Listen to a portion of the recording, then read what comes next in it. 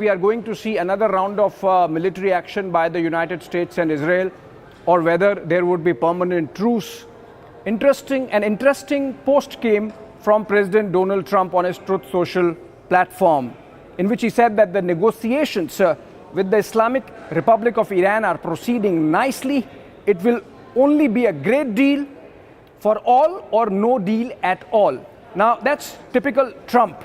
But what is interesting is that President Trump, through this post, brought out a very interesting angle to the ongoing negotiations.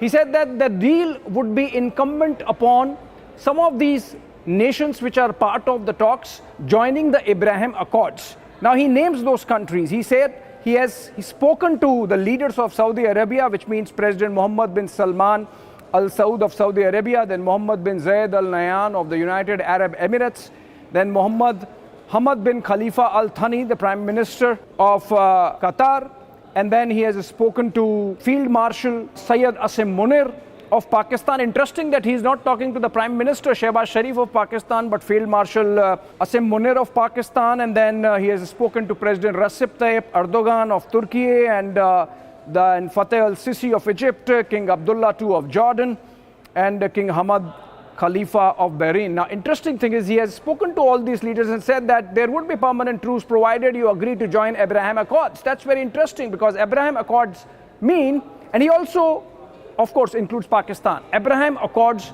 mean that all these nations, Saudi Arabia, Qatar, Bahrain, Jordan, Bahrain already is part of Abraham Accord, but Jordan and other countries, including Turkey, they will have to recognize Israel. Not only that, they will have to establish diplomatic ties with Israel. Now, how would Pakistan do it? And that's very interesting fallout of this position that Donald Trump has taken and put across insofar as ongoing negotiations on the deal are concerned. And he goes on to say that it may be possible that one or two have a reason for not doing so, and that will be accepted, but most should be ready, willing, and be able to make this settlement with Iran for a more historic event that it would otherwise be. The Abraham Accords have proven to be for the countries involved. So Abraham Accords were signed first time in 2020 between the United States, Israel, and the UAE, and then subsequently broadened to include Bahrain, Morocco, Sudan, Kazakhstan. As of now, 7 nations part of it. Essentially, Abraham Accords refers to a peace deal which President Trump had brought about, which made these Islamic nations in the Gulf recognize Israel, which they had not done since the setting up of the Jewish state, the Jewish nation. In fact, if you look at all the issues in the Middle East, they are connected with all these nations not recognizing Israel's right to exist. With Abraham Accords, President Trump had brought about these 4 or 5 nations recognizing Israel, setting up diplomatic ties, and Saudi Arabia at that time had not agreed to, and that led to some back channel which has been going on for years, except for the interim of the Biden administration. And President Trump in his second term has been pushing for Abraham Accords 2.0, which now it seems he has made it incumbent upon him agreeing for a permanent truce with Iran. Now, what this does is makes all these Muslim nations recognize Israel, if they agree to, obviously. But specific to Pakistan is the question that arises out of this. What happens of Pakistan? It almost reminds me of what Henry Kissinger once said, that it may be dangerous to be America's enemy, but to be America's friend is for sure fatal. Now look at Pakistan.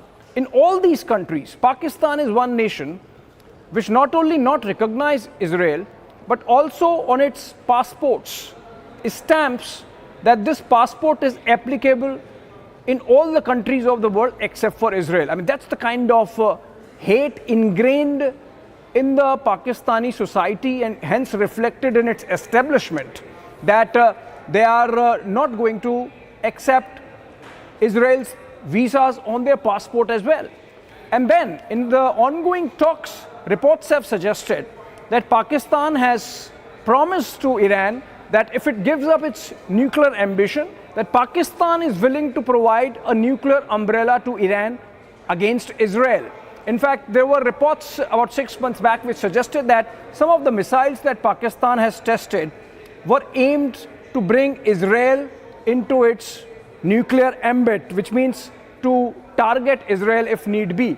Now, in this situation, for Pakistan to agree to Abraham Accords, which means by default to recognize Israel and to establish diplomatic ties, is something that's going to cause a huge turmoil in the nation. Remember what happened in Pakistan when the war was launched by United States and Israel in the month of February and March.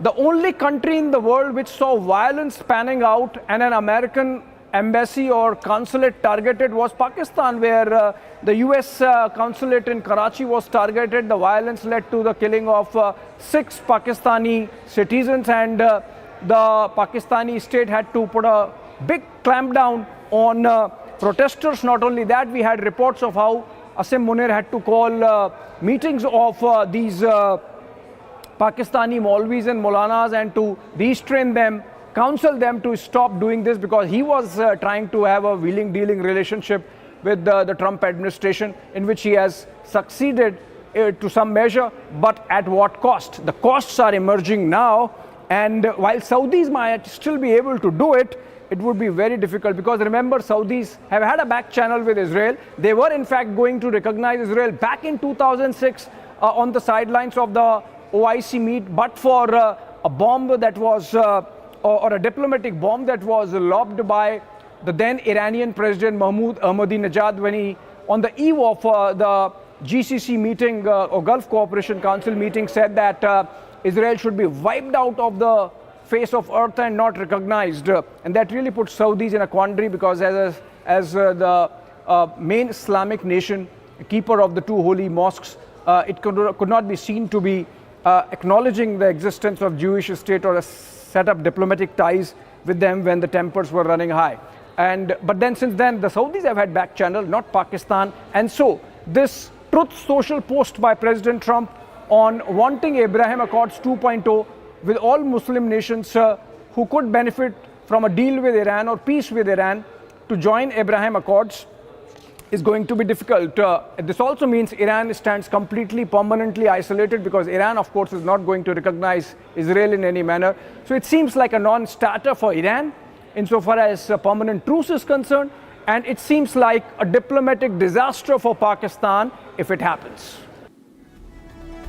And from that story, let us move on to a story of culture and legacy. President Draupadi Murmu presented the Padma Awards for the 2026 year during a civil investiture ceremony at the Rashtrapati Bhavan in New Delhi, honoring distinguished personalities from across the country for their contributions to arts, public life, science, literature, and social service. The ceremony saw legendary actor Dharmendra receive a posthumous Padma Vibhushan, while celebrated violinist N. Rajam and veteran Bengali actor Prasenjit Chatterjee were also among the prominent honorees recognized this year. Take a look at this full report for more information. President Murmu conferred Padma Awards for 2026 during the civil investiture ceremony held at Rashtrapati Bhavan in New Delhi on Monday. A total of 66 Padma Awards were presented at the ceremony, recognizing distinguished contributors across arts, public affairs, literature, science, and social service. Legendary Bollywood actor Dharmendra was posthumously awarded the Padma Vibhushan for his exceptional contribution to Indian cinema.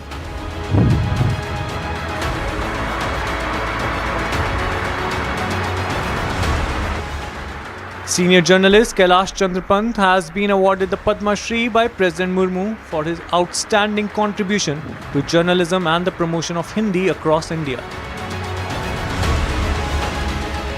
Renowned violin maestro N. Rajam also received the Padma Vibhushan for her contribution to Indian classical music.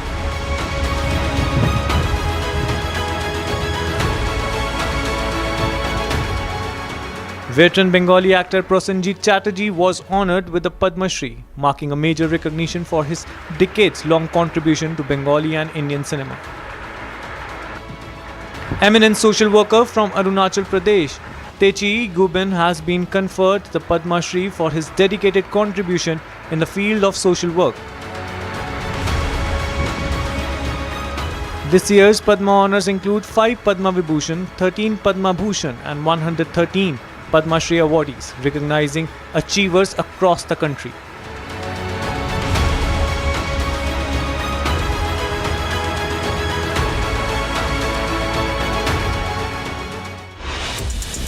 Now slipping into a short break, but coming up next after a break, Karnataka Chief Minister Siddaramaiah and Deputy Chief Minister D.K. Shivkumar in New Delhi. Congress High Command firefights Karnataka leadership issue.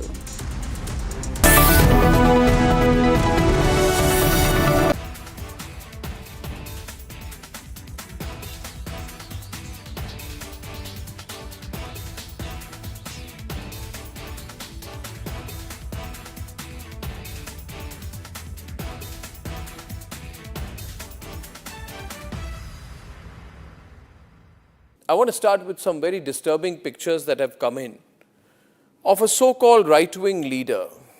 His name is Sushil Prajapati. He's accused of rape. After being in jail for 9 months, he gets bail, which means he's still an accused. He's an accused in a rape case. And the case goes back to 2025 when he took an LLB student to one place on the pretext of introducing her to a senior advocate. He drugged her drink and then he sexually assaulted her. He is still under trial for rape. He has not been released.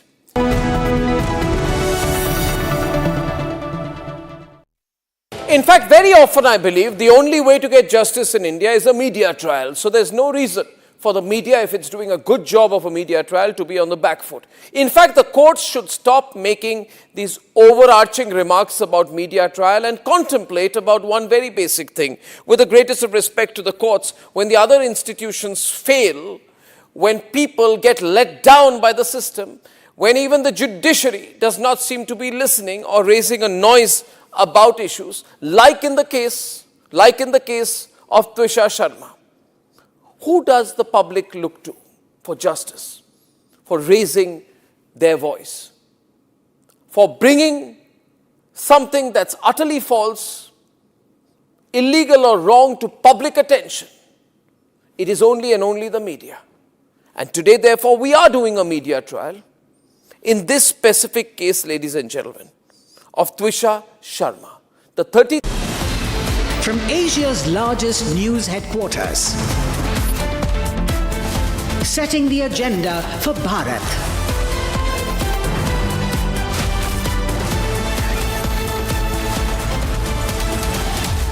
You're watching Republic.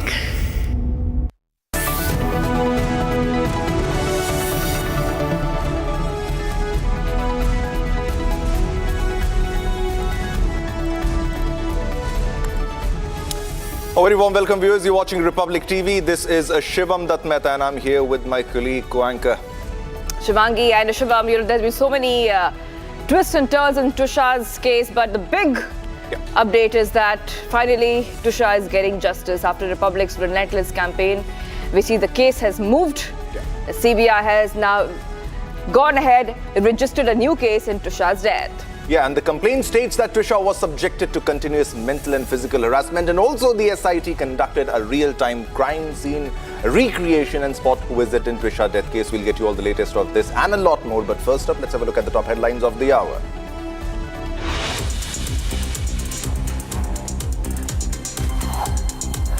Karnataka CM Siddaramaiah, Deputy CM D.K. Shivkumar in Delhi. Congress High Command firefights Karnataka leadership issue.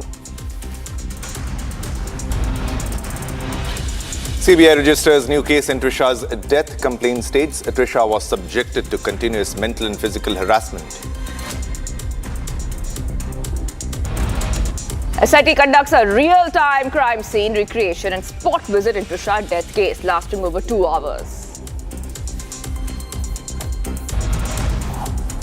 External Affairs Minister Jaishankar to host Quad Foreign Ministers meeting today. Foreign ministers from US, Japan and Australia to hold joint press meeting with EM Jaishankar in Delhi. Delhi Gymkhana Club moves Delhi High Court against central government order to vacate 27.3 acre premises.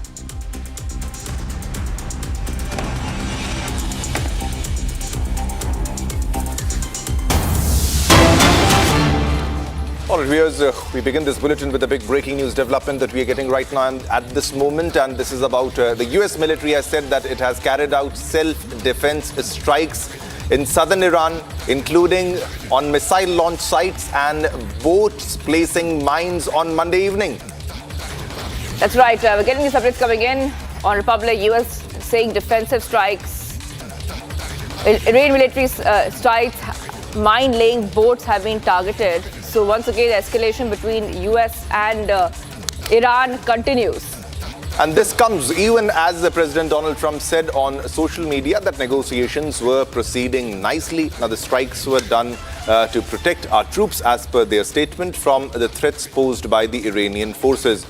But the military was using restraint during the ongoing ceasefire. Now, this as per Captain Tim Hawkins, that is US Central Command spokesman, who said that he added that targets included missile launch sites and Iranian boats attempting to emplace mines. Now, US Central Command continues to defend our forces as per their statement while using restraint during the ongoing ceasefire. The strikes come on the heels of Trump stating that any agreement to end the Iran war should include a requirement for several additional countries, including Saudi Arabia and Pakistan, to join the Abraham Accords. Now, the US brokered agreements from Trump's first term aimed at normalizing relations with Israel. So this is another strike, Shivangi, another strike. Escalation in this entire conflict, the Middle East conflict, the West Asian conflict. All right, so once again, let's go to Amrita joining us. Amrita, what we see right now is once again Donald Trump making it very clear that till the conditions are met, the ceasefire is continuing, but that does not mean the escalation is over. That's very clear from this update that is coming in.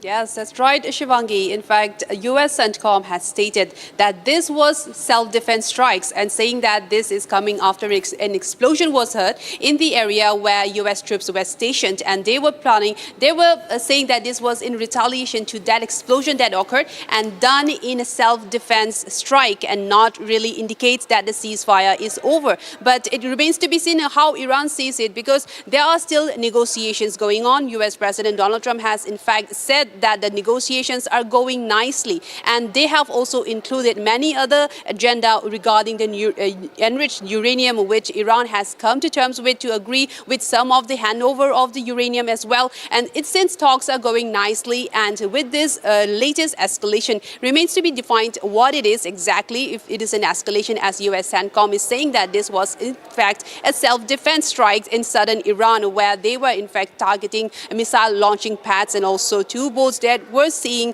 a laying mine in the area. And this was a self-defense strike according to the US administration. But still, this will be read differently by Iran as the ceasefire talks are going on. And even though the US president has said that the talks are going nicely, Iran may read that differently. So this is a very delicate situation for now. And Iran will respond very quickly. They will, in fact, either retaliate with strikes or maybe retaliate with some strong words from the administration in Iran. Remains to be seen, but for now we still don't have any response from Iran yet. But the US administration, the CENTCOM, has said that this was a self-defense strike because an explosion was heard very near to where the US troops were stationed, and this is, they are terming it as a self-defense strike. But then again, yeah, Amrita, but now do you think this is going to escalate further, because there are also strikes against Hezbollah by Israel? So that's also that we are fetching right now. And on one side, Donald Trump says that we are moving towards peace, and then on the other side, he's attacking Iranian assets. That's right. The Trump administration is going with the carrot and stick strategy. On one strike, they're saying that the negotiations are going well, going nicely, and they are coming to terms to some of the agreements, to agreeing some of the items. And again, on the other side, we're seeing these escalations both in Lebanon as well as in southern Iran with this escalation. All right, Amrita, hold on for a second. We're getting some breaking news coming in. CNG prices have been hiked once again in Delhi NCR by ₹2. Price now stands at 83.09 rupees per kg. Now, this is a huge update. The fuel prices are going up. This is something we have been talking about. Shivam, petrol and CNG prices have been hiked. And once again, CNG prices are hiked by 2 rupees. Last time, CNG prices were hiked by ₹1 per kilogram.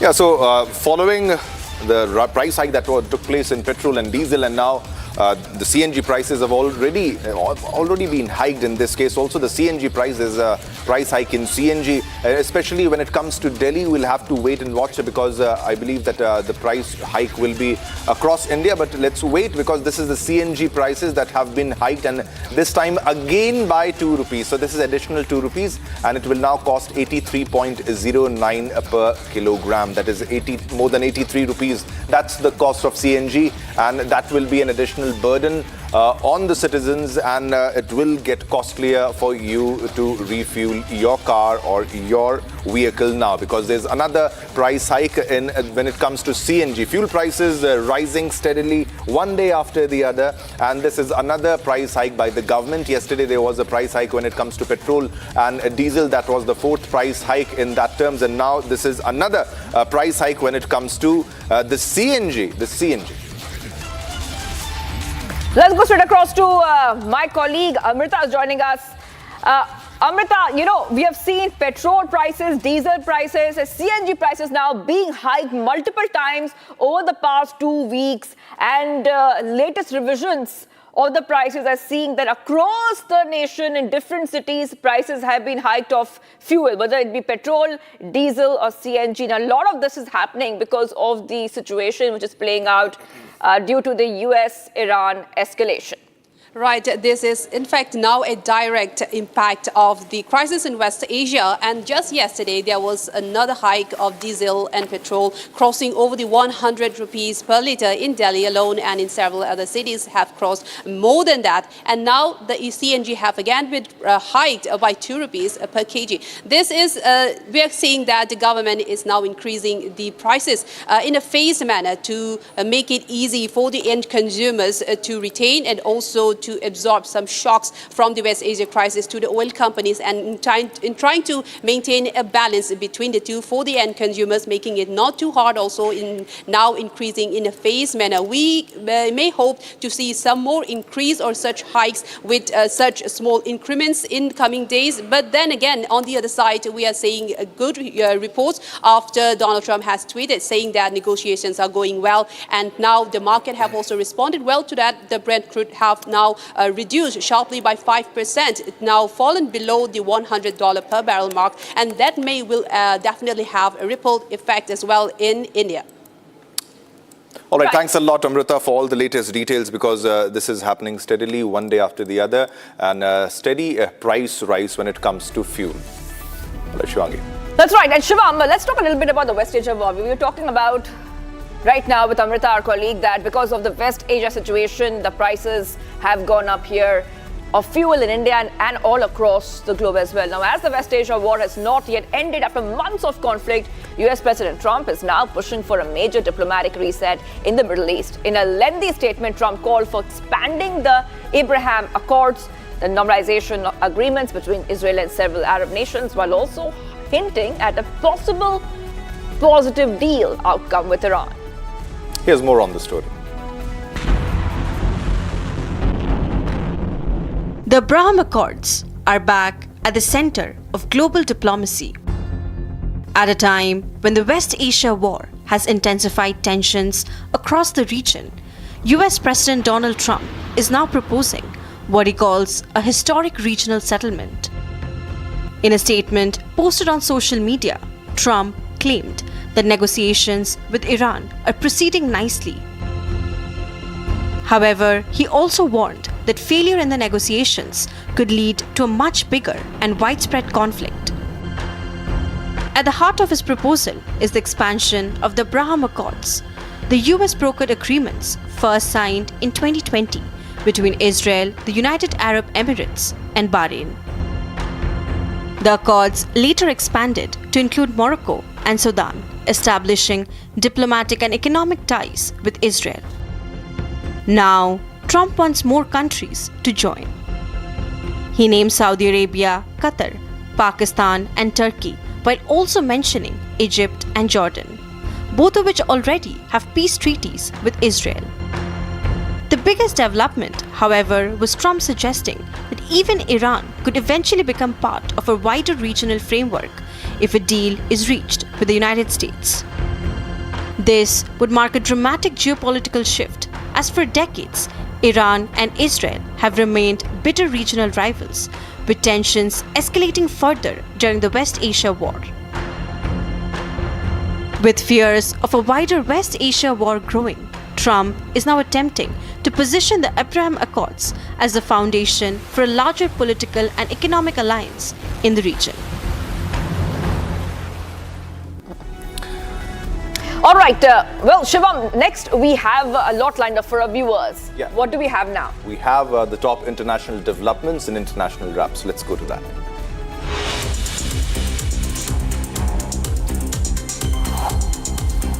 The Prime Minister Netanyahu vowed to intensify strikes against Hezbollah after another Israeli soldier was killed in a drone attack from Lebanon. Lebanon says over 3,000 people have died in latest fighting despite a fragile US-brokered ceasefire. The Trump administration continues efforts to ease tensions between the two sides. Peter Murrell, estranged husband, the former Scottish First Minister Nicola Sturgeon, pleaded guilty to embezzling over £400,000 from the Scottish National Party. Murrell admitted using party funds for luxury purchases, including cars, watches and a motorhome. SNP leader John Swinney called the scandal a betrayal of party supporters. Belarusian opposition leader Svitlana Tsikhanouskaya visited Kiev and voiced support for Ukraine in intensifying Russian attacks. She accused Belarusian President Alexander Lukashenko of aiding Moscow's war efforts and serving Kremlin interests. Ukraine Foreign Minister Andriy Sybiha said Kiev stands with the Belarusian people, not the regime in Minsk. The visit comes as concerns grows over Belarus being used as a possible new front in the war.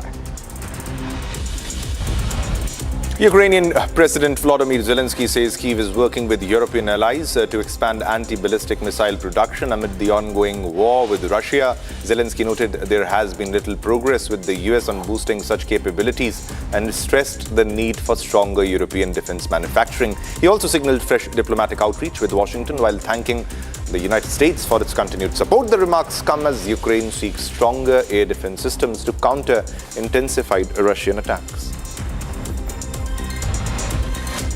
Health officials in Gaza say a Palestinian woman and a 6-year-old girl were killed after an Israeli strike hit a tent sheltering displaced families in the Mubasi area near Khan Yunis. Many children were also injured and taken to Nasser Hospital for treatment. Responding to reports, the Israeli military said it had targeted a terrorist operating in the area.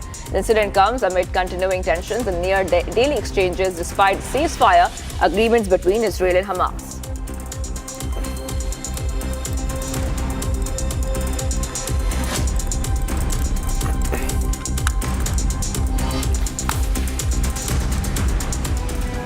All right, viewers, now let's move on to another top story. Now, the Trisha Sharma death case has taken a significant turn. Now, Shivangi, the CBI officially taking over the investigation. The central agency has re-registered the FIR, originally filed at the Katara Hills police station, naming husband Samarth Singh and mother-in-law Giribala Singh. Shivangi. Now, the case, which involves serious allegations of dowry, death harassment and criminal conspiracy, is now under deeper scrutiny as investigators revisit key evidences and circumstances surrounding the death. Meanwhile, legal proceedings are also unfolding in parallel. Take a look at this report as we tell you what's been happening so far. Remember, Republic's campaign to bring justice for Trisha had set the ball rolling. The Trisha Sharma death case has now entered a new phase, with the CBI officially taking over the investigation. The central agency has re-registered the FIR originally filed at Katara Hills police station, naming husband Samarth Singh and mother-in-law Giribala Singh. The FIR invokes sections related to dowry death, harassment and criminal conspiracy under the BNS and Dowry Prohibition Act. According to the FIR, Trisha's family has alleged continuous mental and physical harassment over dowry demands since her marriage in December 2025. The post-mortem report also confirmed antemortem hanging, while also recording multiple injury marks on other parts of the body. Late Monday night, the SIT team also visited Samarth Singh's house for crime scene recreation, with questioning continuing for over 2.5 hours. Meanwhile, the Madhya Pradesh High Court has adjourned the hearing on Giribala Singh's bail cancellation plea to May 27th. This gives Giribala 2 days to respond to additional contentions raised by Twisha's family. With the CBI now formally stepping in, all eyes are on whether the fresh probe will answer the growing questions surrounding Twisha Sharma's death. All right, viewers, now let's move on to another top political development in the country. Now, Karnataka Chief Minister Siddaramaiah and Deputy Chief Minister D.K. Shivkumar have been summoned to New Delhi for a high-level meeting with the Congress High Command. Shivangi. That's right. The visit comes after a lot of speculation over a potential leadership change and cabinet reshuffle following the government's 3-year milestone. Take a look at this report as we tell you more about what the latest is. The Karnataka power tussle has now reached Delhi, with Chief Minister Siddaramaiah and Deputy Chief Minister D.K. Shivkumar landing in Delhi with ministers. This comes after the Congress High Command summoned them for possible cabinet reshuffle. Sources say Congress President Mallikarjun Kharge and K.C. Venugopal met a few days ago and decided to put an end to the confusion over leadership in Karnataka, while Siddaramaiah and D.K. Shivkumar maintained that they had no clue on what will be discussed. I am invited last night. Mr. Venugopal called me and intimated me the date and meeting. Speculations are always there.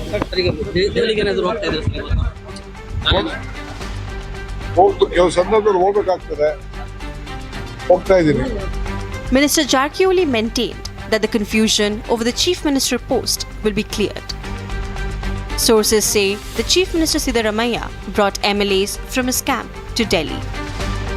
Speculation around leadership change in Karnataka Congress has been brewing since the government completed its 2.5 years of tenure last year.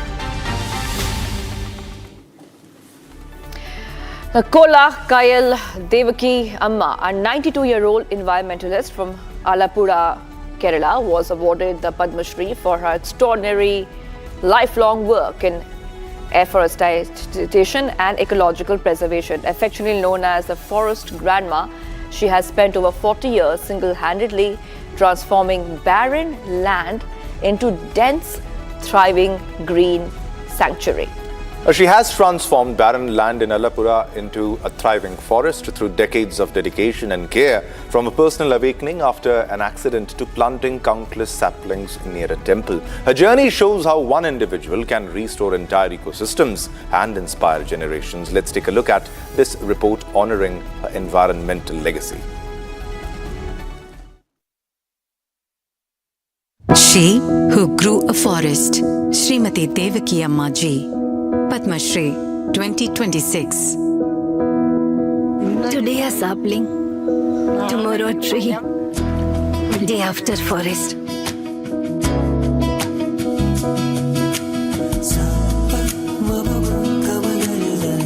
Born into a family of agriculture, she chose a path of preserving nature.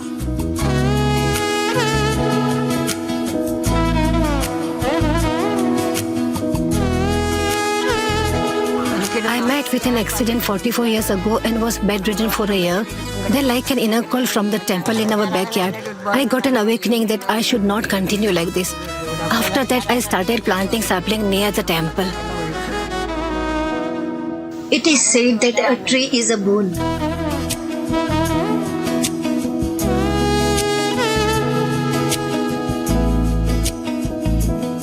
Alapura district was a barren land without forests. Devaki Amma began to plant saplings, much to the amusement of the people in the area, but they were to be proved wrong. Sowing the seed we plant, sprout and grow is a different kind of happiness. So I planted many, watered them, and finally they turned into a forest. First came plants, which grew into trees, which formed thickets, which became a verdant forest, a tapovana. Mother talks to these trees and they understand her well.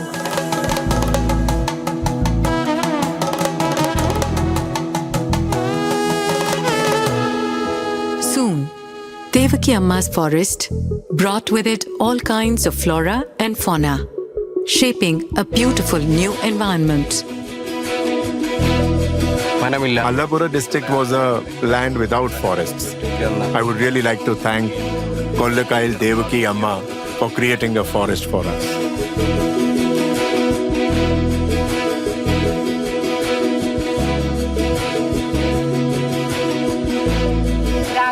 Country honors my grandmother with Padma Shri. To be her granddaughter and to be part of the family, I feel immensely proud and happy.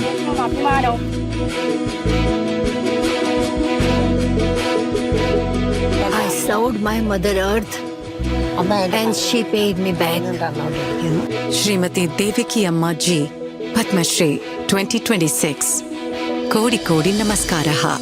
Kodi Kodi Namaskaraha.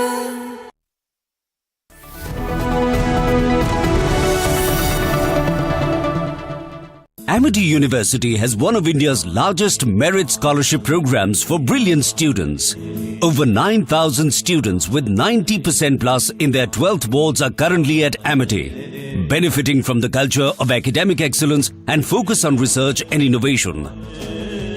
To be with like-minded students who want to be successful, apply at amity.edu/scholarships. थोड़े में ज्यादा स्वाद यही तो है इसकी खास बात। वाओ मामा, क्या स्वाद है? अरे मेरी राजा। सबका राजा आरती और मसाला।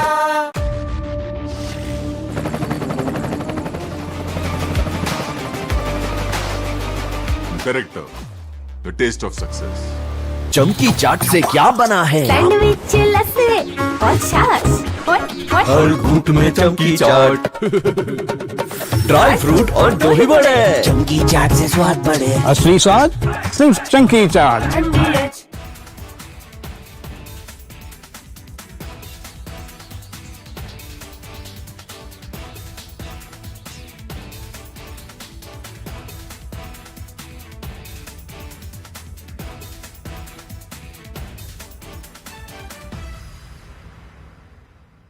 I want to start with some very disturbing pictures that have come in of a so-called right-wing leader. His name is Sushil Prajapati. He's accused of rape. After being in jail for 9 months, he gets bail, which means he's still an accused. He's an accused in a rape case. And the case goes back to 2025 when he took an LLB student to one place on the pretext of introducing her to a senior advocate.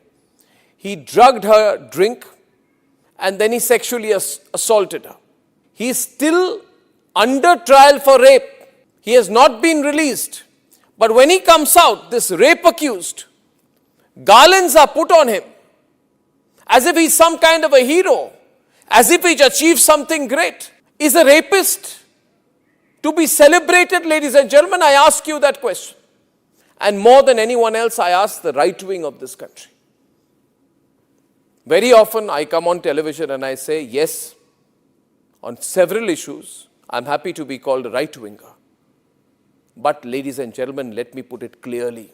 You cannot let a person like this man, this Sushil Prajapati, a leader of the Hindu Yuva Vahini, a local thug, a man accused of rape, you cannot celebrate his act of rape or celebrate the fact that the rapist is out on bail. If that is the message we want to send to our society, and if all the BJP leaders want to be quiet about it, I want to ask them, why are they quiet about this? Why are they quiet? In the silence of the BJP leaders, is there a tacit support to this person? Is there a feeling that anyone who wears or puts a, proclaims that he is from a so-called Hindu organization, that he will be allowed to get away with absolutely everything, including an act of rape? Is there a feeling that this man, do right-wingers feel, this man, this accused rapist is one of our own? So hence, regardless of what happens, one of our own should never be accused. It's like all those people, those radical Islamists who say that as long as the act of murder or crime of terrorism is carried out by a Muslim, it must be defended. All right, viewers, time for a short break. Coming up next, SIT conducted a real-time crime scene recreation and spot visit in Trisha death case lasting over 2 hours.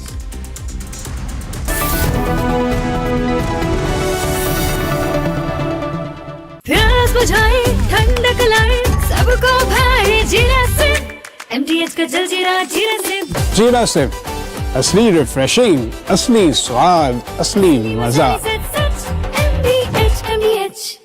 रानी, इस घर में कुछ है जो टूटता नहीं। ये pillar कभी नहीं टूटेगा। रुंगटा स्टील TMT से बना।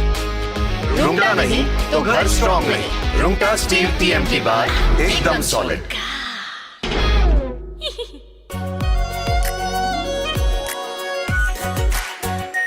Are pure shahi paneer masala, delicious, healthy every day. In fact, very often I believe the only way to get justice in India is a media trial. So there's no reason for the media, if it's doing a good job of a media trial, to be on the back foot. In fact, the courts should stop making these overarching remarks about media trial and contemplate about one very basic thing. With the greatest of respect to the courts, when the other institutions fail, when people get let down by the system, when even the judiciary does not seem to be listening or raising a noise about issues, like in the case of Trisha Sharma, who does the public look to for justice, for raising their voice, for bringing something that's utterly false, illegal or wrong to public attention?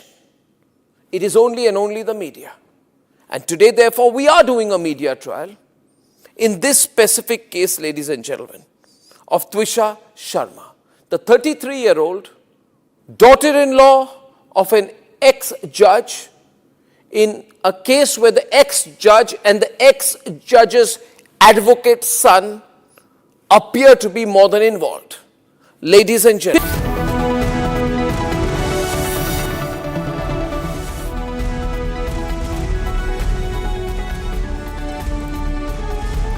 Viewers, a very, very good morning. We are live this morning. I'm Shivangi Shukla getting you the latest coming in. Once again, US has launched new strikes on southern Iran. Shivam, the escalation continues between US and Iran.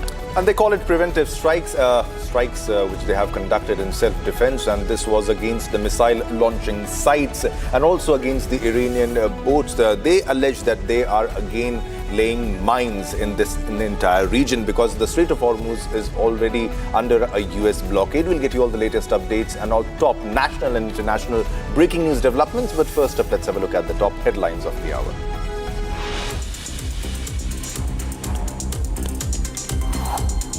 Karnataka CM Siddaramaiah, Deputy CM DK Shivakumar and Delhi Congress High Command firefights Karnataka leadership issue. CBI registers new case in Trisha's death. Complaint states Trisha was subjected to continuous mental and physical harassment. SIT conducts a real-time crime scene recreation spot visit in Trisha death case lasting over 2 hours. External Affairs Minister Jaishankar to host Quad Foreign Ministers meeting today. Foreign ministers from US, Japan and Australia to hold joint press meeting with EM Jaishankar in Delhi. Delhi Gymkhana Club moves Delhi High Court against a central government order to vacate 27.3-acre premises.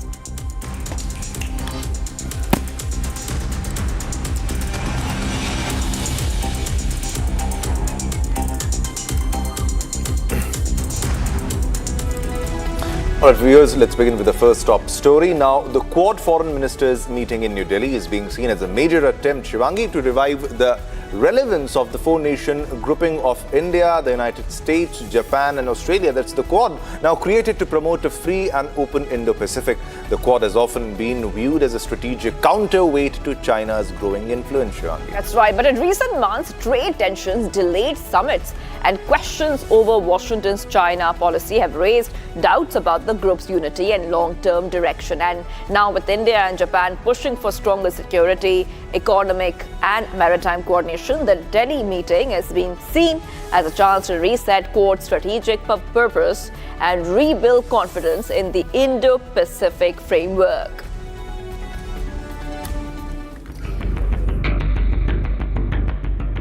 The Quad, made up of India, the US, Japan and Australia, was created to support a free and open Indo-Pacific and balance China's growing assertiveness in the region. But in recent months, the group has faced growing questions over its relevance. Trade disputes, delayed leaders summit and differences over China have created doubts about whether the Quad can act as a united strategic force or not. Quad does not have any framework that could potentially replace or perhaps present a counter to what China is doing with Belt and Road Initiative. The reason is because both of these both of these coalition or projects are completely different in nature. For instance, Quad is more like a value-based coalition of like-minded countries which have multiple priorities, multiple items on the agenda that starts from shared diplomacy, maritime security, all the way to bilateral, multilateral, defense and economic and technology related relationships. On the other hand, Belt and Road Initiative is something of more of a very strong strategic posturing of China as a counterweight to American influence in the world. So the way how China is approaching this entire project is by investing, bringing a lot of investment into several countries in the global south particularly. Concerns grew further after signs of Washington softening its approach towards Beijing, while the Middle East conflict also shifted America's global priorities away from the Indo-Pacific. Now India and Japan are trying to re-energize the group. During talks in New Delhi, External Affairs Minister S. Jaishankar said India and Japan share a special strategic and global partnership with major regional importance. Between India and Japan, of course, we have a special strategic and global partnership. And that signals that our ties have a larger implication, larger importance, larger impact. And one example of that will be tomorrow when we meet in the Quad format to discuss how to advance a free and open Indo-Pacific. Today, I look forward to discussing our bilateral cooperation, to discussing global and regional issues.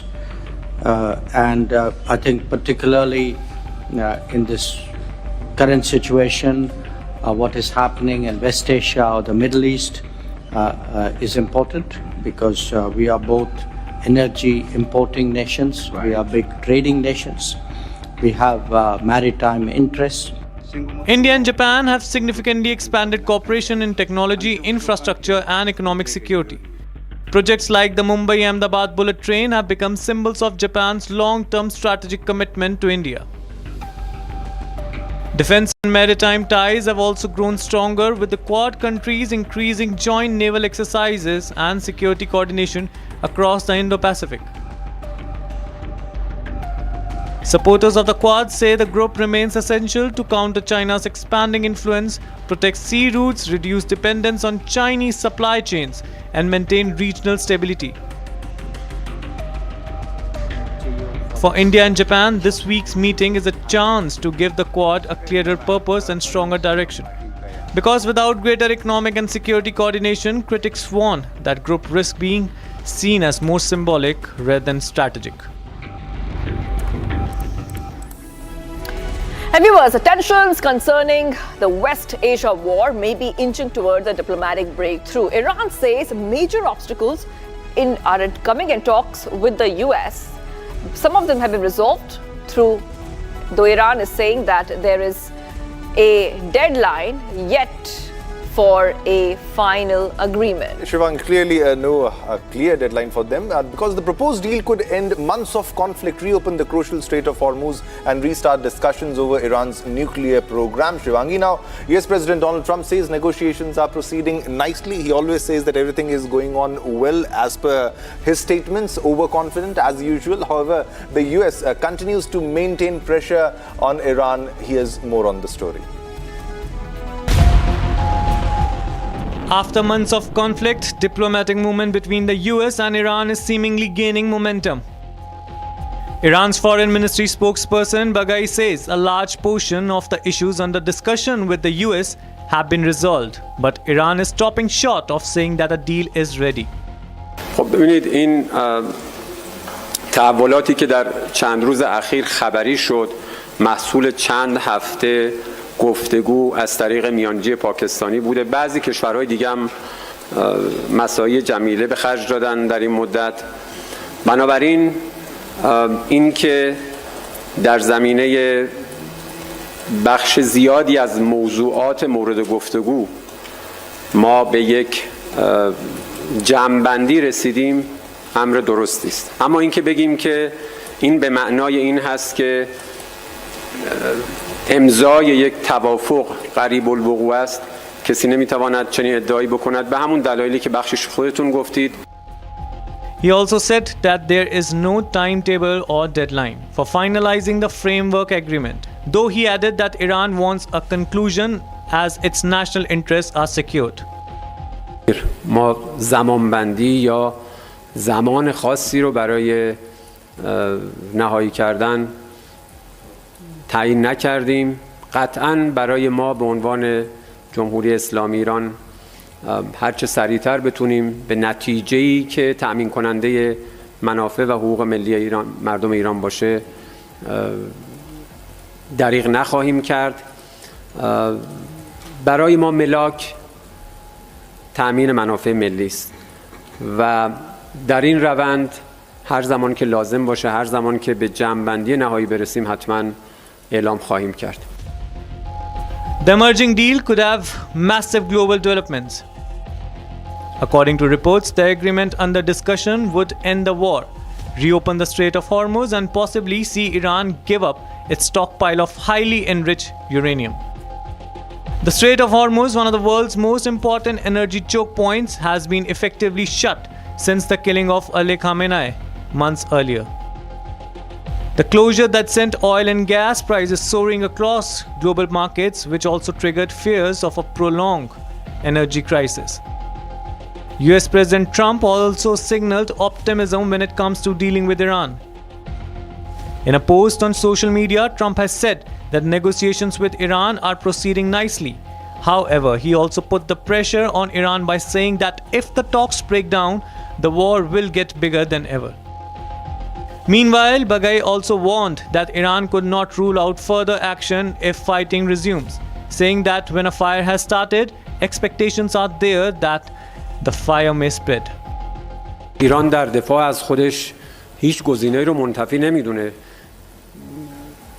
اساساً شما آتش رو نمیتونید در یک منطقه یا در یک کشور محبوس بکنید. اگر آتشی رو شعله‌ور بکنید حتما باید انتظار داشته باشید که شعله‌های این آتش سایر مناطق، سایر بخش‌ها هم در بر بگیرد.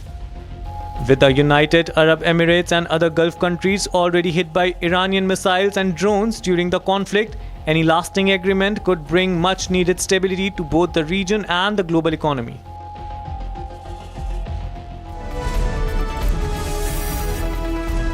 All right. Yes. Yeah.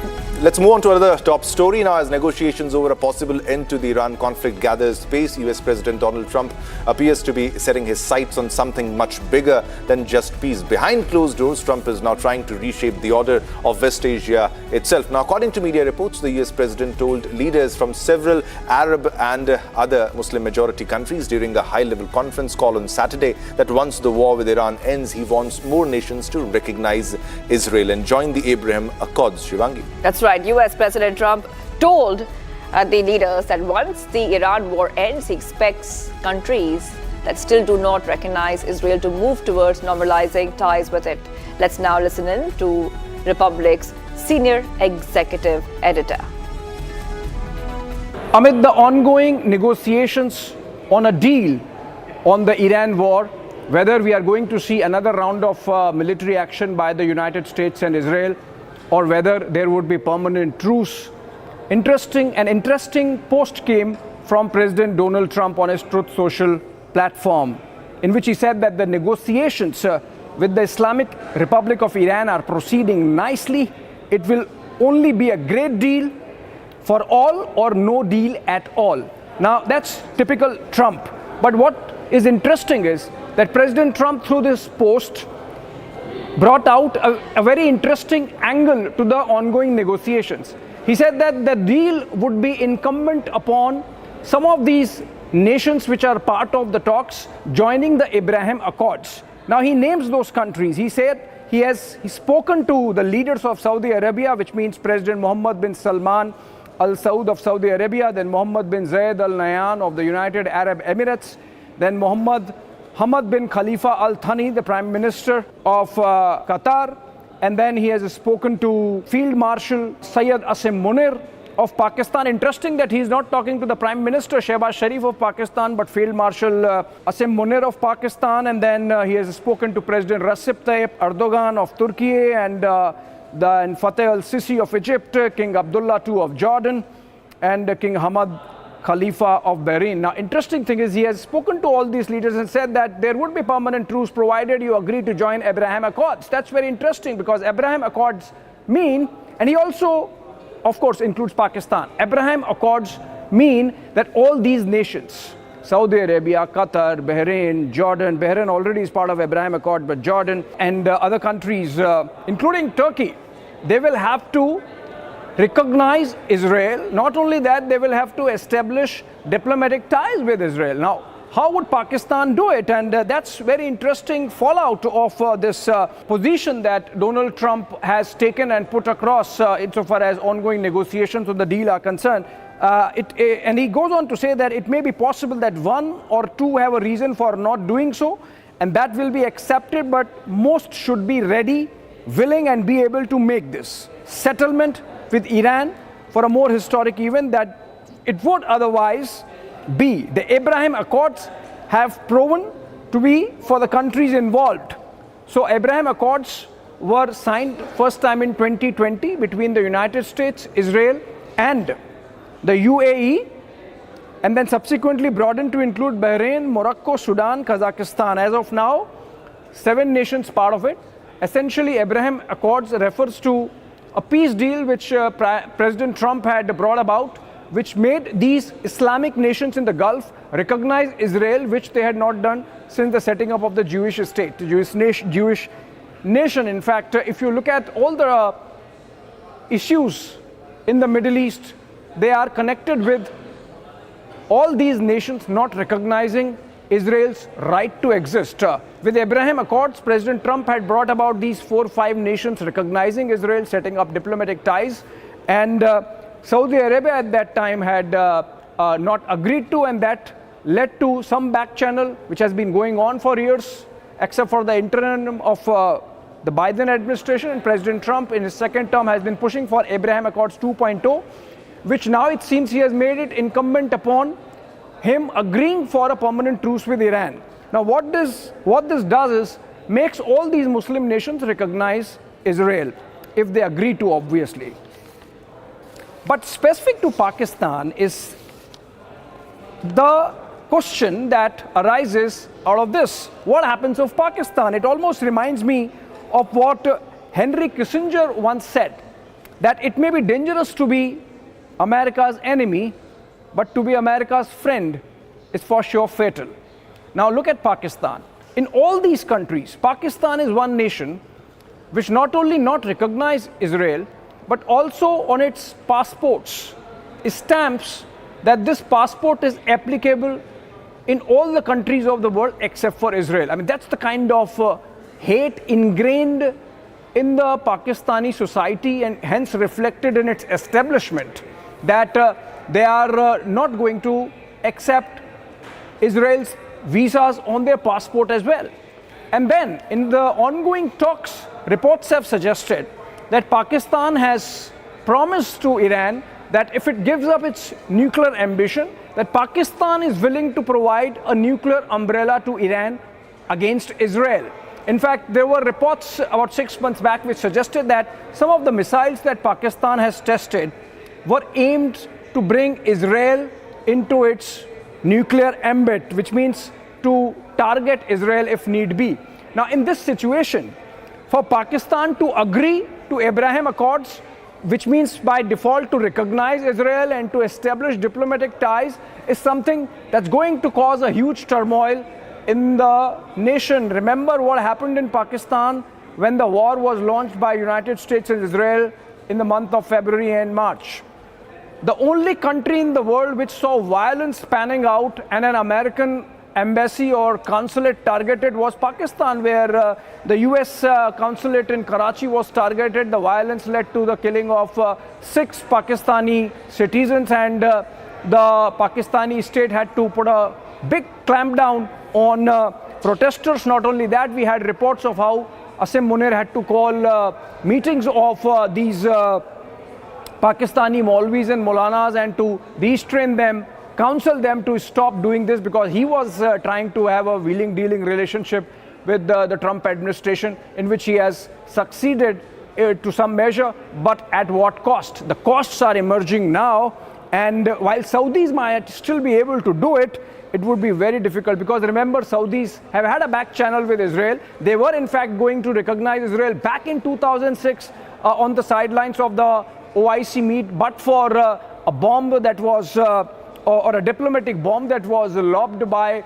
the then Iranian President Mahmoud Ahmadinejad when he, on the eve of the GCC meeting or Gulf Cooperation Council meeting, said that Israel should be wiped out of the face of earth and not recognized. And that really put Saudis in a quandary, because as the main Islamic nation, keeper of the 2 holy mosques, it could not be seen to be acknowledging the existence of Jewish state or set up diplomatic ties with them when the tempers were running high. But then since then, the Saudis have had back channel, not Pakistan. And so this Truth Social post by President Trump on wanting Abraham Accords 2.0 with all Muslim nations who could benefit from a deal with Iran or peace with Iran to join Abraham Accords is going to be difficult. This also means Iran stands completely, permanently isolated, because Iran, of course, is not going to recognize Israel in any manner. So it seems like a non-starter for Iran insofar as a permanent truce is concerned, and it seems like a diplomatic disaster for Pakistan if it happens. So Shivam, there we just heard our senior executive editor, Abhishek Kapoor, talking about the latest that Trump wants Gulf nations and Iran to join the Abraham Accords. And he says this is important for the future of a peaceful Middle East region. I don't know whether he's really that careful, or he really wants peace to be there in the Middle East, because he's changing the entire scenario there since the war began, and the conflict is quite visible. We need to understand that not every country in the Middle East is with Iran, and there are tensions because of United States in the Middle East region. Especially there's a conflict now between all the other Middle Eastern countries with Iran, and we'll continue to track all the developments now. Now let's move on to our other top national stories in National Wraps.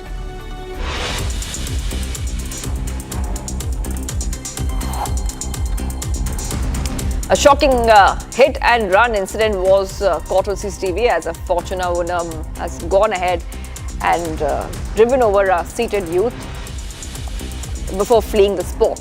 Victim sustained critical injuries as panic ripped the area under Kalyanpur police limits. The police have now launched a probe and are scanning the CCTV footage to trace the accused driver.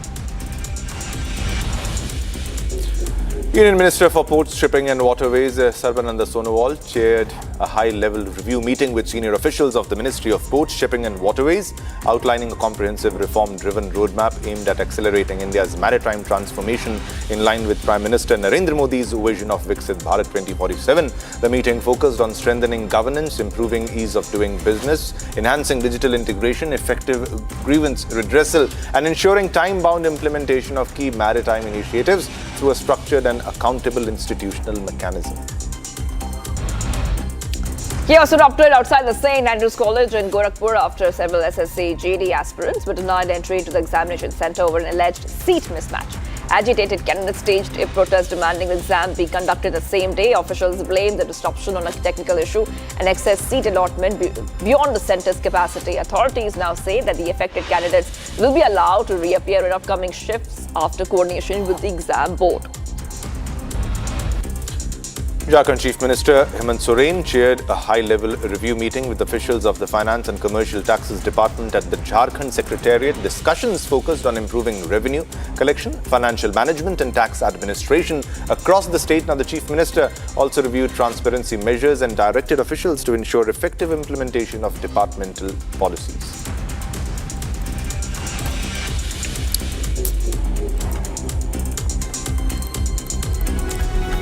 Viewers, President Draupadi Murmu presented the 2026 Padma Awards during a civil ceremony at Rashtrapati Bhavan in New Delhi, honoring distinguished personalities from across the country for their contributions to arts, public life, science, literature and social service. Yes, now the ceremony saw legendary actor Dharmendra receive a posthumous Padma Vibhushan, while celebrated violinist and Rajam and veteran Bengali actor Prasenjit Chatterjee were also among the prominent honorees recognized this year. Watch this report. President Murmu conferred Padma Awards for 2026 during the civil investiture ceremony held at Rashtrapati Bhavan in New Delhi on Monday. A total of 66 Padma Awards were presented at the ceremony, recognizing distinguished contributors across arts, public affairs, literature, science and social service. Legendary Bollywood actor Dharmendra was posthumously awarded the Padma Vibhushan for his exceptional contribution to Indian cinema.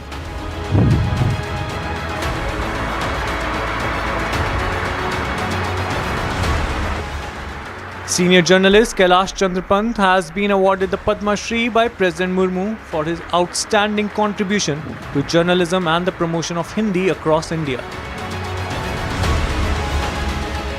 Renowned violin maestro N. Rajam also received the Padma Vibhushan for her contribution to Indian classical music.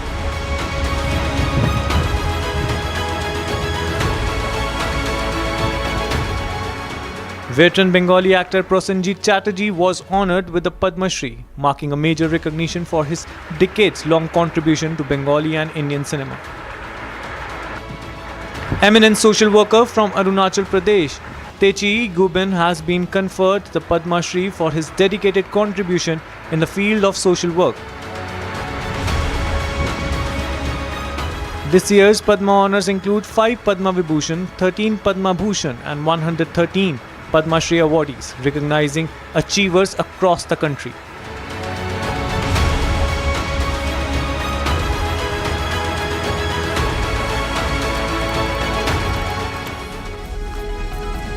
And Shivam, we will take a short break right now. We are live this morning, but a lot coming up as we continue getting our viewers the latest. Yeah, this is coming up after the break. Indian External Affairs Minister S. Jaishankar to host US Secretary of State Marco Rubio, Australian Foreign Minister Penny Wong and Japanese Foreign Minister Toshimitsu Motegi for a meeting of the Quad's foreign ministers in Delhi. Coming up next.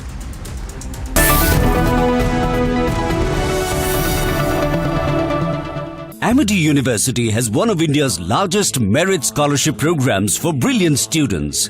Over 9,000 students with 90% plus in their 12th boards are currently at Amity, benefiting from the culture of academic excellence and focus on research and innovation. To be with like-minded students who want to be successful, apply at amity.edu/scholarships.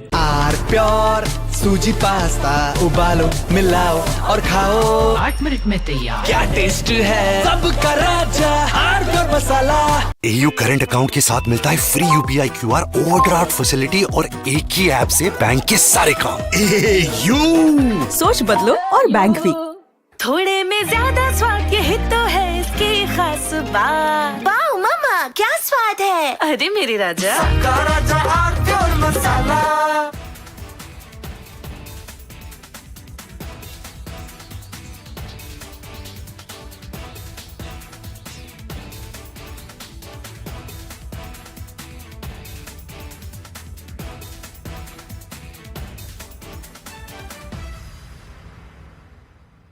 I want to start with some very disturbing pictures that have come in of a so-called right-wing leader. His name is Sushil Prajapati. He is accused of... All right, viewers, coming up After a short break, SIT conducted a real-time crime scene recreation and spot visit in Trisha death case lasting over 2 hours. Coming up next.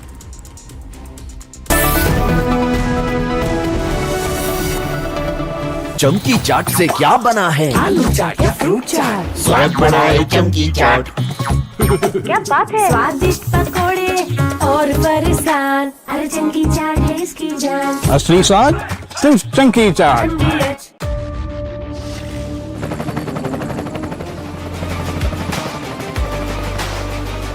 Character, the taste of success.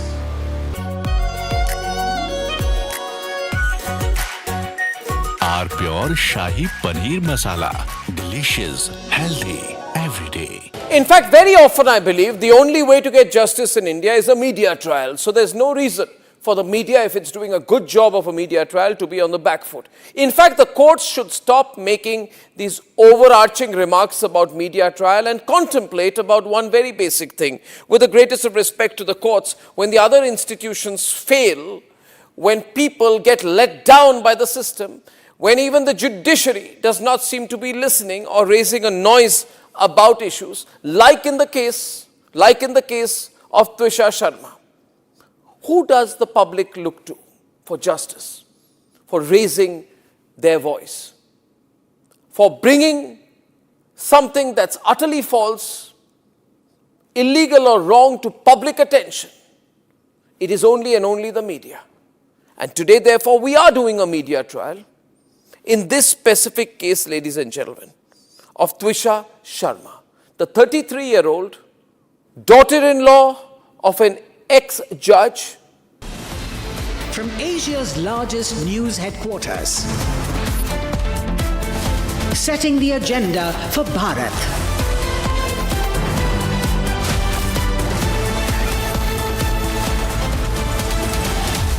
You're watching Republic.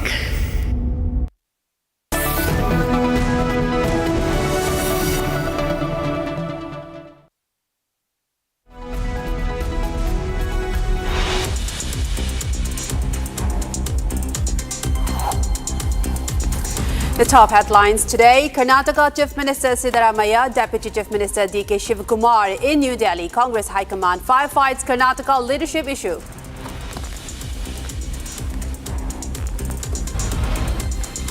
CBI registers new case in Trisha's death. Complaint states Trisha was subjected to continuous mental and physical harassment. SIT conducted a real-time crime scene recreation and spot visit in Trisha death case lasting over 2 hours.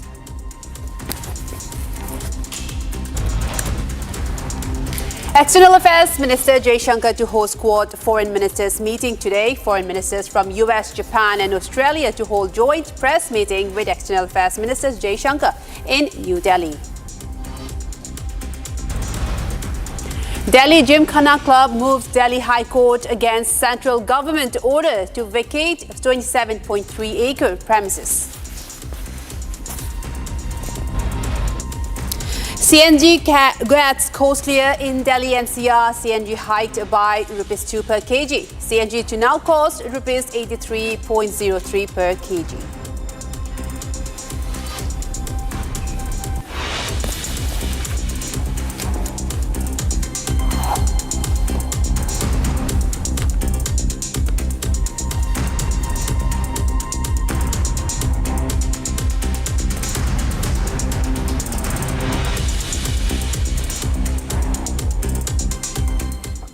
Hello, a very good morning. You're watching live this morning. I'm Chongtham Amrita, and let's begin with the major focus story of the day, the Trisha Sharma death case, which has shaken a significant turn now, with the CBI officially taking over the investigation. The central agency has re-registered the FIR originally filed at Katara Hills Police Station, naming husband Samar Singh and mother-in-law Giribala Singh as the accused. The case, which involves serious allegations of dowry debt, harassment and criminal conspiracy, is now under deeper scrutiny as investigators revisit key evidence and circumstances surrounding her death. Meanwhile, legal proceedings are also unfolding in parallel. Take a look at this full report. The Twisha Sharma death case has now entered a new phase, with the CBI officially taking over the investigation. The central agency has re-registered the FIR originally fired at Katara Hills Police Station, naming husband Samarth Singh and mother-in-law Giribala Singh. The FIR invokes sections related to dowry death, harassment and criminal conspiracy under the BNS and Dowry Prohibition Act. According to the FIR, Twisha's family has alleged continuous mental and physical harassment over dowry demands since her marriage in December 2025. The post-mortem report also confirmed antemortem hanging, while also recording multiple injury marks on other parts of the body. Late Monday night, the SIT team also visited Samarth Singh's house for crime scene recreation, with questioning continuing for over 2.5 hours. Meanwhile, the Madhya Pradesh High Court has adjourned the hearing on Giribala Singh's bail cancellation plea to May 27th. This gives Giribala 2 days to respond to additional contentions raised by Twisha's family. With the CBI now formally stepping in, all eyes are on whether the fresh probe will answer the growing questions surrounding Twisha Sharma's death. And now a major focus story, a political development in fact in Karnataka. The Chief Minister Siddaramaiah and Deputy Chief Minister D.K. Shivkumar have been summoned to New Delhi for a high-level meeting with the Congress High Command. The visit comes amid intense speculation over a potential leadership change and cabinet reshuffle following the government's 3-year milestone. Watch this in-depth report by Republic's executive editor Niranjan Narayan-Swamy on what's next for Karnataka. So the Congress party has imported a new headache to Delhi on Tuesday.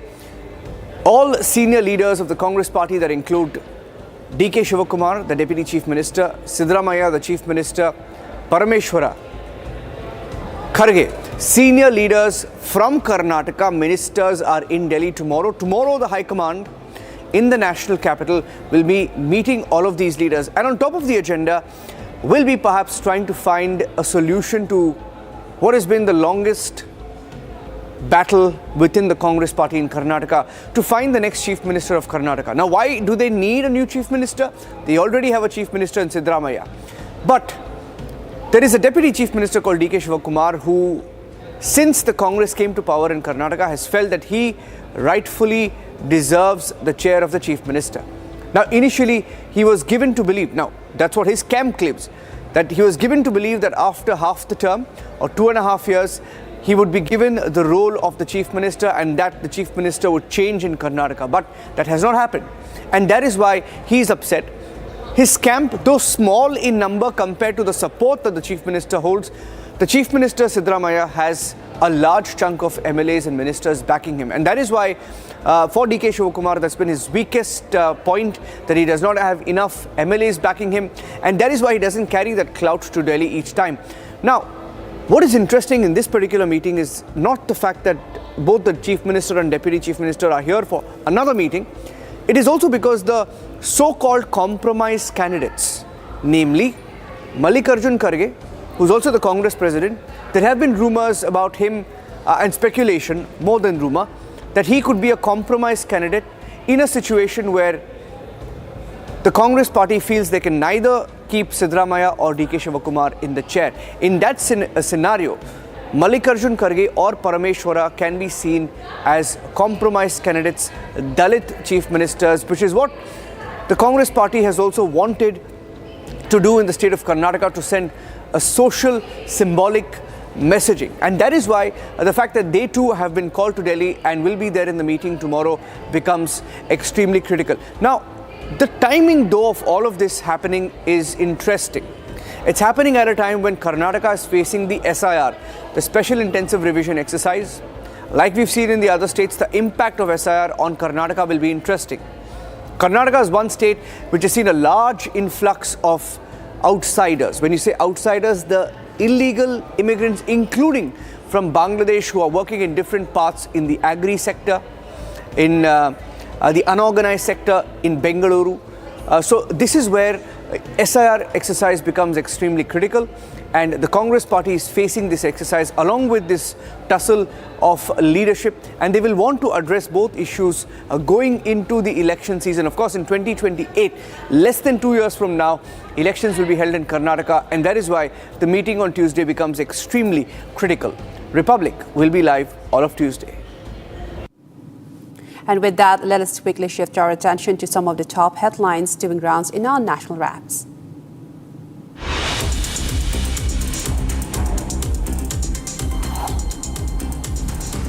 A shocking hit-and-run incident was caught on CCTV as Fortuner owner mowed down a seated youth before fleeing the spot. The victim sustained critical injuries as panic gripped the area under Kalyanpur police limits. The police have now launched a probe and are scanning the CCTV footage to trace the accused driver.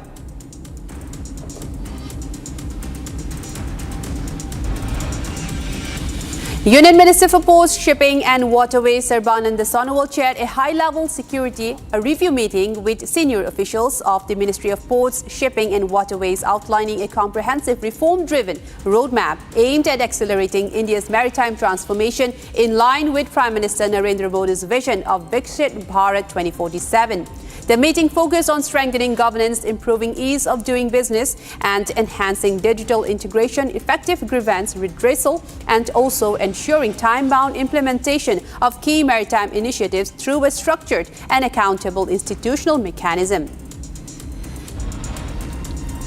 Chaos erupted outside the St. Andrews College in Gorakhpur after several SSC GD aspirants were denied entry into the examination center over an alleged seat mismatch. Agitated candidates staged a protest demanding that exam be conducted the same day. Officials blamed the disruption on a technical issue and excess seat allotment beyond the center's capacity.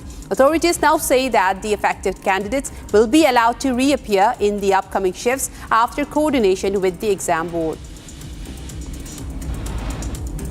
Jharkhand Chief Minister Hemant Soren chaired a high-level review meeting with officials of the Finance and Commercial Taxes Department at the Jharkhand Secretariat. Discussions focused on improving revenue collection, financial management and tax administration across the state. The Chief Minister also reviewed transparency measures and directed officials to ensure effective implementation of departmental policies.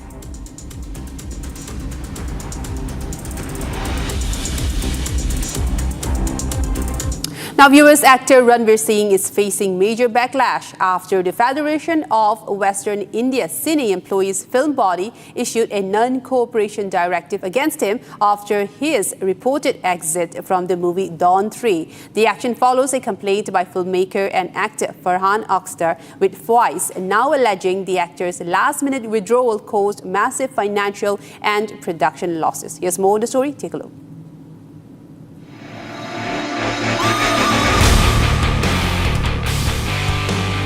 A fresh controversy has erupted in the circles of Bollywood, and this time it involves one of the industry's biggest stars. The Federation of Western India Cine Employees, also known as Faiz, has issued a non-cooperation directive against actor Ranveer Singh after a complaint linked to his reported exit from the movie Dawn 3. The complaint was filed initially by actor and filmmaker Farhan Akhtar before the Indian Film and Television Directors Association, alleging that Ranveer Singh withdrew from the movie at the last minute, causing major disruption in production and finances. Faiz chief advisor Ashok Pandit strongly defended the Federation's decision, saying that no actor is above industry discipline. Ranveer Singh, meanwhile, has not issued a detailed public response to the allegations.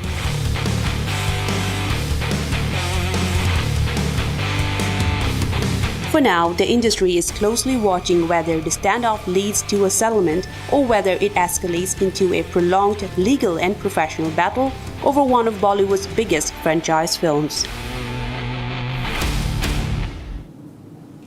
And now moving on, one of Delhi's most elite and powerful institutions, the Delhi Gymkhana Club, is now at the center of a major legal and administrative showdown. The central government has ordered the club to vacate its 27.3-acre Lutyens Delhi premises by June 5, citing defense and security-related requirements. In response, the club has moved to Delhi High Court, challenging the eviction order, while also contesting a massive hike in ground rent and alleging multiple irregularities. With accusations, counterclaims, and a whistleblower's explosive charges now surfacing, the controversy has intensified. The matter is set for hearing on May 26th. Take a look at a full report. One of Delhi's most powerful and exclusive clubs, the Delhi Gymkhana Club, is now facing the biggest crisis in its history. The central government has ordered the club to vacate its 27.3 acres premises in Lutyens, Delhi by June 5th, citing defense and security-related requirements. In response, the club has moved the Delhi High Court, seeking to challenge the eviction order. The matter was mentioned before Justice Avnish Jingan, with the court agreeing to hear the case on May 26th. The Delhi Gymkhana Club controversy has now turned into a major showdown between the centre and the club, with the government ordering to vacate 27.3 acres of prime land situated in the Lutyens, Delhi by June 5, citing the national security reasons, defense infrastructure and public purposes. The club has been ordered to vacate the whole land by June 5. However, the club members have challenged this order of the centre and they have approached the High Court in this regard. The matter is set to be heard on Tuesday as the order of the centre was termed illegal by the club members of the Gymkhana, which is situated in the national capital. The petition has been filed by club member Vijay Khurana, even as several veteran members have now openly opposed the government's move. But the legal fight is not just about the land, it is also about money, power, and serious allegations of financial irregularities. The Delhi Gymkhana Club has also challenged a massive hike in ground rent. The annual rent, fixed at Rs 409.50 under a 1927 lease, was first revised to over 4 crore and then further escalated to nearly 47.6 crores this year. The government has accused the club of multiple lease violations, including unauthorized constructions and misuse of land. The club, however, claims that the demand is arbitrary, financially impossible, and in violation of existing rules. With the High Court now set to hear the matter, all eyes will be on whether the club gets relief or whether the centre moves ahead with its June 5th deadline. And now let us take a quick look at some of the top stories in the world of business and financial markets.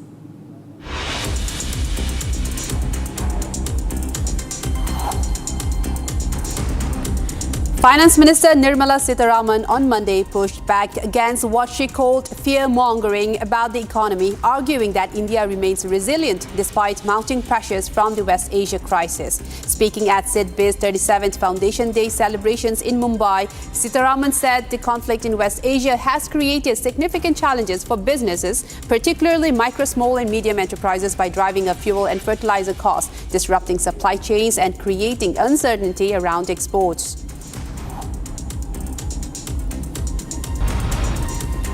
Oil prices were sharply lower following comments by President Donald Trump that diplomatic negotiations with Iran are advancing, easing market fears of severe energy supply disruptions due to the Middle East conflict. Brent crude for July delivery fell 5.9% to trade at $97.44 per barrel, slipping below the $100 per barrel mark for the first time in nearly 3 weeks, while the corresponding WTI contract fell by a similar margin to trade at $90.99 per barrel.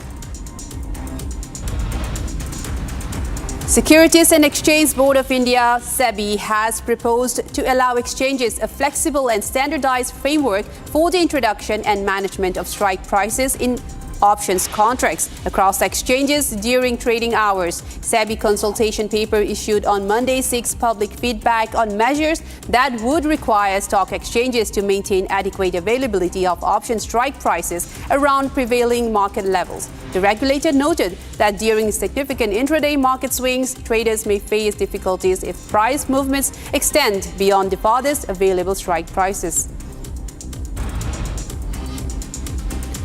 The Indian benchmark stock market indices opened in green on Monday, May 25, tracking positive global cues such as low crude oil prices and rising expectations over a US-Iran peace deal bolstering favorable investor sentiment. While Nifty rallied 0.93% to 23,940.30 level, Sensex surged 0.96% to 76,135.80. This comes after WTI crude fell about 5% to $91.65 a barrel, while Brent also plummeted around 5% to $96.04 a barrel. This decline was triggered following comments by U.S. President Donald Trump that U.S. strikes on Iran were halted to allow more room for peace talks. Petrol and diesel prices were hiked once again on Monday, marking the fourth increase in less than 2 weeks amid continued volatility in global crude markets. With this latest adjustment, the retail price of the petrol in New Delhi has climbed to rupees 102.12 per litre, while diesel now stands at rupees 95.20 per litre. State-run oil marketing companies are implementing these phased increases to offset persistent revenue losses as global crude oil prices remain elevated above the $100 per barrel.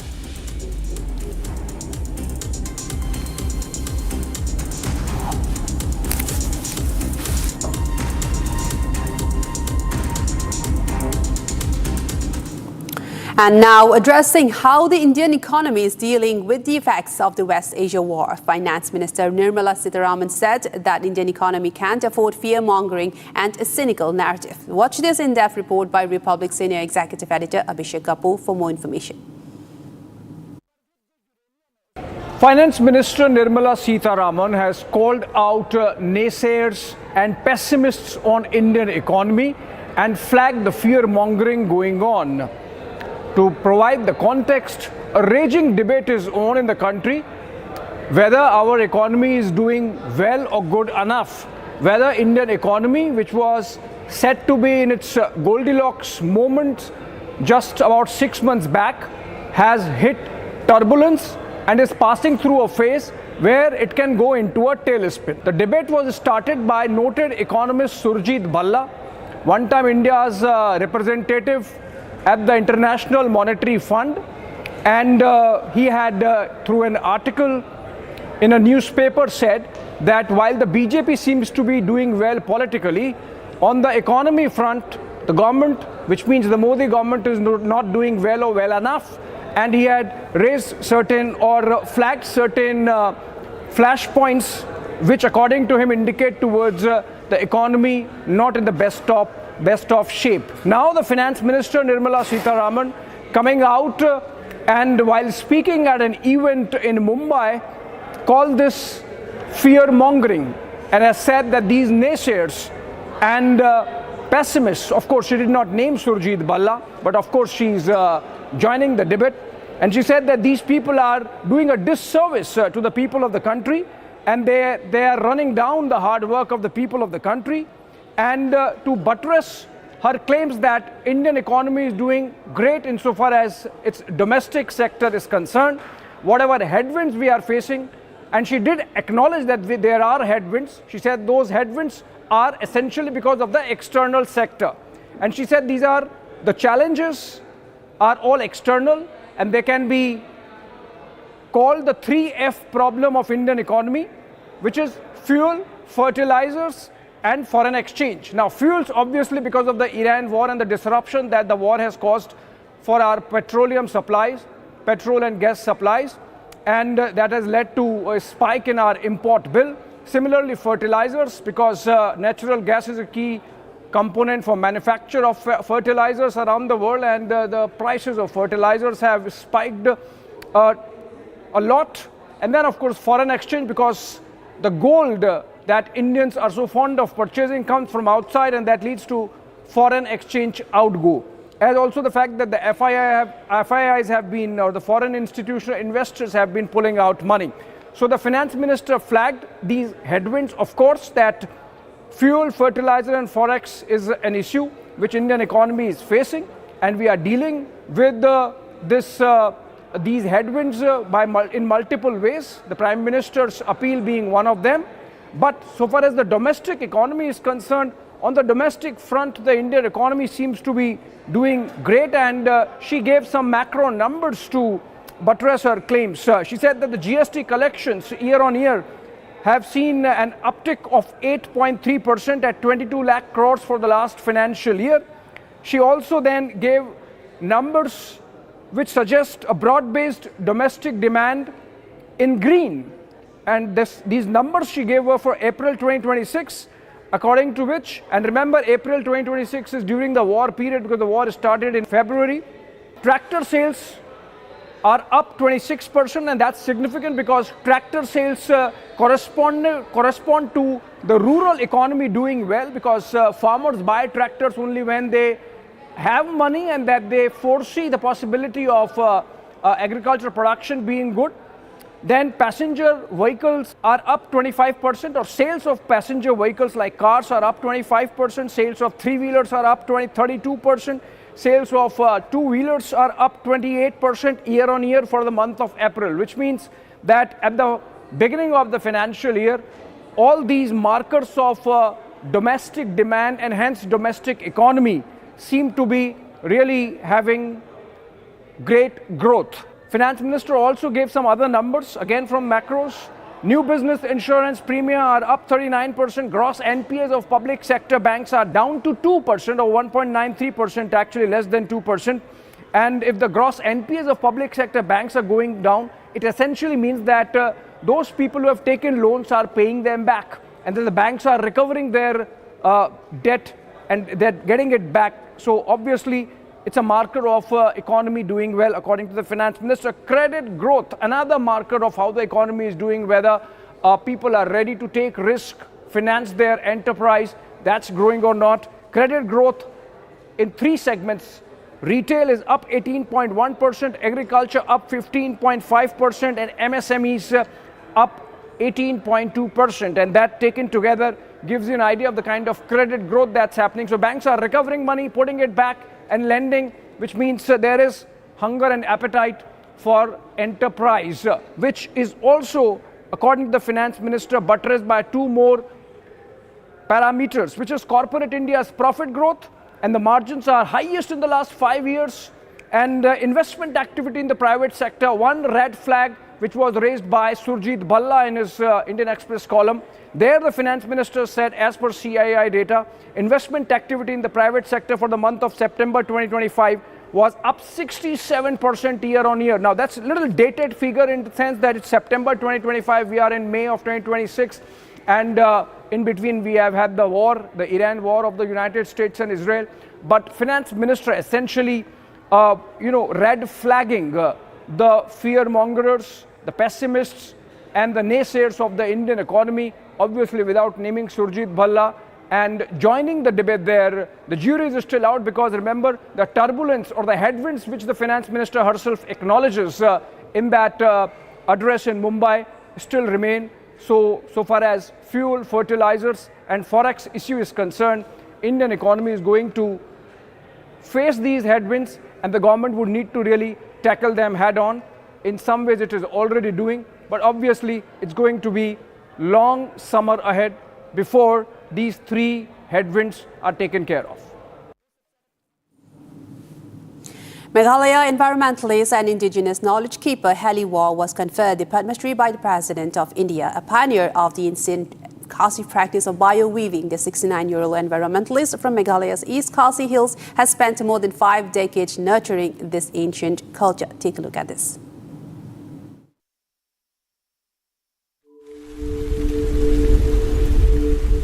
Where rivers in spate pose constant reminders of nature's power, there rose a man who patiently replied in the very language of nature.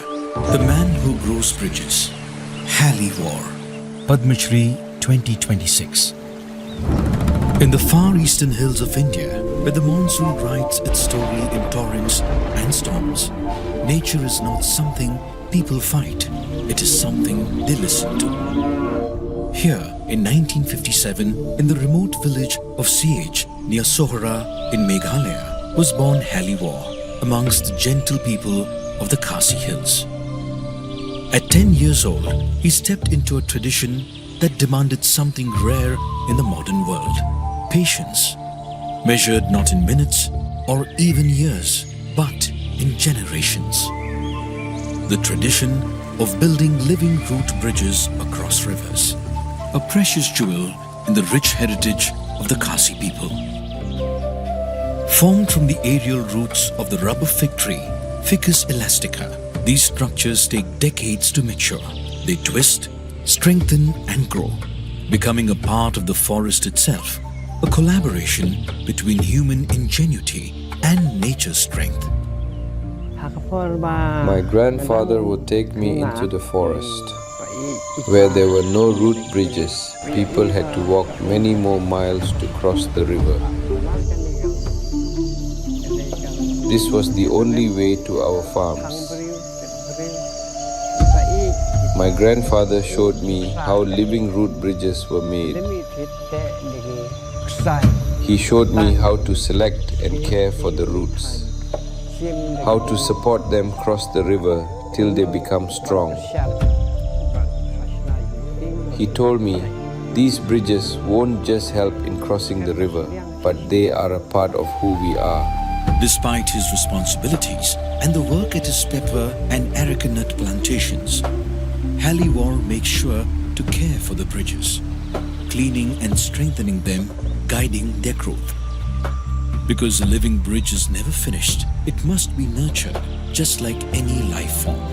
Today, more than 10,000 visitors travel to CH each year to witness these remarkable structures, drawn by their beauty, by the wisdom they represent, and by a form of engineering that produces no pollution. I am happy that in Meghalaya, we value our traditions and try to preserve these living root bridges. This not only brings honor to me, but it brings honor to my family, to my village, to my grandfather, my father who taught me the way to live with nature, not against it.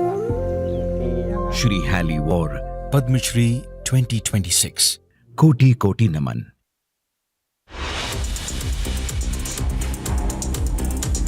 Taking a short break now, we'll be coming up on the other side. CNG gets costlier in Delhi NCR. CNG prices hiked by ₹2 per kg. CNG now costs at ₹83.03 per kg.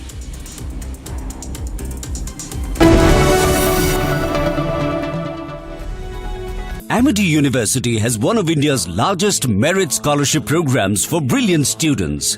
Over 9,000 students with 90% plus in their 12th boards are currently at Amity, benefiting from the culture of academic excellence and focus on research and innovation. To be with like-minded students who want to be successful, apply at amity.edu/scholarships. Pure suji pasta उबालो मिलाओ और खाओ 8 minute में तैयार। क्या taste है सबका राजा हार प्योर मसाला केसरिया से मन जोगी हुआ रे दिल झूमे देखो मतवारा हुआ रे केसरिया से मन जोगी हर पल मनाओ केसरी त्योहार। विमल बोलो जुबान केसरी। चमकी चाट से क्या बना है? सैंडविच लस्सी और छाछ हर घूंट में चमकी चाट। अब बताओ स्वाद आया? असली स्वाद सिर्फ चमकी चाट।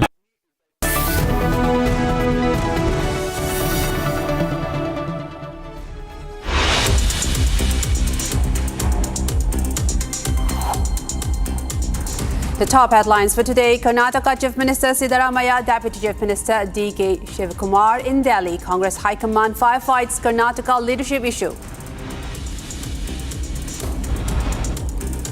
CBI registers new case in Twisha's death. Complaint states Twisha was subjected to continuous mental and physical harassment. SIT concluded a real-time crime scene recreation and spot visit in Twisha death case lasting over 2 hours. External Affairs Minister Jaishankar to host Quad Foreign Ministers meeting today. Foreign ministers from US, Japan and Australia to hold joint press meeting with the minister in New Delhi. Delhi Gymkhana Club moves Delhi High Court against central government order to vacate 27.3-acre premises. CNG gets costlier in Delhi NCR. CNG hiked by ₹2 per kg. CNG to now cost ₹83.03 per kg.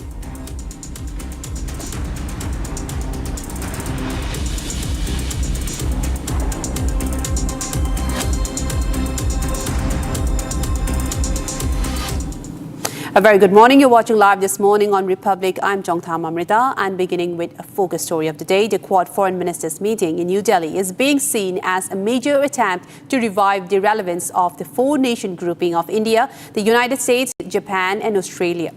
Created to promote a free trade and open Indo-Pacific, the Quad has often been viewed as a strategic counterweight to China's growing influence. But in recent months, trade tensions, delayed summits and questions over Washington's China policy have raised doubts about the group's unity and long-term direction. Now with India and Japan pushing for stronger security, economic and maritime coordination, the Delhi meeting is being seen as a chance to reset the Quad's strategic purpose and rebuild confidence in the Indo-Pacific framework. Take a look.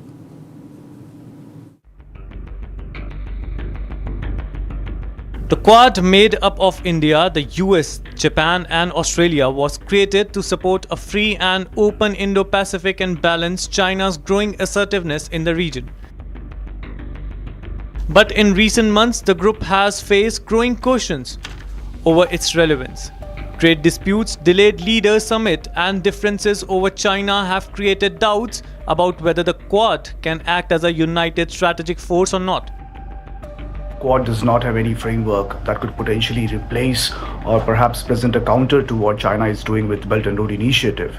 The reason is because both of these both of these coalition or projects are completely different in nature. For instance, Quad is more like a value-based coalition of like-minded countries which have multiple priorities, multiple items on the agenda that starts from shared diplomacy, maritime security, all the way to bilateral, multilateral defense and economic and technology related relationships. On the other hand, Belt and Road Initiative is something of more of a very strong strategic posturing of China as a counterweight to American influence in the world. So the way how China is approaching this entire project is by investing, bringing a lot of investment into several countries in the global south particularly. Concerns grew further after signs of Washington softening its approach towards Beijing, while the Middle East conflict also shifted America's global priorities away from the Indo-Pacific. Now India and Japan are trying to re-energize the group. During talks in New Delhi, External Affairs Minister S. Jaishankar said India and Japan share a special strategic and global partnership with major regional importance. Between India and Japan, of course, we have a special strategic and global partnership. And that signals that our ties have a larger implication, larger importance, larger impact. And one example of that will be tomorrow when we meet in the Quad format to discuss how to advance a free and open Indo-Pacific. Today, I look forward to discussing our bilateral cooperation, to discussing global and regional issues.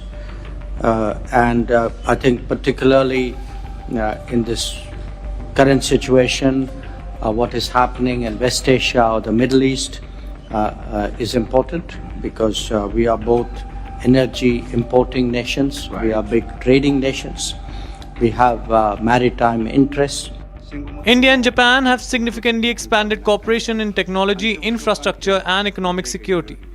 Projects like the Mumbai-Ahmedabad bullet train have become symbols of Japan's long-term strategic commitment to India.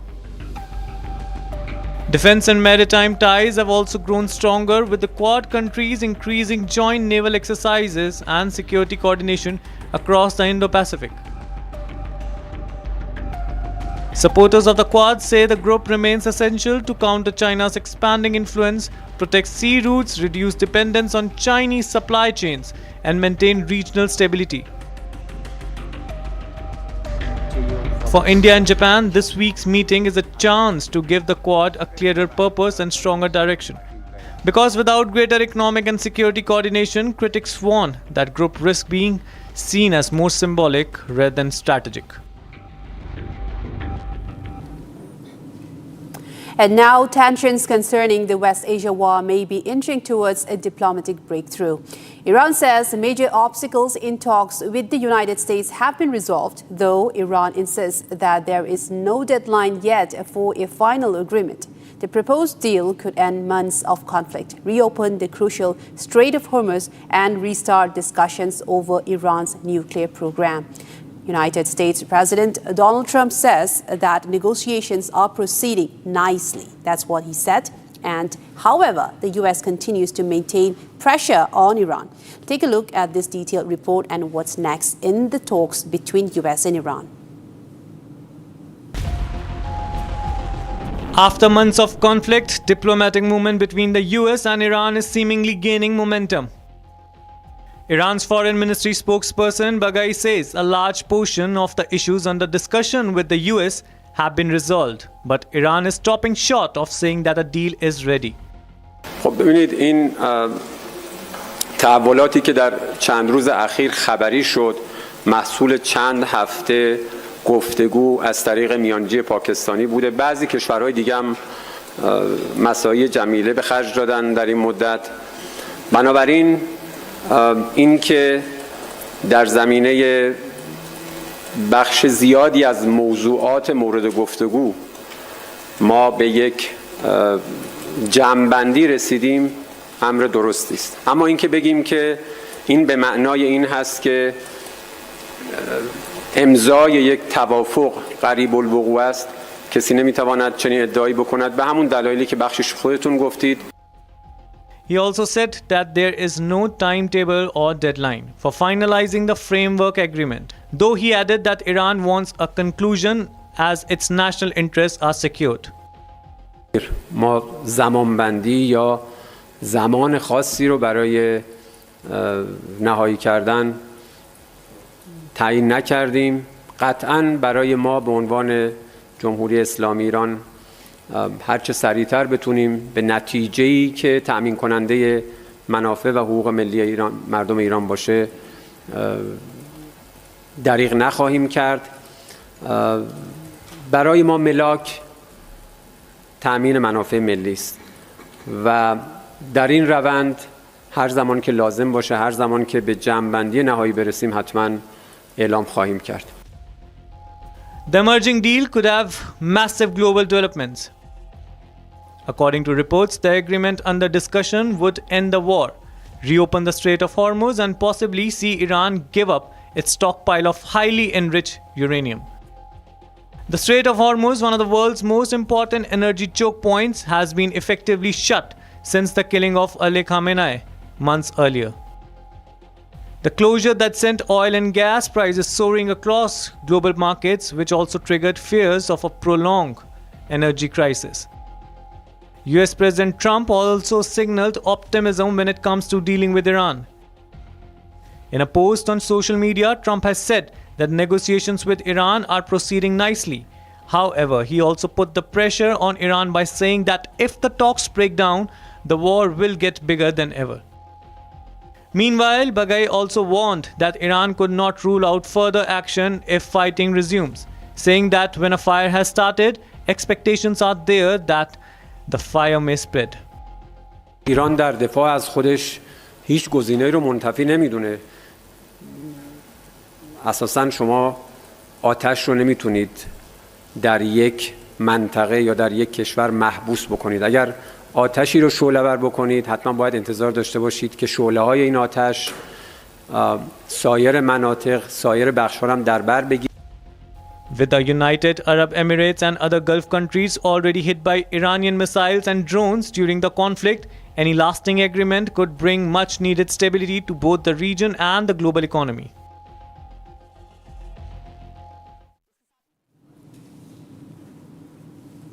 And now, viewers, as negotiations over a possible end to the Iran conflict gather pace, US President Donald Trump appears to be settling his sights on something much bigger than just peace.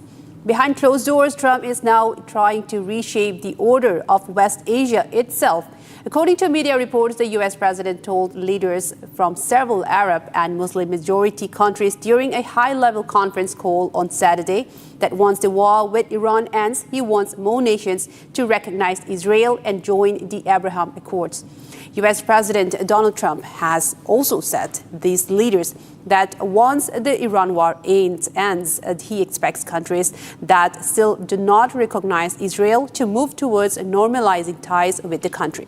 Let us now listen in to Republic Center Executive Editor and hear more on the Abraham Accords and what it is about. Take a look.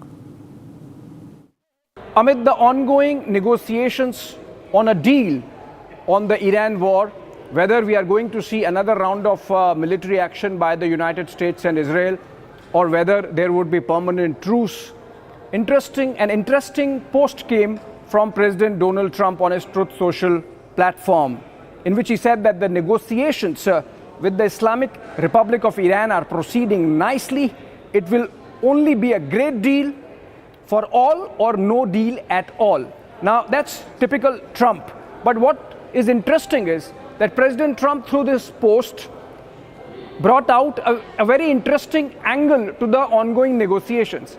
He said that the deal would be incumbent upon some of these nations which are part of the talks joining the Abraham Accords. Now, he names those countries. He said he's spoken to the leaders of Saudi Arabia, which means President Mohammed bin Salman Al Saud of Saudi Arabia, then Mohammed bin Zayed Al Nahyan of the United Arab Emirates, then Hamad bin Khalifa Al Thani, the Prime Minister of Qatar, and then he has spoken to Field Marshal Syed Asim Munir of Pakistan. Interesting that he is not talking to the Prime Minister Shehbaz Sharif of Pakistan, but Field Marshal Asim Munir of Pakistan, and then he has spoken to President Recep Tayyip Erdogan of Turkey, and then Fateh al-Sisi of Egypt, King Abdullah II of Jordan, and King Hamad Khalifa of Bahrain. Now, interesting thing is he has spoken to all these leaders and said that there would be permanent truce provided you agree to join Abraham Accords. That's very interesting because Abraham Accords mean, and he also, of course, includes Pakistan. Abraham Accords mean that all these nations, Saudi Arabia, Qatar, Bahrain, Jordan, Bahrain already is part of Abraham Accord, but Jordan and other countries, including Turkey, they will have to recognize Israel. Not only that, they will have to establish diplomatic ties with Israel. Now, how would Pakistan do it? And that's very interesting fallout of this position that Donald Trump has taken and put across insofar as ongoing negotiations on the deal are concerned.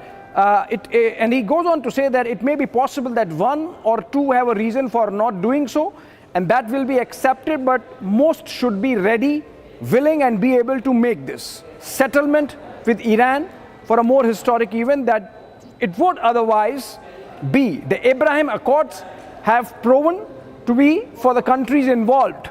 So Abraham Accords were signed first time in 2020 between the United States, Israel, and the UAE, and then subsequently broadened to include Bahrain, Morocco, Sudan, Kazakhstan. As of now, 7 nations part of it. Essentially, Abraham Accords refers to a peace deal which President Trump had brought about, which made these Islamic nations in the Gulf recognize Israel, which they had not done since the setting up of the Jewish state, the Jewish nation. In fact, if you look at all the issues in the Middle East, they are connected with all these nations not recognizing Israel's right to exist. With Abraham Accords, President Trump had brought about these 4 or 5 nations recognizing Israel, setting up diplomatic ties, And Saudi Arabia at that time had not agreed to, and that led to some back channel which has been going on for years, except for the interim of the Biden administration, and President Trump in his second term has been pushing for Abraham Accords 2.0, which now it seems he has made it incumbent upon him agreeing for a permanent truce with Iran. Now what this does is makes all these Muslim nations recognize Israel, if they agree to, obviously. But specific to Pakistan is the question that arises out of this. What happens of Pakistan? It almost reminds me of what Henry Kissinger once said, that it may be dangerous to be America's enemy, but to be America's friend is for sure fatal. Now look at Pakistan. In all these countries, Pakistan is one nation which not only not recognize Israel, but also on its passports stamps that this passport is applicable in all the countries of the world except for Israel. I mean, that's the kind of hate ingrained in the Pakistani society and hence reflected in its establishment, that they are not going to accept Israel's visas on their passport as well. And then in the ongoing talks, reports have suggested that Pakistan has promised to Iran that if it gives up its nuclear ambition, that Pakistan is willing to provide a nuclear umbrella to Iran against Israel. In fact, there were reports about 6 months back which suggested that some of the missiles that Pakistan has tested were aimed to bring Israel into its nuclear ambit, which means to target Israel if need be.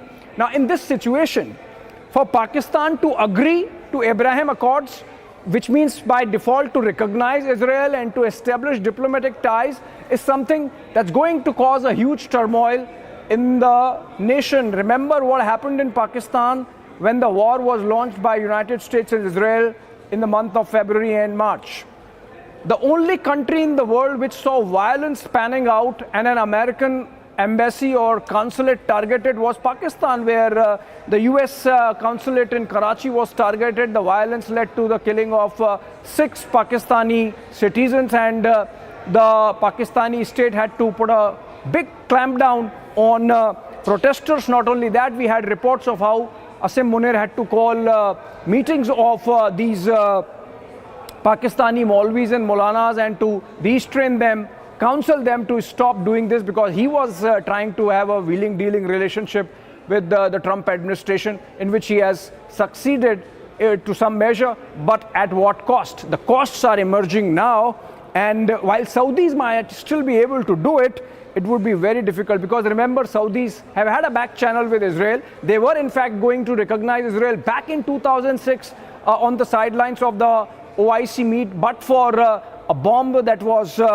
or a diplomatic bomb that was lobbed by the then Iranian President Mahmoud Ahmadinejad when he, on the eve of the GCC meeting or Gulf Cooperation Council meeting, said that Israel should be wiped out of the face of earth and not recognized. And that really put Saudis in a quandary, because as the main Islamic nation, keeper of the 2 holy mosques, it could not be seen to be acknowledging the existence of Jewish state or set up diplomatic ties with them when the tempers were running high.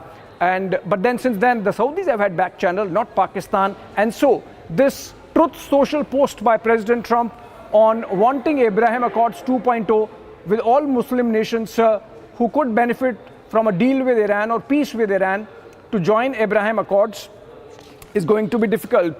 This also means Iran stands completely, permanently isolated, because Iran, of course, is not going to recognize Israel in any manner.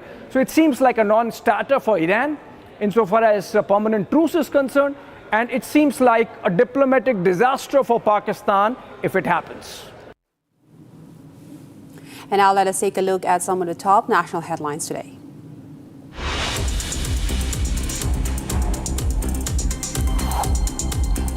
A shocking hit-and-run incident was caught on CCTV as the Fortuner owner mowed down a seated youth before fleeing the spot. The victim sustained critical injuries as panic gripped the area under Kalyanpur police limits. The police have now launched a probe and are scanning the CCTV footage to trace the accused driver. Union Minister for Ports, Shipping and Waterways Sarbanan Sonowal chaired a high-level review meeting with senior officials of the Ministry of Ports, Shipping and Waterways, outlining a comprehensive reform-driven roadmap aimed at accelerating India's maritime transformation in line with Prime Minister Narendra Modi's vision of Viksit Bharat 2047. The meeting focused on strengthening governance, improving ease of doing business, enhancing digital integration, effective grievance redressal, and ensuring time-bound implementation of key maritime initiatives through a structured and accountable institutional mechanism. Chaos erupted outside St. Andrews College in Gorakhpur after several SSC GD aspirants were denied entry into the examination center over an alleged seat mismatch. Agitated candidates staged a protest demanding the exam be conducted the same day. Officials blamed the disruption on a technical issue and excess seat allotment beyond the center's capacity. Authorities now say that the affected candidates will be allowed to reappear in the upcoming shifts after coordination with the exam board.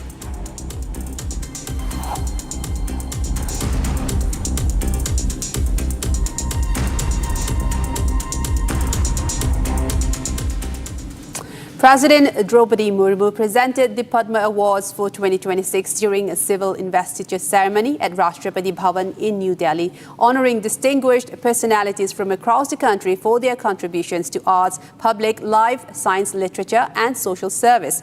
The ceremony saw legendary actor Dharmendra receive a posthumous Padma Vibhushan, while celebrated violinist N. Rajam and veteran Bengali actor Prosenjit Chatterjee were also among the prominent honorees recognized this year. Take a look. President Murmu conferred Padma Awards for 2026 during the civil investiture ceremony held at Rashtrapati Bhavan in New Delhi on Monday. A total of 66 Padma Awards were presented at the ceremony, recognizing distinguished contributors across arts, public affairs, literature, science and social service. Legendary Bollywood actor Dharmendra was posthumously awarded the Padma Vibhushan for his exceptional contribution to Indian cinema.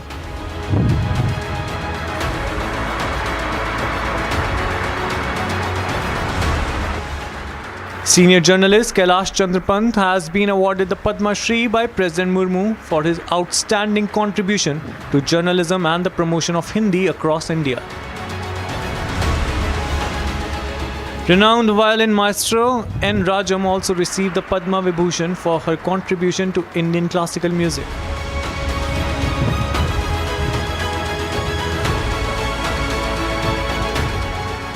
Veteran Bengali actor Prosenjit Chatterjee was honored with the Padma Shri, marking a major recognition for his decades-long contribution to Bengali and Indian cinema. Eminent social worker from Arunachal Pradesh, Techi Gubin has been conferred the Padma Shri for his dedicated contribution in the field of social work. This year's Padma honors include 5 Padma Vibhushan, 13 Padma Bhushan and 113 Padma Shri awardees, recognizing achievers across the country.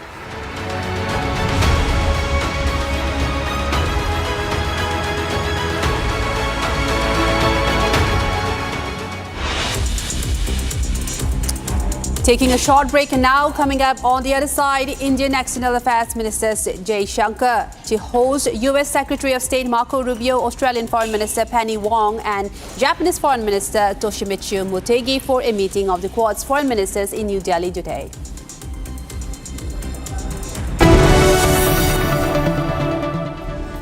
थोड़े में ज्यादा स्वाद ये ही तो है इसकी खास बात। वाओ मामा क्या स्वाद है? अरे मेरी राजा रानी इस घर में कुछ है जो टूटता नहीं। ये पिलर कभी नहीं टूटेगा। रुंगटा स्टील TMT से बना। रुंगटा नहीं तो घर स्ट्रॉन्ग नहीं। रुंगटा स्टील TMT बार एकदम सॉलिड। चमकी चाट से क्या बना है? सैंडविच लस्सी और छाछ हर घूंट में चमकी चाट। ड्राई फ्रूट और दही बड़े। चमकी चाट से स्वाद बढ़े। असली स्वाद सिर्फ चमकी चाट। In fact, very often I believe the only way to get justice in India is a media trial. So there's no reason for the media, if it's doing a good job of a media trial, to be on the back foot. In fact, the courts should stop making these overarching remarks about media trial and contemplate about one very basic thing. With the greatest of respect to the courts, when the other institutions fail, when people get let down by the system, when even the judiciary does not seem to be listening or raising a noise about issues, like in the case of Twisha Sharma, who does the public look to for justice, for raising their voice, for bringing something that's utterly false, illegal or wrong to public attention? It is only and only the media. And today, therefore, we are doing a media trial in this specific case, ladies and gentlemen, of Twisha Sharma, the 33-year-old daughter-in-law of an ex-judge, in a case where the ex-judge and the ex-judge's advocate's son appear to be more than involved. Ladies and gentlemen, 15 questions tonight. And if they think it's a media trial, so be it. So be it. Why did the ex-judge in the case of Twisha Sharma, neither she nor her son call a police or an ambulance? What took them 57 minutes to bring the body down? Where are the 3 men who are seen in the video?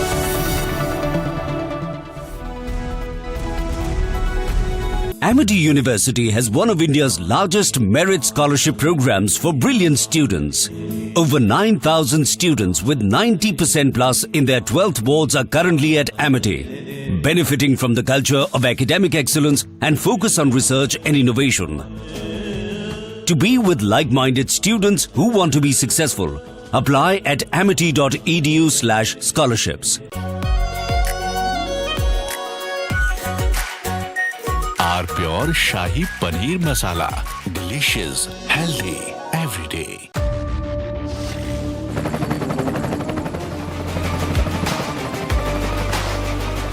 Character, the taste of success. प्यास बुझाए ठंडक लाए सबको भाए जीरा से MTH का जलजीरा जीरा से जीरा सिप असली refreshing, असली From Asia's largest news headquarters,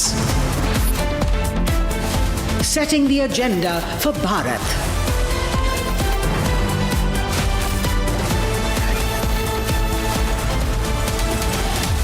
You're watching Republic. R pure suji pasta उबालो मिलाओ और खाओ 8 मिनट में तैयार। क्या टेस्ट है सबका राजा R pure masala. AU savings account में मिलते हैं amazing benefits, paperless banking and higher interest, वो भी हर महीने। Money money money money every month. सोच बदलो और बैंक भी। चमकी चाट से क्या बना है? आलू चाट या फ्रूट चाट, स्वाद बढ़ाए चमकी चाट। क्या बात है? स्वादिष्ट पकोड़े और फरसान, अरे चमकी चाट है इसकी जान। असली स्वाद सिर्फ चंकी चाट। ये जश्न है, जश्न का ये जश्न है। राष्ट्रीय इलायची, जश्न का जश्न। थोड़े में ज्यादा स्वाद, यही तो है इसकी खास बात। वाओ मामा, क्या स्वाद है? अरे मेरे राजा। In fact, very often I believe the only way to get justice in India is a media trial. So there's no reason for the media, if it's doing a good job of a media trial, to be on the back foot. In fact, the courts should stop making these overarching remarks about media trial and contemplate about one very basic thing. With the greatest of respect to the courts, when the other institutions fail, when people get let down by the system, when even the judiciary does not seem to be listening or raising a noise about issues, like in the case of Twisha Sharma, who does the public look to for justice, for raising their voice, for bringing something that's utterly false, illegal or wrong to public attention? It is only and only the media. And today, therefore, we are doing a media trial in this specific case, ladies and gentlemen, of Twisha Sharma, the 33-year-old.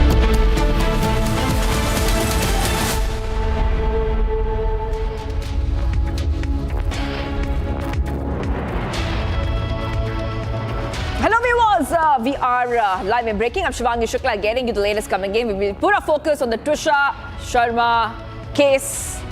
Justice for Trisha campaign has yielded results thanks to you viewers. And now we see the CBI is taking over the case and FIRs have been re-registered. We'll get to all the updates and we're getting our viewers the updates as the investigation continues to find the truth. But the headlines first, let's get started.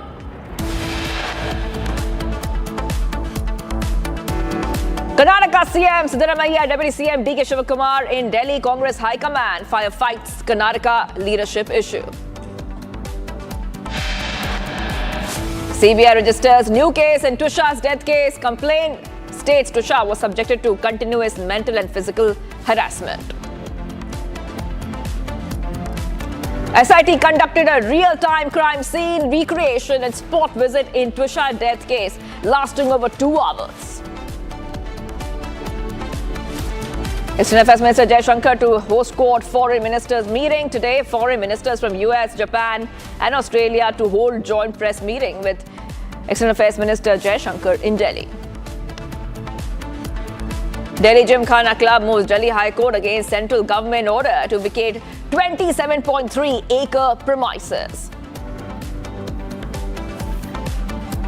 CNG gets costlier in Delhi NCR. CNG hiked by ₹2 per kg. CNG to now cost ₹83.03 per kg.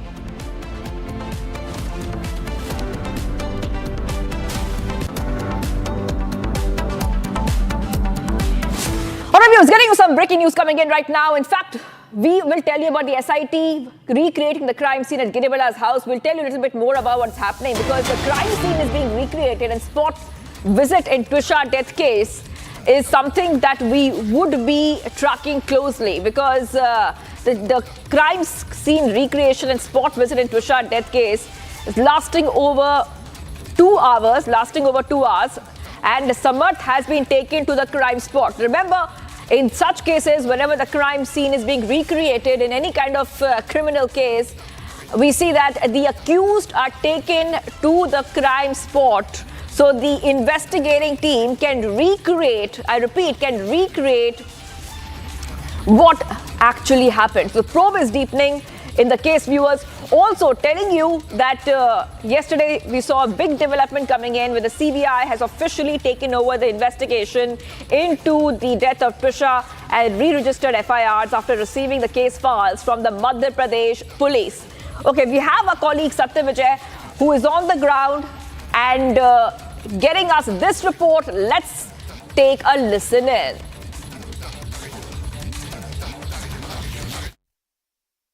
समर्थ सिंह को लेकर SIT की जो team है वो समर्थ के घर पे पहुंच रही है। एसआईटी की टीम यहां पर जो है स्पॉट विजिट या फिर आप कहें कि सीन रिक्रिएशन जो है वो करने के लिए पहुंची है। इससे पहले जो एसआईटी की टीम ने 3:30 बजे से 8 बजे तक करीब 3.5 घंटे समर्थ से पूछताछ की और पूछताछ का देखिए ये समर्थ है और एसआईटी के जो मेंबर्स हैं वो साथ में हैं।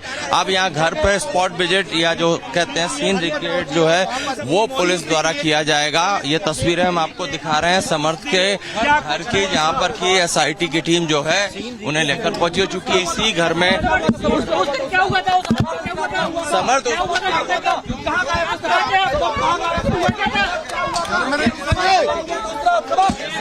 टीम है वो यहाँ पर जो है समर्थ का ही घर है, यहाँ पर लेके पहुंची है।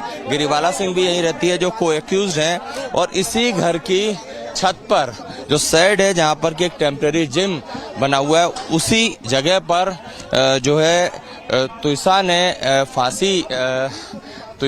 फांसी पे लटकी मिली थी और इसीलिए यहां पर स्पॉट विजिट जो पुलिस की एक प्रक्रिया होती है, सीन रिक्रिएशन भी इसे कह सकते हैं, वो करने जो है एसआईटी की टीम पहुंची है। मैंने जैसा कि बताया कि इससे पहले 3:30 बजे से लेकर 8 बजे तक समर्थ से पूछताछ की।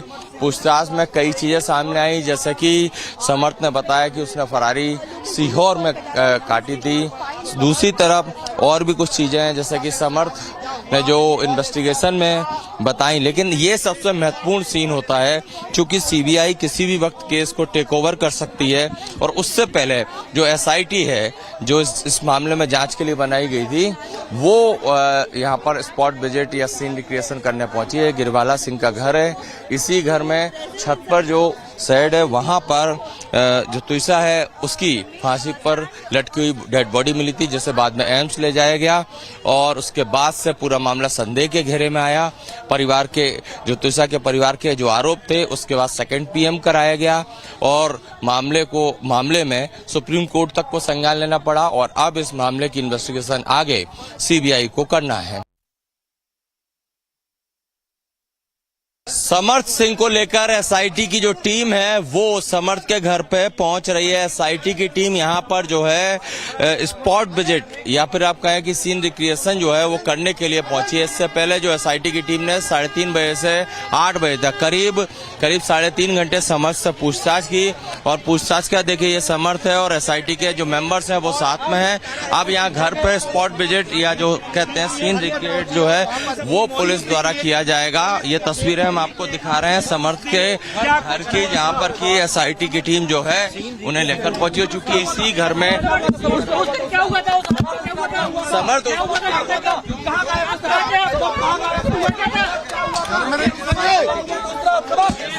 टीम है वो यहाँ पर जो है समर्थ का ही घर है, यहाँ पर लेके पहुंची है। गिरिवाला सिंह भी यहीं रहती है जो को एक्यूज्ड है और इसी घर की छत पर जो शेड है जहां पर कि एक टेम्परेरी जिम बना हुआ है उसी जगह पर जो है तुइसा फांसी पे लटकी मिली थी और इसीलिए यहाँ पर स्पॉट विजिट जो पुलिस की एक प्रक्रिया होती है, सीन रिक्रिएशन भी इसे कह सकते हैं, वो करने जो है एसआईटी की टीम पहुंची है। मैंने जैसा कि बताया कि इससे पहले 3:30 बजे से लेकर 8 बजे तक समर्थ से पूछताछ की। पूछताछ में कई चीजें सामने आई, जैसे कि समर्थ ने बताया कि उसने फरारी सीहोर में काटी थी।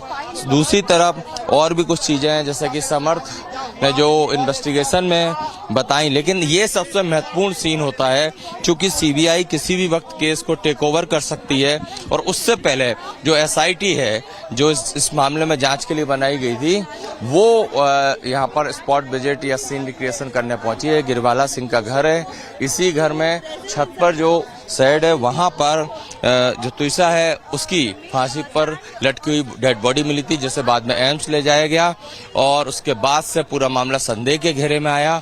परिवार के जो तुइसा के परिवार के जो आरोप थे उसके बाद सेकंड पीएम कराया गया और मामले में सुप्रीम कोर्ट तक को संज्ञान लेना पड़ा और अब इस मामले की इन्वेस्टिगेशन आगे सीबीआई को करना है। This is a very important update that we have for you. The belt was not produced even during second autopsy. Now, the belt has become a subject of a big controversy there because earlier also there was a lot of question mark over the belt. Police negligence has once again come to light in the Trisha case. According to sources, even the team from AIIMS Delhi, which by the way arrived to conduct a second post-mortem, was not shown the belt allegedly used in the suicide. The police informed the AIIMS team that the belt was currently with the forensic unit. Subsequently, the police has written a formal letter to the FSL team regarding the matter. On Monday, 13 days after the incident occurred, the police conducted a spot verification. The investigative team remained at the residence for 2 hours and collected mobile phones, laptops and other evidence to incorporate into the investigation. Throughout this case, the conduct and methodology of the police have consistently remained under a cloud of suspicion. The belt not produced even during the second autopsy. Sources say that autopsy team has not been given the belt for examination. We're trying to go across to reporters. We have Shambhavi. Shambhavi, the first time, when Republic was reporting on the case and we exposed a lot of lapses, this is one of the lapses that Republic had exposed. The belt was missing the first time around, and there were lapses from the police's side. Once again, we see that the belt was not produced during the second autopsy. Where is the belt? A crucial evidence in this case. Well, yes, originally what was there in the first post-mortem report is that Twisha allegedly hung herself using a gymnastic rope. And because it usually is very long, she had to allegedly tie it twice around her neck. That is why the two ligature marks. Later, it was produced once, again, Republic bought it up very aggressively in its campaign calling for justice for Twisha. And then it was taken a hold of. Whether the fact that it was not accounted for in the post-mortem 2 is still not verified.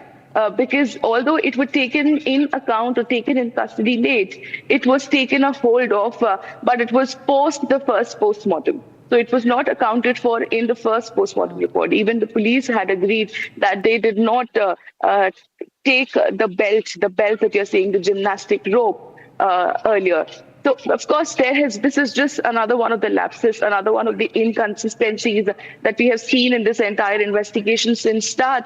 And this has been on the part of police, be it not registering of FIR since the beginning and intimidating the family, saying that we will not file an FIR until and unless you take your daughter's body, because they wanted the body to be cremated as soon as possible, because they were scared, allegedly they were scared that what will happen if the second post-mortem report comes out, and it might point at the inconsistencies that we have been pointing since forever now. And now that they were taken, there was just yesterday night around 9 p.m. till it went on till 11:30 p.m.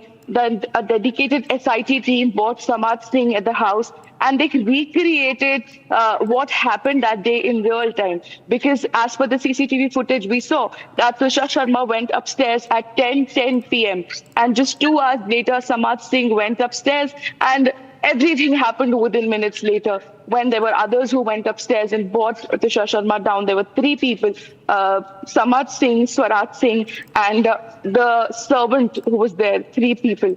So they not only recreated what happened that day, but recreated everything in real time, so that there is no angle which was left to be investigated, Shivangi. That's right. Shamba, before you just joined us right now, but before that, we were also discussing about the recreation of the crime scene. So that is something which has also happened. And if you could just help us understand, what do we know about it? In these cases, the accused Samarth was bought to help recreate the crime scene. What do we know about this latest development? Well, see, once the case is being reinvestigated, because we have pointed out, Republic has specially pointed out all the lapses and irregularities in the entire case, in this entire course of investigation of around 13, 14 days till now, from 12th of May. So now that the case is being reinvestigated, this is Samad's second visit to his house to recreate the scene. He has already come once to the house, has helped recreate the scene with the team. And then day before yesterday, there was forensics team who was there, again collecting all the forensic evidences that might have been left at the spot. And yesterday, the SIT was there with Samad Singh. It is also being said that even the CBI is going to take Samad. Once CBI is going to take custody of Samad Singh, they are also going to take Samad to his house and recreate the entire thing. So this is going to be a long process, because we are starting this investigation from scratch because of the alleged irregularities that we have seen in this case through and through. There will be starting this entire... They will be starting this entire investigation, starting from re-registering of the case, which was earlier registered at the Katara Hills Police Station, to taking custody of Samad Singh, to getting all the documents, important WhatsApp chats, and everything which is crucial to prove or to show everybody or us what exactly happened behind the doors on the night of 12th of May. So even the CBI might also take Samad Singh back to his house to recreate the scene, just like SIT did yesterday night. Shivangi. All right.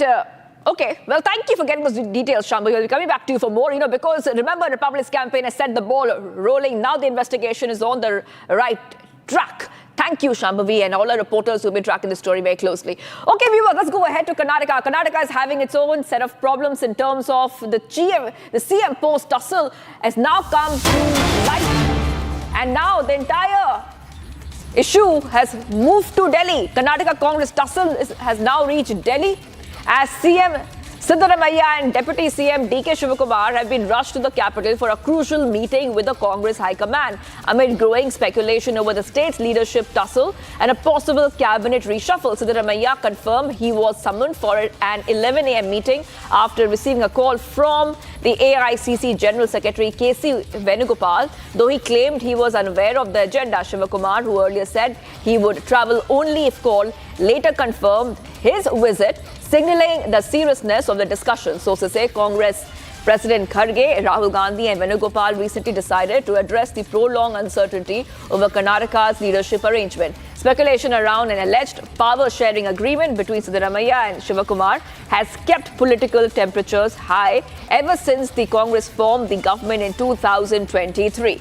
So the Congress once again walking a tightrope as the two camps are battling it out. I want to go across to my colleague Abhishek, who's joining us. Yes, Abhishek. Now we know the cabinet reshuffle has been pending for months and months. A lot of dissatisfaction within the cabinet and the MLAs over portfolio allocation and a lot more. Not the first time. And we see two camps here battling it out. We're talking about Siddaramaiah camp and the Shivakumar camp. What's the latest coming in? Well, with respect to the developments of the Karnataka state in Delhi, it is very clear that the High Command of the Congress wants to expand or reshuffle the cabinet as per the request of the Chief Minister PM Siddaramaiah. We shouldn't forget the fact that PM Siddaramaiah on multiple occasions had requested the High Command to reshuffle or expand the cabinet because it was promised to various other MLAs and MLCs that there will be a cabinet reshuffle happening after the first term, that is the 2.5 years tenure of the 5-year government. We have also seen in multiple occasions that many of the MLAs, be it on the side of CM Siddaramaiah or be it on the side of DK Shivakumar, had visited Delhi to meet with the High Command to request them to reshuffle the cabinet and give way for the MLAs who have been contesting or who have been representing various other constituencies for the last 4 to 5 terms. And at this point of time, it is also mentioned that the High Command of the Congress, which is inclusive of Mallikarjuna Kharge, KC Venugopal, Rahul Gandhi, Priyanka Gandhi, will be addressing and taking the opinion and sharing some information with CM Siddaramaiah. And this will be on a one-to-one basis, and this meeting will not include DK Shivakumar on the primary note. There will also be another round of discussion with KPCC President and DCM DK Shivakumar, in which PM. All right, viewers, shifting our focus to the latest pictures that you are seeing on your screens. This is the crucial Quad Foreign Ministers meeting at the invitation of External Affairs Minister Dr. S. Jaishankar, Australian Foreign Minister Penny Wong, Japanese Foreign Minister Toshimitsu Motegi, and US Secretary of State Marco Rubio will participate in the high-level talks in the national capital. The meeting is expected to focus on strengthening the Quad's vision of a free and open Indo-Pacific while reviewing progress on key initiatives ranging from regional security to economic technological cooperation. So big updates coming in here on Republic, and a big buzz there with top foreign ministers having that meet for the Quad Foreign Ministers meeting. And these are the pictures we're getting for you on your screen. The Quad meeting has started, and let's see what's happening there. At a global level, we have to address issues like supply chain constraints, connectivity choke points, manufacturing and resource concentrations, and gaps in critical infrastructure. Each one of them offers a new opportunity for more technologies. The Indo-Pacific has, in addition, its own particular concerns. This will require enhancing strategic confidence, ensuring maritime security, promoting economic choices, and fostering a deeper collaborative ethos. And that is best done by promoting trusted and transparent partnerships. Over the past several months, our officials have advanced collaboration across key Quad priorities, including maritime security, critical technologies, economic resilience, and HADR. We have seen encouraging progress on many initiatives. As maritime democracies, pluralistic societies, and market economies, we share a responsibility towards a free and open Indo-Pacific.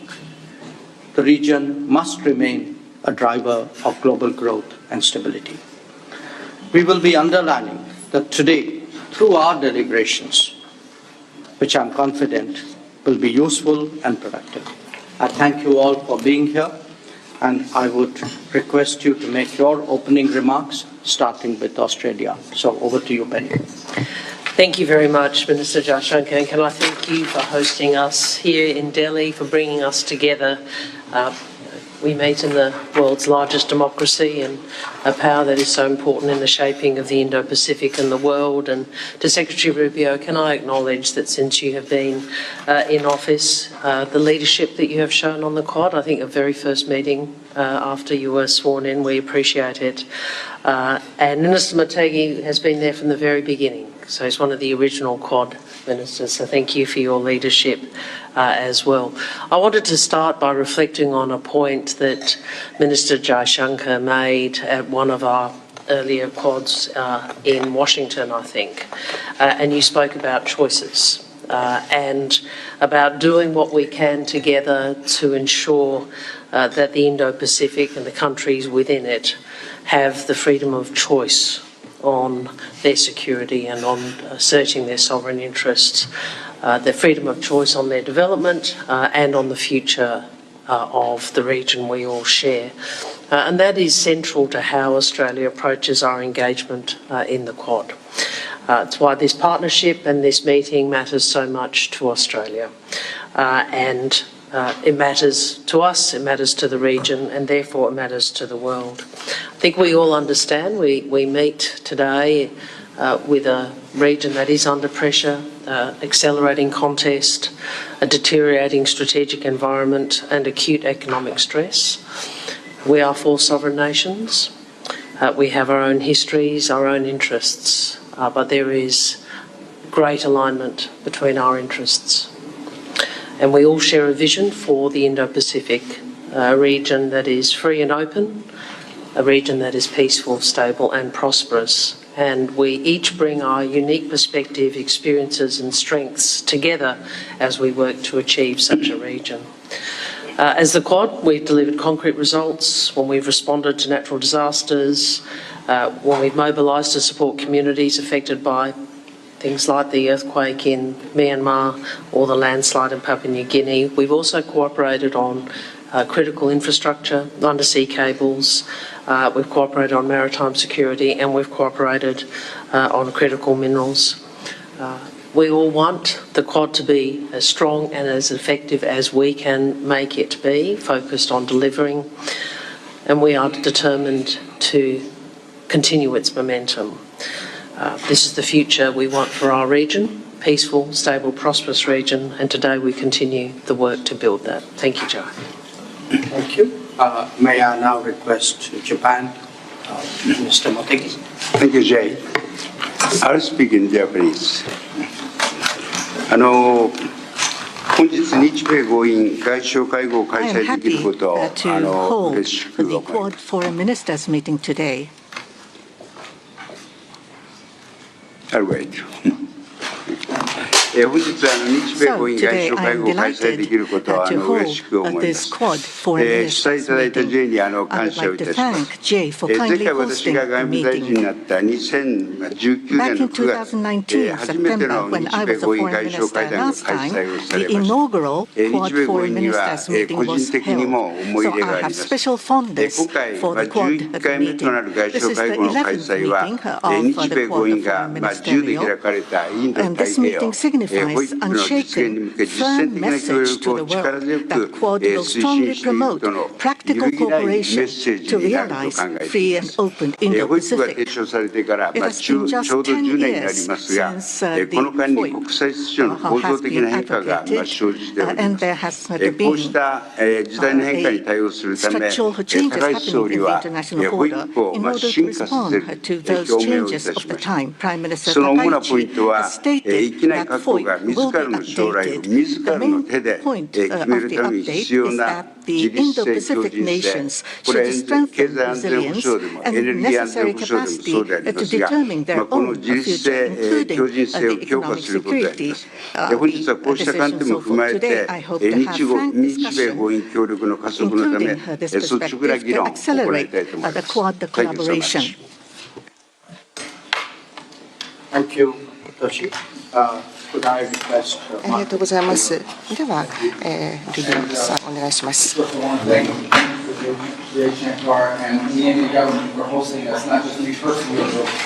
Over the last 3 days, not just, I want to thank Minister Jay Shankar and the Indian government for hosting us here, not just in the bilateral visit over the last 3 days, but for hosting this important gathering here again today. I want to thank Toshi and Penny as well for joining us, your willingness to come over here and do this. And it comes at an important time. It was our goal, as I began as Secretary of State, and has been pointed out earlier, my first meeting as a Secretary of State was the Quad, literally, within minutes of being sworn in. And I thought that demonstrated our commitment to this process.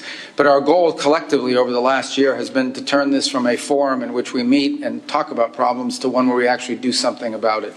And I think we can report to our peoples, respectively, that we are beginning to do that pretty aggressively and pretty impressively on the areas of cooperation. And it's also interesting that on the areas that we are working together on have become even more relevant and more important because of recent events around the world. And so today, I think we'll make even further progress on operationalizing our relationship on the areas that we can cooperate on. And by the way, the most interesting thing about the Quad is not simply that it is a gathering of 4 strategic allies in which we come together to sort of compare notes about areas of common interest, but also, not only is it increasingly becoming a forum by which we begin to take action, but each of these 4 nations represented here today bring unique capabilities that collectively we can bring to bear on some of the most significant problems facing the world, whether it's a humanitarian response, whether it's the security of energy, whether it's the freedom of navigation, whether it's the need to diversify our supplies of not just energy, but critical minerals and supply chains. These are areas where all 4 of our countries, collectively and individually, can bring tremendous assets to bear in terms of solving these problems. So thank you for hosting us, and I know we're going to continue to not just meet but take action, because a lot of work happens after our meetings. Our staffs go back, they coordinate year-round constantly. We have people at the State Department that are specifically assigned to this relationship and to this forum and to turning it into action. And today we'll just continue to build upon the momentum that already exists and hopefully begin to increasingly show to the people of our respective countries the momentum that's behind this gathering of strategic allies. So thank you. Thank you very much.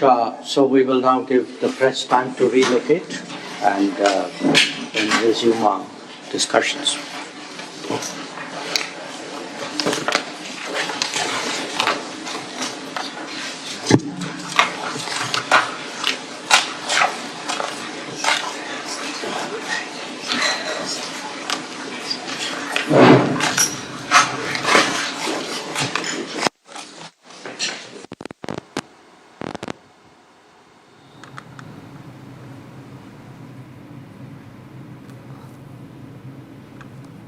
All right, viewers, so you can see a huge the event there. You can see the most important foreign ministers from across the globe are present. Japanese foreign minister, Australian foreign minister, and also Marco Rubio, who from the US, who has said the goal is to turn Quad into a more action-oriented bloc. Okay, let's go straight across to my colleague Ishita, who's joining us. Ishita, this is huge event there. It's a Quad meet of foreign ministers, and they have all descended down in the national capital being hosted by India. Key Quad meeting being hosted by India. Yes, Ishita. Right, of course, Shvamangi, it's a big day for diplomacy as far as New Delhi is concerned. All the foreign ministers of the Quad members, whether it's Australia, Japan and the US Secretary of State Marco Rubio, are in the capital city. In fact, just a short while ago, we heard the opening remarks coming in from the foreign ministers and the US Secretary of State Marco Rubio as well, who all mentioned that despite the focus being on having an open and free Indo-Pacific, the tensions in West Asia is something that will come up for discussions today. Now, remember, the Strait of Hormuz is still blocked as Iran maintains control over it. There is a US blockade imposed around Iranian ports. So this has essentially impacted the maritime trade, which will in fact overshadow discussions today. Now, you heard all the foreign ministers give out their opening remarks just a short while ago, and they talked about having building up on the discussions that were last held in July 2025, and now they're going to build up on how the cooperation which comes in different sectors, whether it's maritime security, access to critical minerals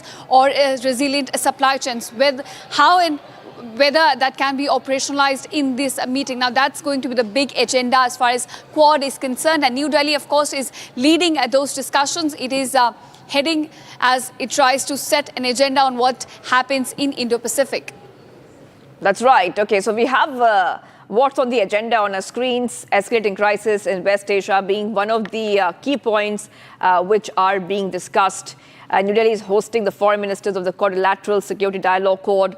That meeting is happening now as we speak. Now, we know that they're exchanging views on advancing Quad cooperation across priority areas and also reflecting on current developments in the Indo-Pacific region and other international issues of mutual concern. One of the concerns, of course, being emerging technology, cybersecurity, and a lot more. Going back to Ishita, if we have Ishita with us, just Ishita, take us through which are the concerns and issues that the Quad foreign ministers are discussing.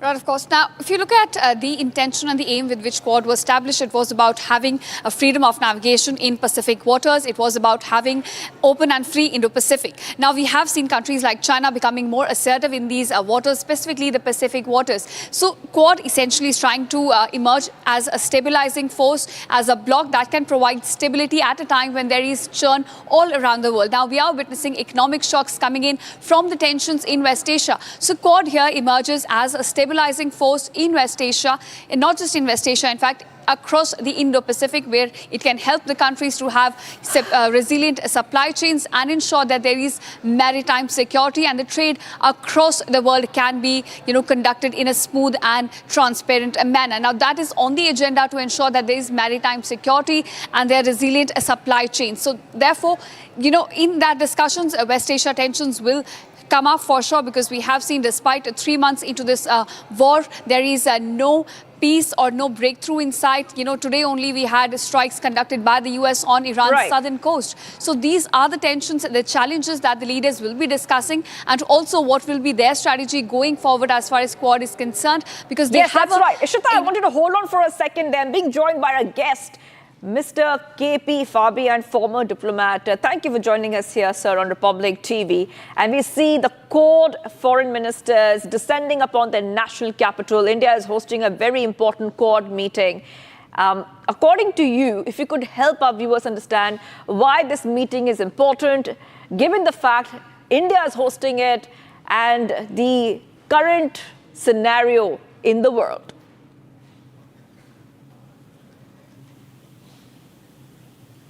Mr. Fabian, sir, can you hear us? Okay, we'll go back to our guest, but I want to go back to my colleague Ishita once again. Ishita, yes, go ahead and take our viewers through the latest that we are getting for our viewers, because Marco Rubio was speaking and he actually spoke about all the issues that the Quad needs to solve. So talking about supply chains, maritime security, access to critical minerals, resilient supply chains, all of this is on the agenda. Okay, Mr. Fabian is back with us, former diplomat. Sir, can you hear us? We can hear you very well. Well, thank you for joining us. I'm glad you can hear us, sir. India is hosting a very important Quad meeting, and we see that the top foreign ministers of growing and established economies are here in the national capital. According to you, how significant is this particular Quad meeting? We hold that this Quad meeting hosted by India is very, very important given the geopolitical situation. Now, I have a question, and I hope this Quad meeting will answer that indirectly, because President Trump, while in Beijing, had spoken about a G2, meaning China and the United States. So if President Trump is serious about a G2, then there is no scope for Quad. But, President Trump often says things he's not serious about. So let us see whether, America is serious about Quad. Yes. Mr. Fabian, also, if you could just come on in here and speak about the significance of Marco Rubio, who's on his first official visit to India. So that is also something to really, really talk about here. Yes, it's a very important visit, especially in the context of, Indo-American relations. We all know about the delay in reaching a trade deal, delay caused mainly by the United States, making demands which are not logical, and so it is important that this visit has taken place, and let us hope that the trade deal acceptable to India will be realized very soon. And as regards the good words spoken about India and Prime Minister Modi by President Trump, we appreciate that. So we do recall that he had also made statements which are not that good. But if there is a change in American attitude, if they have recognized the need for strengthening, deepening, and broadening Indo-US relations, that is a very good change, and we should all welcome it and work on it. Right. Mr. Fabian, we've seen that Jaishankar has specifically spoken about India and Japan. India and Japan, he says, they have a very special relationship, a special strategic and global partnership. And they're also meeting to advance free and open the Indo-Pacific. So particularly the India-Japan relationship is something that India is keen on expanding further. Yes, it is in the interest of both Japan and India to strengthen their relations. And, one thing is that Japan gives a good deal of amount by way of external assistance. Now, India has the technology and the manpower to implement the projects. Now, something is being done, but I'm sure that much more can be done. But coming to the basic question of the Indo-Pacific, I want to make a point which may not be very popular, because China has continued with its, artificial island making, and it has continued with its aggressive gestures against the Philippines, for example. And Quad has not been able to do anything much about it. Right. Okay. Well, thank you for getting us all those details and giving us your perspective, Mr. Fabian, former diplomat, joining us there, really trying to decode for us why this Quad is important and how Quad is countering China at a time when we're seeing upheaval globally, including the West Asia situation. All right. Let's move ahead, viewers, to the other stories we're tracking. Dr. R. Sridhar, veteran radio broadcaster with experience of more than 5 decades, will be honored with the Padma Shri for his exceptional contribution to visualizing and adopting futuristic technologies in radio and audio podcast. Popularly known for his path-breaking interactive radio programs, he enabled the early use of satellite technology to link remote regions such as Leh, Lakshadweep, and Antarctica. Take a look at this report as we give you the latest updates.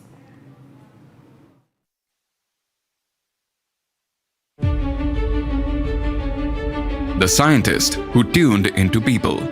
Dr. R. Sridhar, Padma Shri 2026. I always start with my new initiative with zero budget. And I got the coordination, cooperation of many people, many government organizations. The Madras Christian College in Tambaram, Chennai, one of Asia's prestigious liberal arts institutions, had a deep impact on Dr. Sridhar's life. His dear grandfather, who raised him, was the head of Department of Tamil there. His maternal uncle, who was visually impaired, made him produce a handwritten magazine, which led to a column on popular science in the famous paper Swadesa Mitran. When Dr. Sridhar finished his PhD in chemistry, he wanted to be a professor in the MCC. Alas, that did not happen. It came an opportunity of All India Radio, and having written in the newspapers and magazine about science, it came in handy. I was selected as a first science reporter of All India Radio Network. Dr. Sridhar spent the next 23 years with All India Radio in Chennai, Coimbatore, and then Delhi. All the time, Dr. Sridhar was involved in organizing science festivals and sammelans, using the medium for education. He followed his belief that radio should be interactive and participatory, a new direction for the medium. In 1991, along with the Department of Science and Technology, he launched Vigyan Vidhi series of programs in 18 languages for children.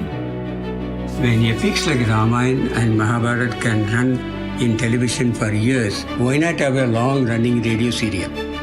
The radio program, The Story of Man, Manav Ka Vikas, was created. It was the world's longest-running science serial on radio for children. Such a scale has never been reached before or after. After stints with Doordarshan and Indira Gandhi National Open University, which saw him launch Gyan Darshan channels, Dr. Sridhar found himself in Chennai's Anna University, where he launched the country's first community radio channel in 2004.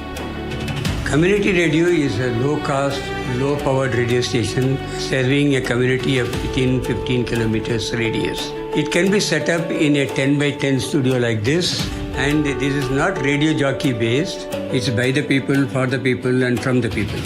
Community radio has spread to over 550 locations, a lot of them in rural areas. He has rightfully been called the father of community radio in the country. Dr. Sridhar believes that technologies like Digital Radio Mondial offer an efficient, versatile solution and should be adopted at scale. With digital, radio can now have a visual element. Dr. Sridhar exemplifies innovation in public service. He refused to accept constraints throughout his career. Community radio needs little investment. There are government subsidies too. Community radio content should be crowd created, crowd sourced, crowd managed, and crowd monitored. I would like to see every village in this Bharat to have a community radio to reflect the voice of the people. Dr. R. Sridhar, Padma Shri 2026. Kodi Kodi Namaskar.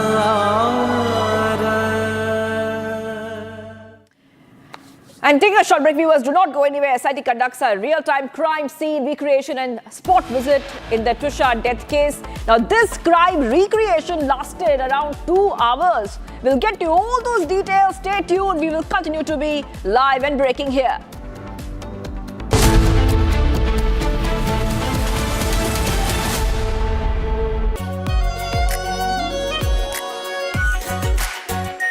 Our pure Shahi Paneer Masala. Delicious, healthy, every day. केसरिया से मन जोगी हुआ रे दिल झूमे देखो मतवारा हुआ रे केसरिया से मन जोगी हुआ हर पल मनाओ केसरी त्योहार विमल बोलो जुबान केसरी चमकी चाट से क्या बना है सैंडविच लस्सी और छाछ हर घूंट में चमकी चाट अब बताओ स्वाद आया असली स्वाद सिर्फ चमकी चाट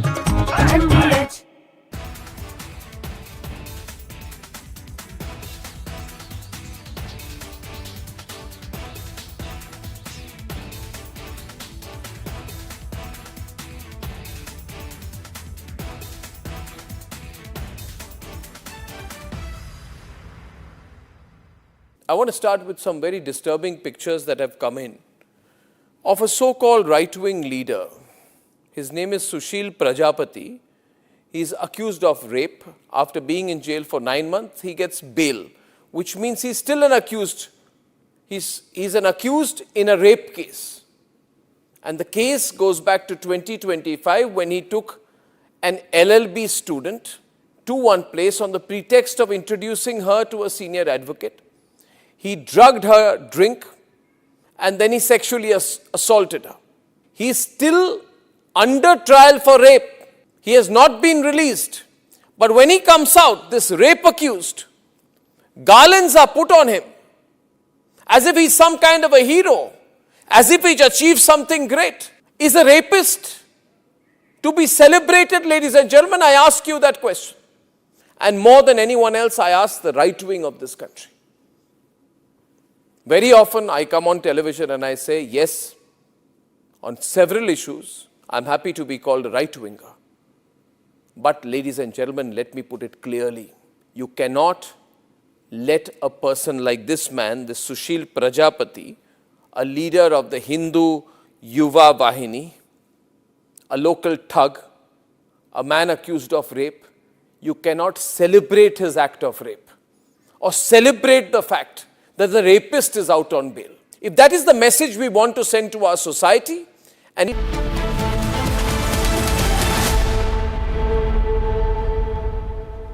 All right, we're getting some updates coming in. Tensions are flaring yet again, viewers, in West Asia after the US military carried out what it calls a self-defense strikes inside southern Iran. According to the CENTCOM, we see that American forces are targeting missile launch sites at Iranian boats near the Strait of Hormuz, after 2 Revolutionary Guard vessels were allegedly caught laying naval miles in the strategic waterway. US officials say a surface-to-air missiles site in other areas like Bandar Abbas was also destroyed after reportedly targeting American warplanes. So we see once again there's some escalation. Explosions were later reported in multiple areas like Sirik, just along Iran's southern coast. Meanwhile, President Trump has intensified pressure on Tehran, demanding Iran surrender its enriched uranium to the United States for destruction, while also floating the possibility of expanding the Abraham Accords as part of a broader regional peace push. So this is what we see right now, viewers. Once again, a little bit of a escalation that we're seeing between US and Iran. There are some fresh strikes. US has stricken a couple of areas, and Tehran is yet to respond to these strikes. Very important to note that Tehran is yet to respond to these latest US strikes.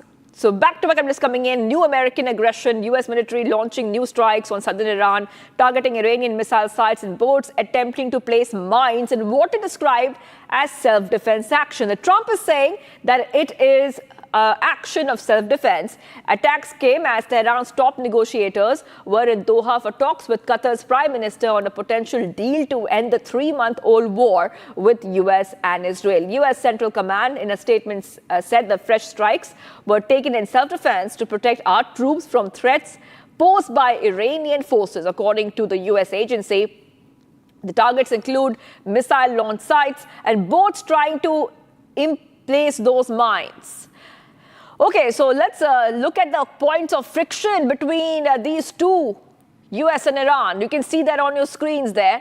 And once again, let's tell you that Iran has not yet responded to the latest strikes.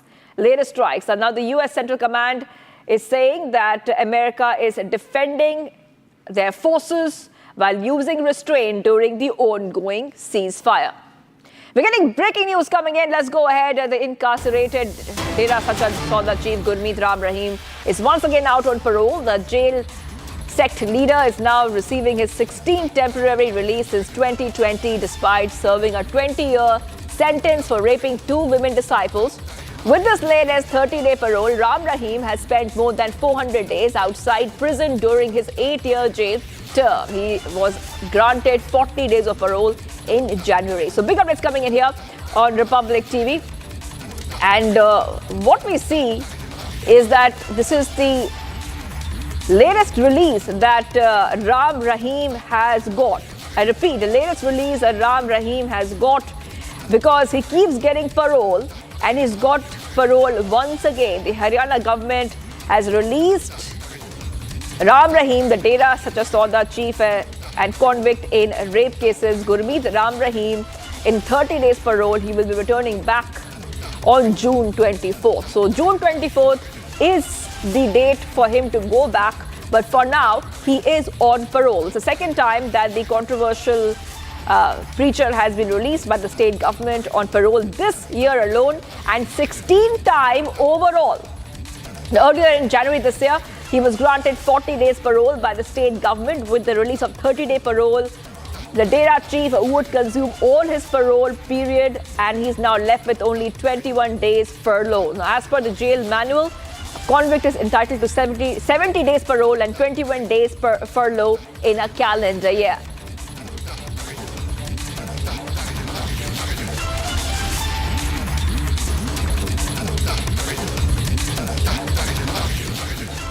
Viewers, this is a major development in the Tushar Sharma death case. Retired Judge Girmila has sought an adjournment in Madhya Pradesh High Court. Her legal team claims that they did not duly receive the petition filed by Tushar's family seeking the cancellation of the anticipatory bail. The question now is also whether Girmila can argue her own case. Watch this report for more. I'm not saying it could be the Supreme Court's view. In my view, could be responsible for destroying, tampering and botching up all the evidences that could be there.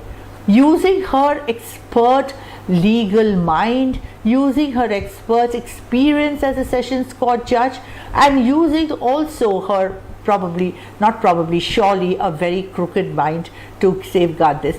She definitely can argue, and every person has a right in law to argue his or her case. In this case, that we have an expert ex-Sessions Court judge who's dealt with these kind of cases, hundreds or thousands, if I may use that word, and obviously she knows all the nuances.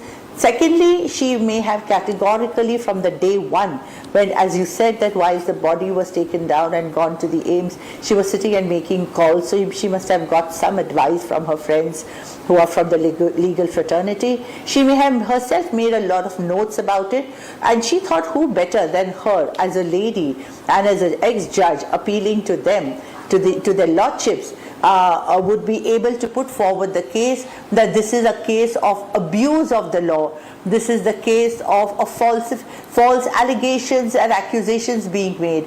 This is a case where the media has sort of given it too much of importance, and this is how it has happened, and none of the things which are there. Obviously, in my limited understanding, and I'm not the judges of the Supreme Court, but obviously this will not sail through with the court, and they will get into and ask her necessary questions which are there. So I think this is something that the Supreme Court, which has taken suo motu cognizance of the severity of the case and the mismanagement and the complete botching up of all the evidences, is something which is going to be an eye-opener, not in the annals of justice and judiciary, but I would also say should, but in some case, serve as a deterrent for anybody who is ever going to try such kind of things, because you cannot escape the long arm of the law. The role of the ex-judge, Giri Balaji, would be also questioned in the sense that not only was she an active accomplice, as one would call it, but also was, in my view, and this is my limited view, I'm not saying it could be the Supreme Court's view, in my view could be responsible for destroying, tampering and botching up all the evidences that could be there.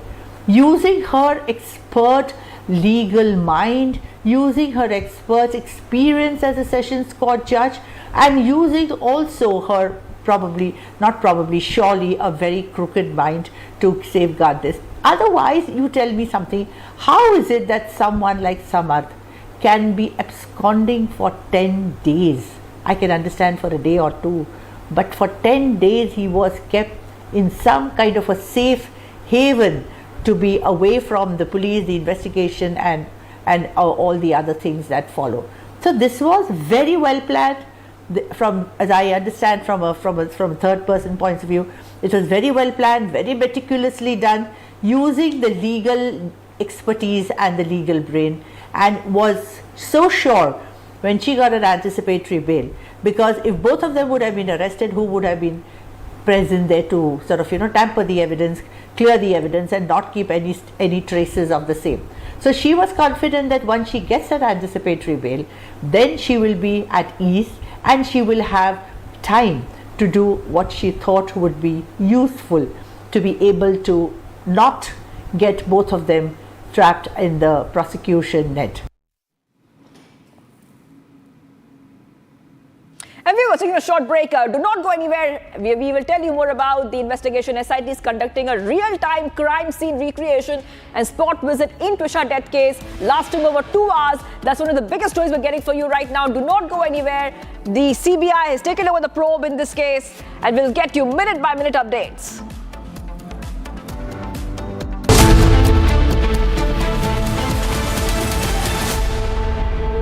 Amity University has one of India's largest merit scholarship programs for brilliant students. Over 9,000 students with 90% plus in their 12th boards are currently at Amity, benefiting from the culture of academic excellence and focus on research and innovation. To be with like-minded students who want to be successful, apply at amity.edu/scholarships. Pure suji pasta उबालो मिलाओ और खाओ 8 minute में तैयार क्या taste है सबका राजा R pure masala AU current account के साथ मिलता है free UPI QR overdraft facility और एक ही ऐप से बैंक के सारे काम AU सोच बदलो और बैंक भी प्यास बुझाए ठंडक लाए सबको भाए जीरा से MTH का जल जीरा जीरा से जीरा से असली रिफ्रेशिंग, असली स्वाद, असली मजा. In fact, very often I believe the only way to get justice in India is a media trial. So there's no reason for the media, if it's doing a good job of a media trial, to be on the back foot. In fact, the courts should stop making these overarching remarks about media trial and contemplate about one very basic thing. With the greatest of respect to the courts, when the other institutions fail, when people get let down by the system, when even the judiciary does not seem to be listening or raising a noise about issues, like in the case of Twisha Sharma, who does the public look to for justice, for raising their voice, for bringing something that's utterly false, illegal or wrong to public attention? It is only and only the media. And today, therefore, we are doing a media trial in this specific case, ladies and gentlemen, of Twisha Sharma, the 33.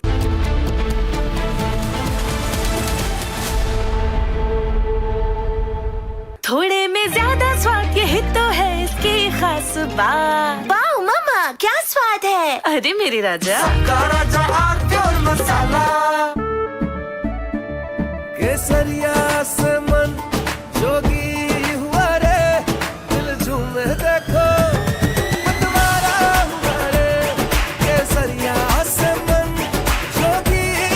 हर पल मनाओ केसरी त्योहार. विमल, बोलो जुबान केसरी. प्यास बुझाए ठंडक लाए सबको भाए जीरा से MTH का जल जीरा जीरा से. जीरा से असली रिफ्रेशिंग, असली स्वाद, असली मजा. MTH.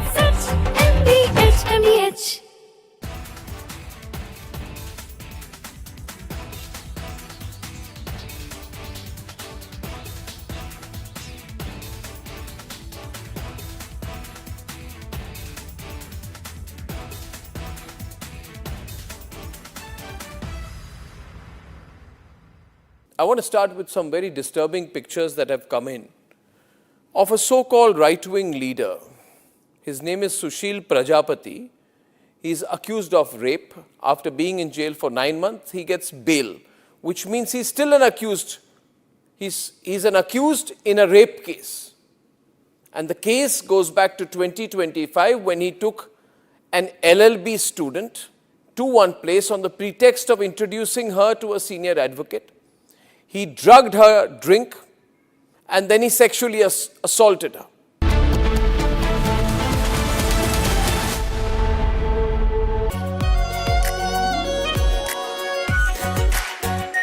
Our pure Shahi Paneer Masala.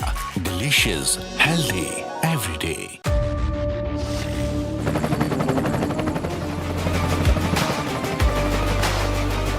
director, the taste of success. R pure suji pasta उबालो मिलाओ और खाओ 8 मिनट में तैयार। क्या टेस्ट है सबका राजा R pure masala.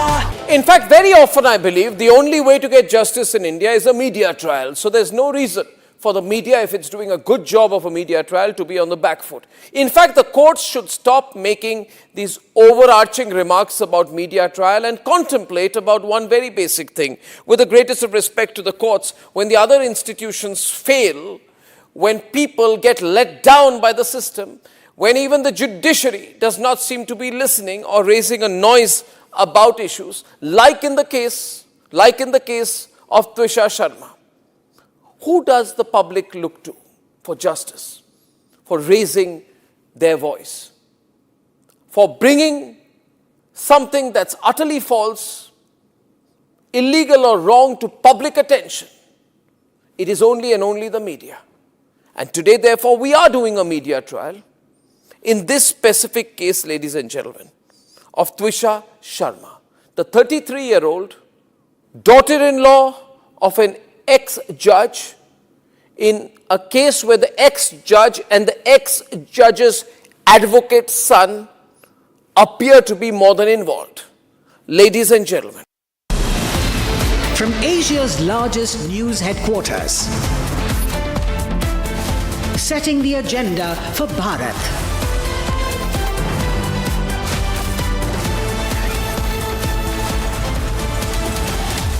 You're watching Republic.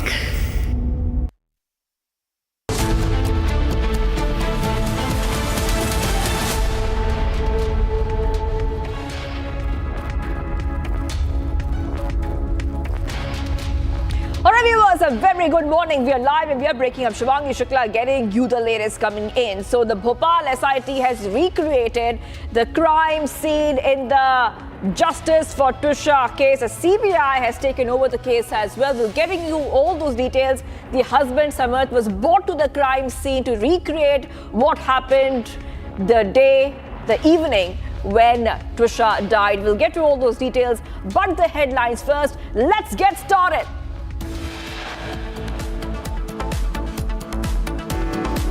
Karnataka CM Siddaramaiah, Deputy CM D.K. Shivakumar in Delhi. Congress High Command firefights Karnataka leadership issue again. CBI registers new case in Twisha's death. Complaint states Twisha was subjected to continuous mental and physical harassment.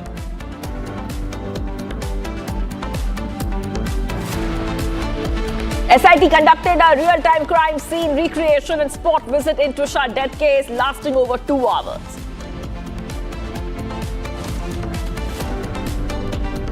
External Affairs Minister Jay Shankar hosts Quad foreign ministers meeting today. Foreign ministers from US, Japan and Australia to hold joint press meeting with Jay Shankar. Delhi Gymkhana Club moves Delhi High Court against central government order to vacate 27.3-acre premises.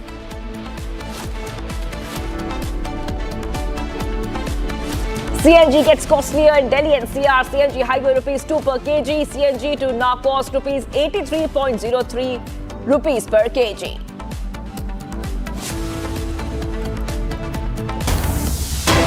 Alright viewers, getting you big breaking news coming in, and we are telling our viewers that once again lapses are being seen here in the investigation into the Twisha death case. Belt not produced even during the second autopsy. Police negligence has once again come to light in the Twisha case. According to sources, even the team from AIIMS Delhi, which arrived to conduct a second post-mortem, was not shown the belt allegedly used in the suicide. The police informed the AIIMS team that the belt was currently with the forensic unit.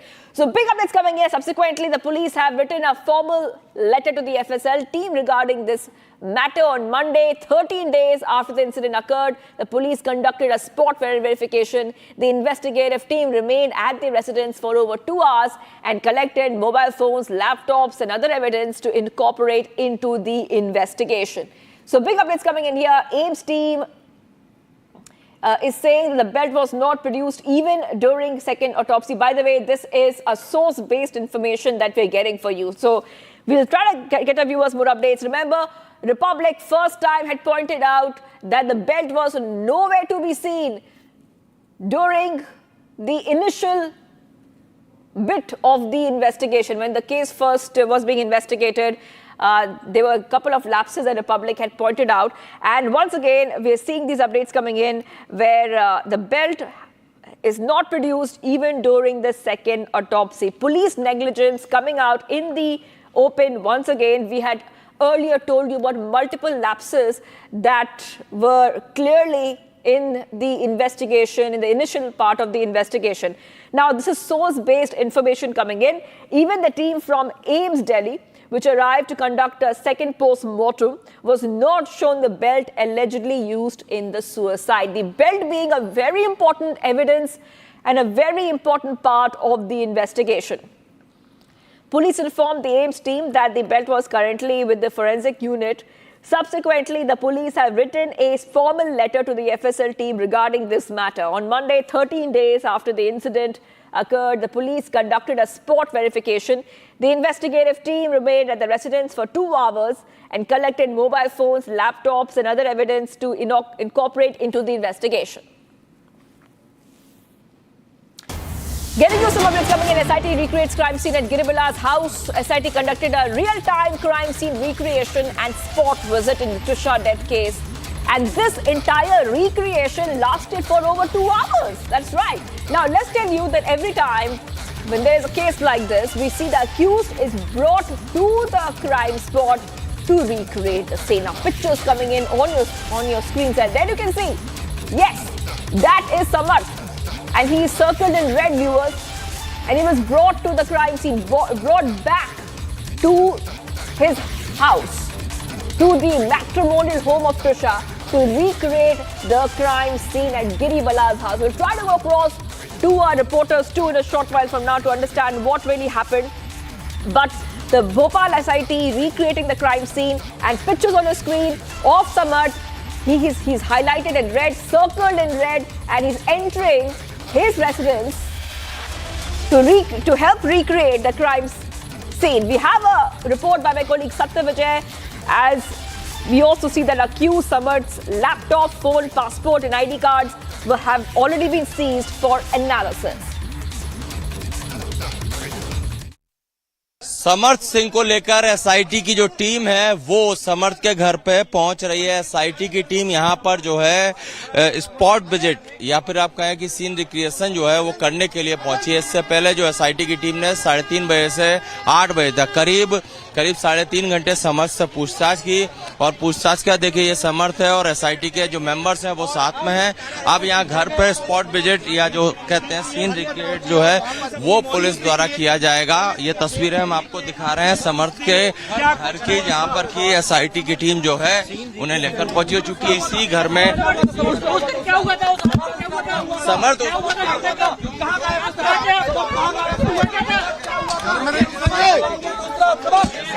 Team है वो यहाँ पर जो है समर्थ का ही घर है, यहाँ पर लेके पहुंची है। गिरिबाला सिंह भी यहीं रहती है जो को एक्यूज्ड हैं। और इसी घर की छत पर जो शेड है जहाँ पर कि एक टेम्परेरी जिम बना हुआ है, उसी जगह पर जो है तुइसा फांसी पे लटकी मिली थी। और इसीलिए यहाँ पर स्पॉट विजिट जो पुलिस की एक प्रक्रिया होती है, सीन रिक्रिएशन भी इसे कह सकते हैं, वो करने जो है एसआईटी की टीम पहुंची है। मैंने जैसा कि बताया कि इससे पहले 3:30 बजे से लेकर 8 बजे तक समर्थ से पूछताछ की। पूछताछ में कई चीजें सामने आई, जैसे कि समर्थ ने बताया कि उसने फरारी सीहोर में काटी थी। दूसरी तरफ और भी कुछ चीजें हैं जैसे कि समर्थ ने जो इन्वेस्टिगेशन में बताई। लेकिन ये सबसे महत्वपूर्ण सीन होता है क्योंकि सीबीआई किसी भी वक्त केस को टेक ओवर कर सकती है। और उससे पहले जो एसआईटी है जो इस मामले में जांच के लिए बनाई गई थी वो यहाँ पर स्पॉट विजिट या सीन रिक्रिएशन करने पहुंची है। गिरवाला सिंह का घर है, इसी घर में छत पर जो शेड है वहां पर जो तुइसा है उसकी फांसी पर लटकी हुई डेड बॉडी मिली थी, जिसे बाद में एम्स ले जाया गया और उसके बाद से पूरा मामला संदेह के घेरे में आया। परिवार के जो तुइसा के परिवार के जो आरोप थे उसके बाद सेकंड पीएम कराया गया और मामले में सुप्रीम कोर्ट तक को संज्ञान लेना पड़ा और अब इस मामले की इन्वेस्टिगेशन आगे सीबीआई को करना है। समर्थ सिंह को लेकर एसआईटी की जो टीम है वो समर्थ के घर पे पहुंच रही है। एसआईटी की टीम यहां पर जो है स्पॉट विजिट या फिर आप कहें कि सीन रिक्रिएशन जो है वो करने के लिए पहुंची है। इससे पहले जो एसआईटी की टीम ने 3:30 बजे से 8 बजे तक करीब 3.5 घंटे समर्थ से पूछताछ की और पूछताछ का देखिए ये समर्थ है और एसआईटी के जो मेंबर्स हैं वो साथ में हैं।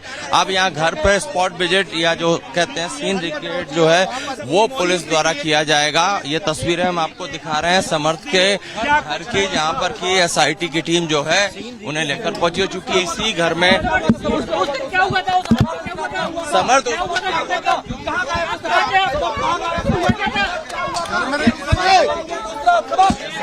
टीम है वो यहाँ पर जो है समर्थ का ही घर है, यहाँ पर लेके पहुंची है। गिरिवाला सिंह भी यहीं रहती है जो को एक्यूज है और इसी घर की छत पर जो शेड है जहाँ पर कि एक टेम्परेरी जिम बना हुआ है उसी जगह पर जो है तुइसा फांसी पे लटकी मिली थी और इसीलिए यहाँ पर स्पॉट विजिट जो पुलिस की एक प्रक्रिया होती है, सीन रिक्रिएशन भी इसे कह सकते हैं, वो करने जो है एसआईटी की टीम पहुंची है। मैंने जैसा कि बताया कि इससे पहले 3:30 बजे से लेकर 8 बजे तक समर्थ से पूछताछ की। पूछताछ में कई चीजें सामने आई, जैसे कि समर्थ ने बताया कि उसने फरारी सीहोर में काटी थी।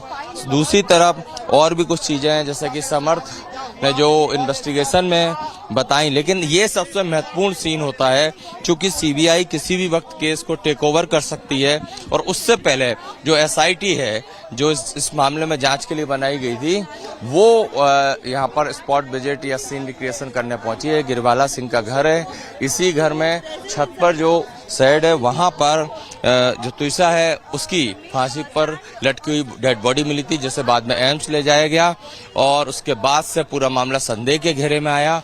परिवार के जो तुइसा के परिवार के जो आरोप थे उसके बाद सेकंड पीएम कराया गया और मामले में सुप्रीम कोर्ट तक को संज्ञान लेना पड़ा और अब इस मामले की इन्वेस्टिगेशन आगे सीबीआई को करना है।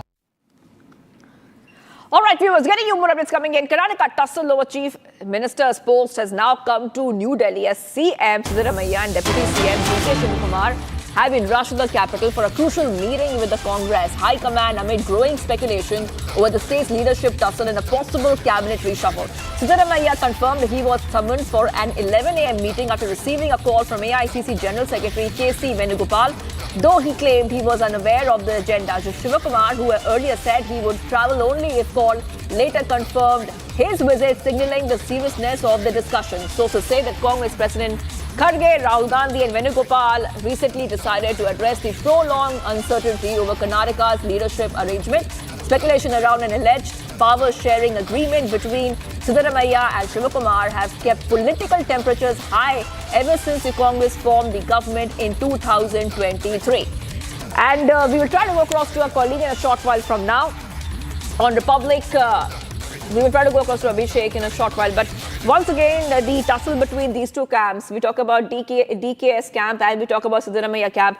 The tussle between these two camps once again has led to the High Command intervening in this case. So now we will be getting our viewers more updates as we'll try to go across to our colleague once again to understand what the latest is. But once again, these two camps are really not getting along well, because we see that both these camp leaders, with Siddaramaiah, D.K. Shivakumar, landing in Delhi, and we are still waiting for what this meeting with the High Command would be about. So huge political buzz that there could be a change in leadership. Now, that's a buzz that we have been speculating about for a while now.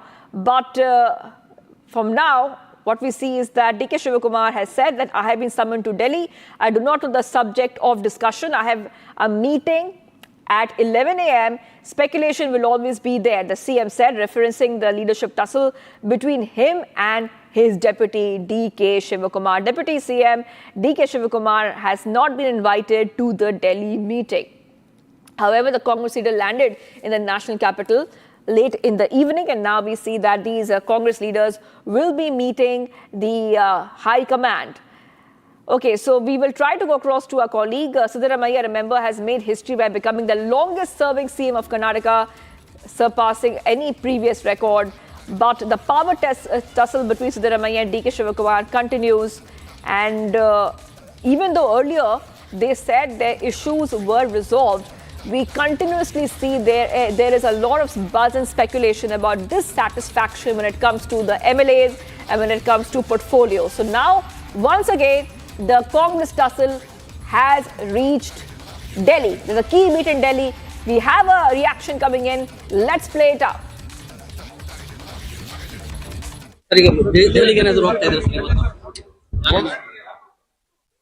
ಕೆಲವು ಸಂದರ್ಭದಲ್ಲಿ ಹೋಗ್ಬೇಕಾಗ್ತದೆ, ಹೋಗ್ತಾ ಇದ್ದೀನಿ.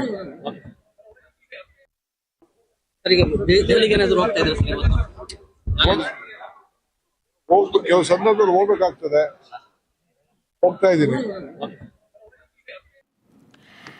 Yes, so Siddaramaiah and DK has Capt to meet Congress High Command, and now we see that Congress tussle has now reached the national capital. We'll try to go across to our colleague in a short while. Yes, we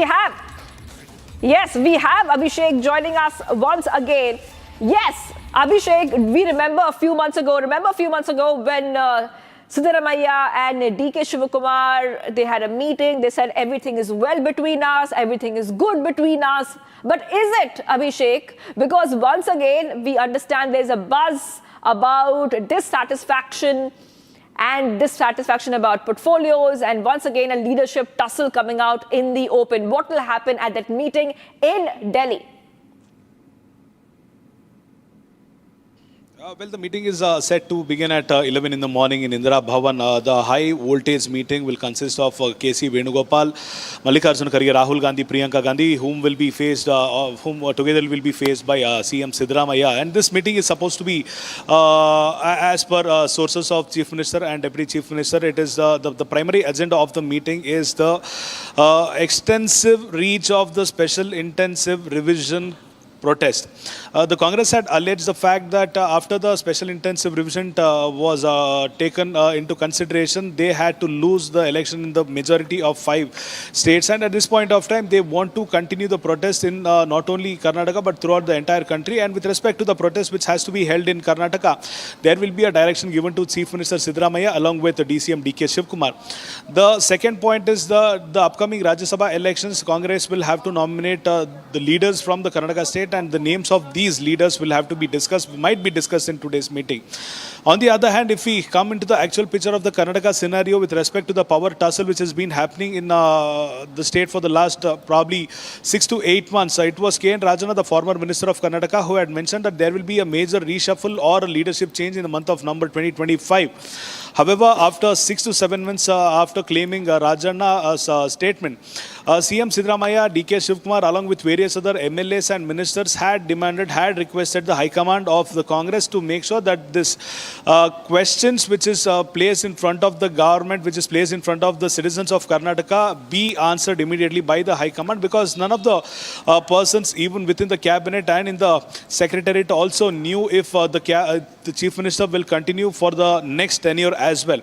Initially, there was a saying or a rumor that the CM and the DCM had agreed upon the power sharing ratio as a T20 pattern, where 2.5 years of the first term will be taken over by Chief Minister Siddaramaiah, and the next 2.5 years will be taken over by D.K. Shivakumar as a Chief Minister. However, this decision hasn't been brought into the force, is what the closest aides of D.K. Shivakumar mentioned to the media. On the other hand, the closest aides and the loyalists of CM Siddaramaiah press on the fact fact that CM Siddaramaiah be continued as the Chief Minister because there is no anti-incumbency against the governance of CM Siddaramaiah. And there is no reason, no practical reason, no technical reason as to why CM Siddaramaiah has to step down from the position of Chief Minister. However, the High Command is yet to give out a statement if there is going to be a leadership change. Even before the meeting at Indira Bhavan, which is supposed to start at 11, the loyalists of CM Siddaramaiah, H.C. Mahadevappa, Satish Jarkioli, Dr. G. Parmeshwar, M.B. Patil, M.R. Sitaram, B.K. Hari Prasad, and various other leaders have already assembled within the fourth floor of Karnataka Bhavan, where CM is actually waiting. He's getting ready to move to the Indira Bhavan for the meeting, which has been set at around 11 in the morning.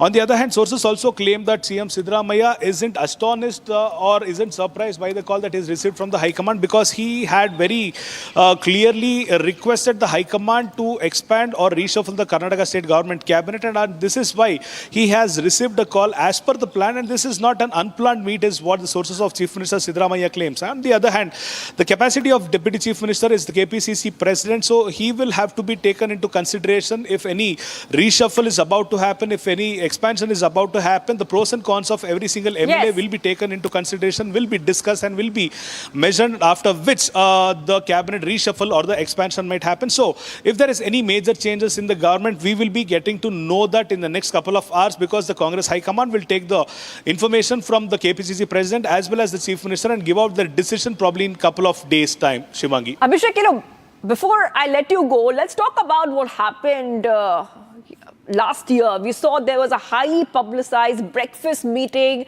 There was a truce between D.K. Shivakumar and Siddaramaiah. They put out a united face together. But what happened now? What happened now, Abhishek? Why is there one more feud out in the open in the Karnataka Congress leadership? Couple of the social media messages we'll have to remember is D.K. Shivakumar posting on social media saying the world power is world power. Indirectly mentioning the fact that CM Siddaramaiah and he had agreed upon a promise which had been broken by CM Siddaramaiah. So indirectly meaning to say that CM Siddaramaiah was not ready to give up on the chair of Chief Minister, even after having a closed-door conversation where he promised that he would be giving up on the chair. And we shouldn't forget the fact that the entire scenario of the Karnataka government changed when the former minister K.N. Rajanna mentioned the media that there is something big going to happen in the Karnataka state government, indirectly hinting at either cabinet reshuffle or expansion or the change of chief minister in the state of Karnataka. After which the High Command decided to throw out K.N. Rajanna from the cabinet of Karnataka state government. So he had to be de-escalated or he had to be removed from the cabinet because he made a direct remark on the government. The fact started where K.N. Rajanna had mentioned this was only a rumor until when CM Siddaramaiah and D.K. Shivakumar, the loyalists of both these leaders, started fighting directly in front of the media, in social media and various other platforms, after which D.K. Shivakumar and CM Siddaramaiah had been directed by the High Command of Congress that all of these disturbances will have to be cleared among the lower level and the mid-level by the leaders themselves, and after which there was a breakfast meeting organized in Chief Minister Siddaramaiah's house on the first note, and in the next couple of days, it was CM Siddaramaiah who visited D.K. Shivakumar's private residence in Sadashiv Nagar. And both these leaders mentioned to the media that they are united, they are working towards the government, they are working towards the betterment of the people, they have no differences at all. And also they mentioned the fact the blame had been put on the media, stating that the entire controversy had been created by media and not by the government itself. So this very clearly indicates that they had received a message from the High Command to put the blame on the media. They had also mentioned the fact that they are together, they are working like two horses which are of the government, and they will make sure that the entire cabinet will continue. Abhishek, I'll come back to you. Abhishek, I'll come back to you. I'm getting some breaking news coming in. Thank you, Abhishek. Keep tracking that development for us. I have to move ahead because I'm getting some updates. We are waiting for the joint conference of the Quad foreign ministers. Remember, India is hosting this very important Quad meeting, and US Secretary of State Marco Rubio has said that the Quad groupings is evolving from a discussion platform into an action-oriented strategic partnership, emphasizing cooperation on security, energy, humanitarian response, and supply chains. Now, we will be getting our viewers more updates because this is a big conference, and a short while back we saw that External Affairs Minister Jay Shankar spoke, and he has sent a very strong message. Let's play out what the External Affairs Minister Jai Shankar said.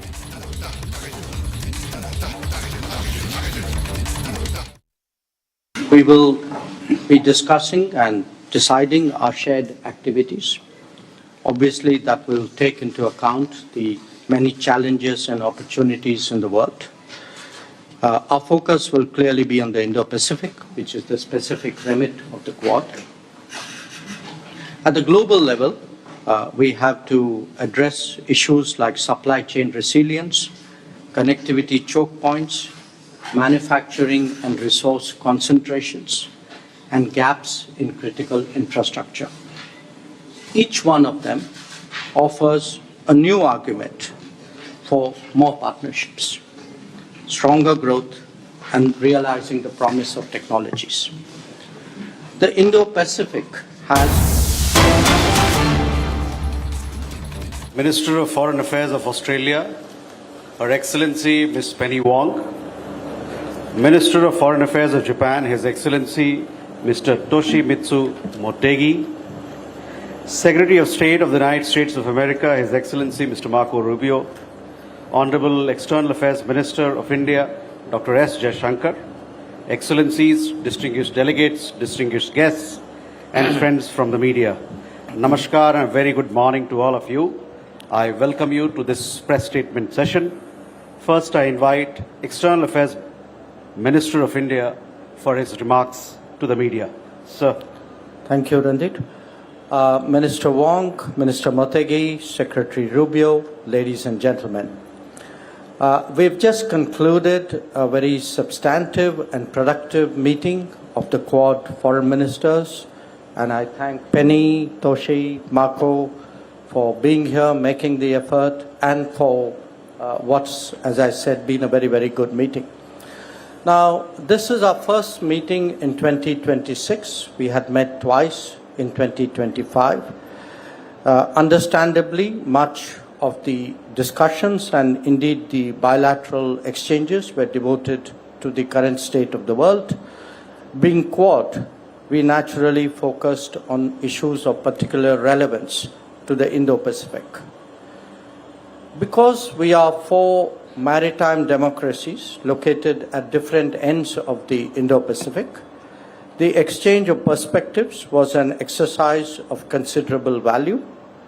The maritime domain has seen a steady expansion of collaboration, including surveillance and domain awareness, logistics network, undersea cables, training, capacity building, and HADR activities.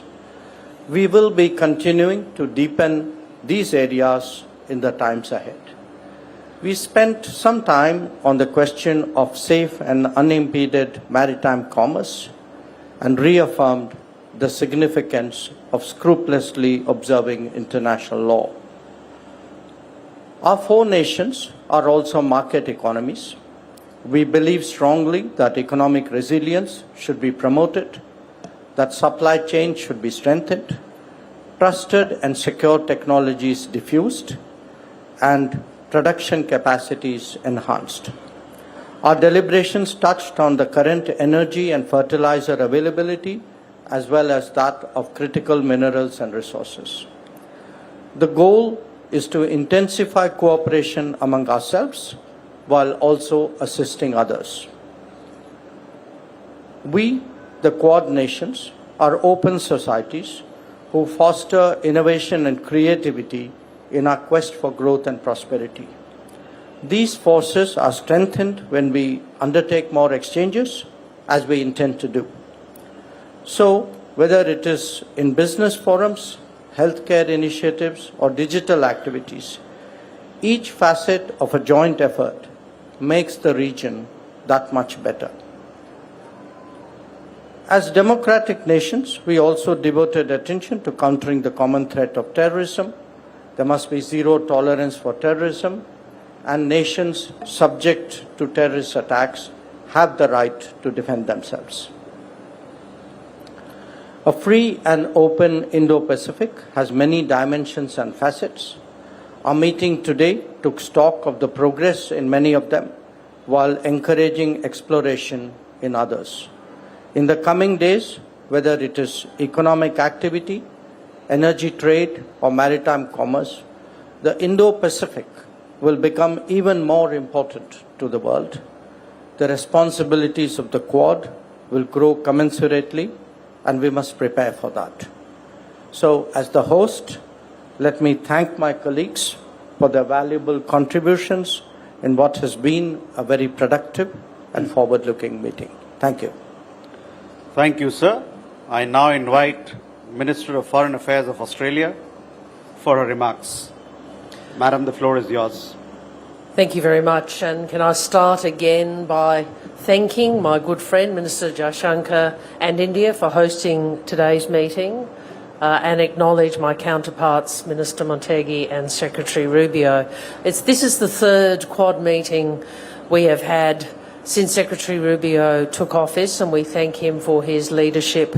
And as we also acknowledge Minister Motegi, who has been part of the Quad since the very beginning. And at every meeting that we have had, we have been focused on momentum and on making sure we deliver outcomes which are real, which are meaningful for our people and for the people of the Indo-Pacific. As Minister Jaishankar has said, we recognise our obligation, our responsibility to provide real choices, particularly as strategic circumstances in our region are deteriorating. The region is facing acute economic stress. We know the world is more unpredictable. We know economic volatility is increasing. And we know the consequences for our region of the Iranian closure of the Strait of Hormuz and what that means for our energy security, for our economies and for our people. We recognise the efforts of Secretary Rubio towards a diplomatic resolution to ensure freedom of navigation is restored and crucial energy supply flow, and we recognise the importance of maintaining the principle of freedom of navigation and our opposition to any tolling proposition. The Quad is today taking forward a number of new initiatives, an energy security initiative, and of course our continued work on critical minerals, because we understand that secure and reliable supply chains are a precondition to economic and strategic stability. We are also today announcing the strongest ever commitment from the Quad to the Pacific through the Quad Ports of the Future Partnership, where we are launching a pilot for port infrastructure in Fiji. And I was in Fiji just a couple of weeks ago, and I know how important this will be to that country. It's a practical demonstration of our collective ability to deliver high-quality, resilient infrastructure in partnership with the region and in response to Pacific priorities. In addition, we are focusing on what more we can do to assure a transparent, more secure maritime domain in the Indo-Pacific. This is the context in which freedom of navigation and strategic stability can be operationalised, and you are seeing that we will be coordinating our maritime surveillance efforts initially in the Indian Ocean and at Exercise Malabar through the Indo-Pacific Maritime Surveillance Collaboration Initiative, and we are also expanding the Domain Awareness Initiative to the Indian Ocean. This will enable partners to access near real-time unclassified satellite tracking data to combat illegal fishing, trafficking, and also enable us to better support humanitarian disaster response. A point I do also want to emphasise in terms of outcomes we've delivered to date is that we are delivering as a collective undersea cables to all Pacific Island Forum countries, which enhances economic opportunities. We are also working together to strengthen cooperation against scam centres, particularly in Southeast Asia, building law enforcement capacity and deepening cyber cooperation. These are just some of the measures, practical measures, Quad countries are engaged in. We know we are stronger when we work together.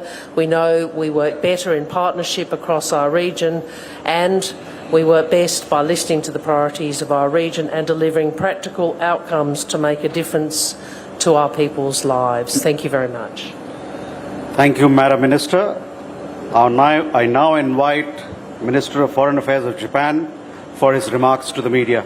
Sir, the floor is yours. Thank you very much. I will speak in Japanese, so could you use headphone? 最初に、日米豪印外相会合をホストしていただいた、シャンカル、外相、J に感謝をいたします。私が初めて日米豪印外相会合に参加したのは、2019年9月の2019 September for the inaugural meeting. You're working on my the headphone back here.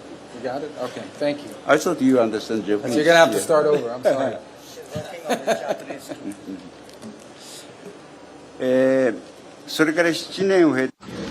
It's been 7 years since then, and I am delighted to see the progress of the Quad cooperation, which is the propellant for realizing the FOIP, or the Free and Open Indo-Pacific.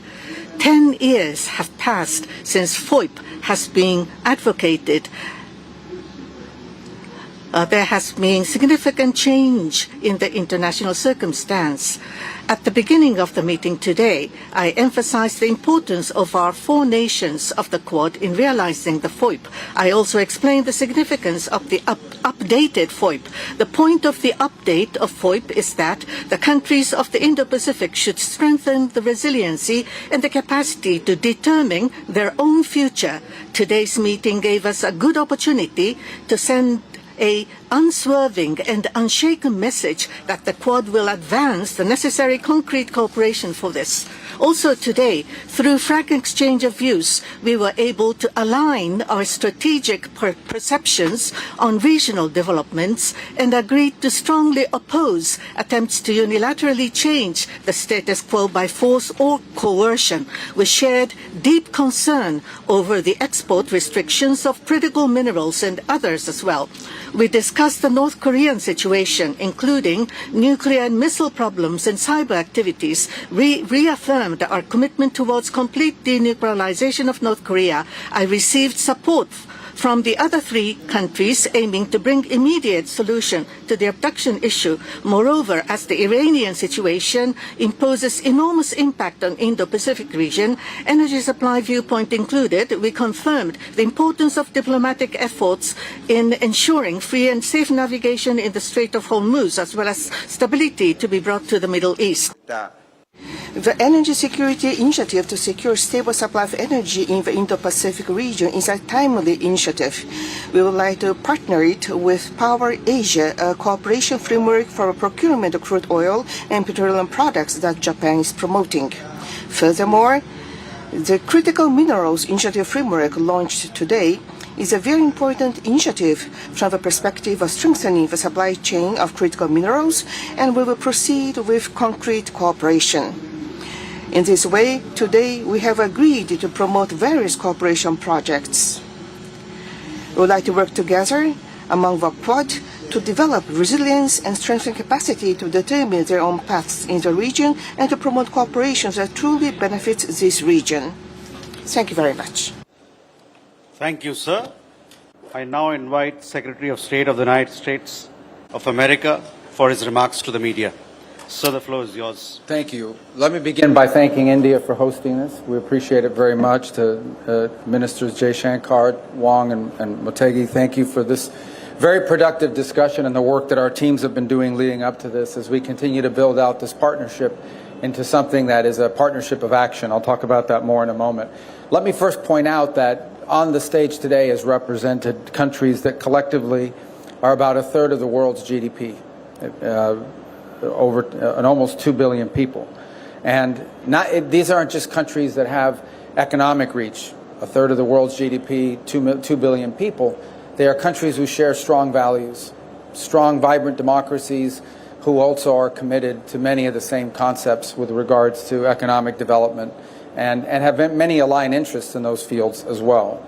And so the goal is to turn the Quad, and 16 months ago, before when I became Secretary of State and we began our conversations, we all agreed that we wanted this gathering, this partnership, to be more than just a place where we got together every now and then and discussed the problems of the world that we held in common, but a place of action, a forum of action where we can begin to turn our collective interests into action to the benefit of the people of our countries, but ultimately to the benefit of many other countries who, around the world who would benefit from some of the things we're working on today. And I'm very happy today that as a result of the work that our teams have been doing leading up to this conversation today and our conversations today, we have real concrete achievables that we can announce to our respective countries and to the world.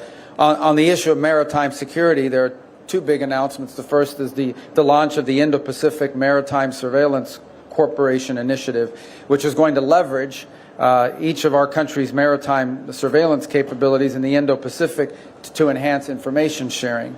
Related to that, of course, is also the expansion of the Indo-Pacific Maritime Domain Awareness Initiative, which provides and can provide near real-time commercial maritime domain awareness data to countries throughout the Indo-Pacific.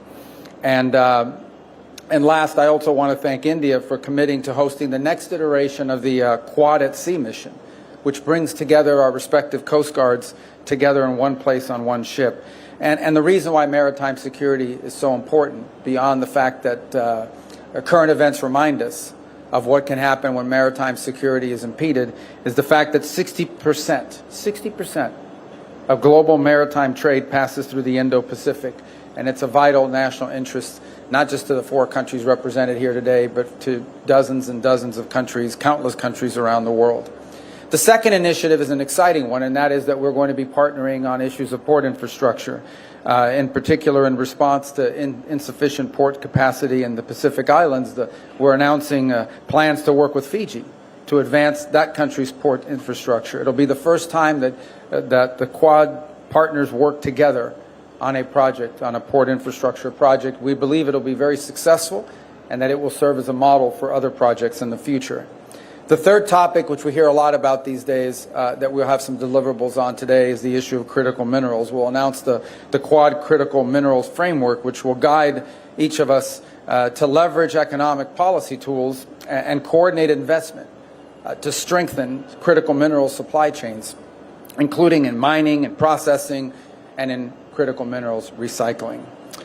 Finally, on energy and fuel security, we'll be announcing the Quad Initiative on Indo-Pacific Energy Security that will help strengthen regional energy resilience. And through this initiative, the partners will work to identify areas of cooperation in technology, in management, and policy, and international market analysis, and emergency response exercises.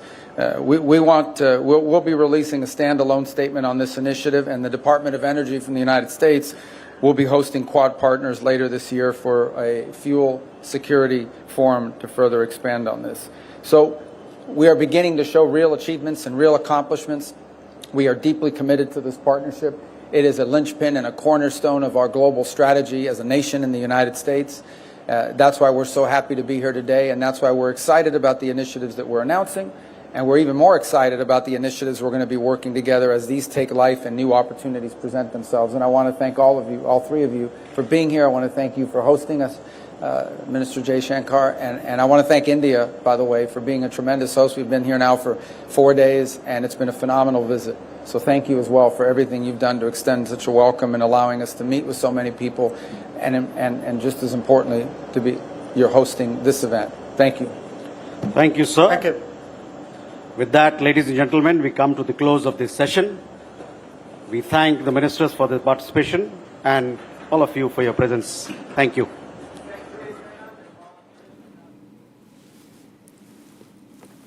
So viewers, that was what we all just witnessed, the joint press meeting of the 4 Quad foreign ministers of India, the US, Australia and Japan. And in all of their individual addresses, the nations really put the focus on navigation freedom, the freedom of navigation, on the energy security, and also a big pivot to the Indo-Pacific and the importance and the trade importance of the Indo-Pacific, and also the nations put forward and opposed the unilateral blockage of any globally important strait or globally important maritime corridors.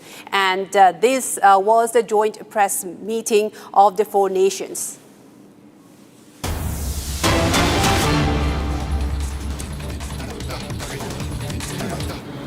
Small scale industries वो भी close हो जाएंगे तो क्या होगा? तो ये एक तरफ तो अनएम्प्लॉयमेंट को बढ़ावा दे रहे हैं, इन्फ्लेशन को बढ़ावा दे रहे हैं, गरीब लोगों को मार रहे हैं. आज सभी क्लास के लोग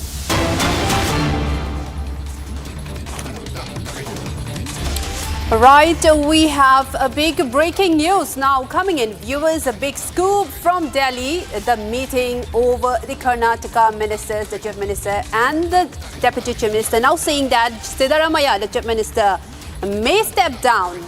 And this is now a big political development in the state of Karnataka over the emerging power tussle, as the chief minister and the deputy chief minister have been summoned by the Congress High Command. And now we are getting reports that Siddaramaiah may be asked to step down. And this is a big development now, viewers, coming in. And there have been an infighting within the Karnataka government. And this is coming after the initial promise that between Siddaramaiah and DKS there would be a shared term in the 5-year term. And now with that failing, they both have been summoned to Delhi to discuss the situation with the Congress High Command. And now we are getting reports that Siddaramaiah, the current chief minister, may be asked to step down. This may change the leadership, in fact, in Karnataka for the remaining almost 2 years now left in the Karnataka's Congress-ruled government term. 2 years left, and now that may be, well, as per the reports we are getting, maybe now we may have a new chief minister installed in Karnataka now after the Congress High Command's directive. In fact, the Karnataka chief minister, Siddaramaiah, may be asked to step down.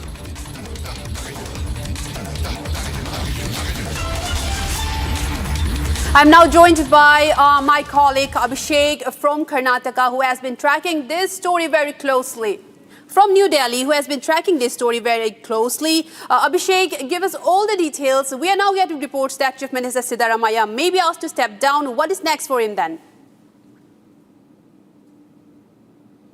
Well, with respect to the speculations that CM Siddaramaiah might step down from the position of Chief Minister is at this point of time far from truth, is what the closest source and the closest aides of CM Siddaramaiah claim, because there is no such talk of CM Siddaramaiah stepping down from the position of Chief Minister, because there is no anti-incumbency against his governance in the state of Karnataka. On the other hand, we've also seen the loyalists of DCM and the KPCC President DK Shivkumar claiming that there was a pre-agreement even before the government was formed that the T20 format will be followed in the state of Karnataka, meaning to say that the first 2.5 years of the entire 5-year government will be thrown as the Chief Minister by Siddaramaiah, and the second term will be taken over by DCM DK Shivkumar. And we are at the 3-year milestone of the Karnataka state government, where CM Siddaramaiah hasn't given up upon the Chief Minister's position to DK Shivkumar, if there was any agreement as so which had happened even before the existence of the Congress government, or probably even before the formation of the Congress government. And the latest update is that the High Command had telephoned the KC Venugopal had telephoned CM Siddaramaiah along with the DCM DK Shivkumar on 2 separate calls to invite them to Delhi to have a conversation with the High Command to get clarifications over various other issues that have been prevailing in the state of Karnataka, be it the tickets which are supposed to be announced for the positions of members of legislative councils, be it the Rajya Sabha tickets, be it the cabinet expansion or the reshuffling. And at this point of time, the sources of the High Command also say that there might be a place where the High Command might discuss about the cabinet, the leadership change as well, to which the loyalists of CM Siddaramaiah have very clearly pressed upon the fact and reiterated on the importance of him continuing as the Chief Minister for the betterment of the people of Karnataka.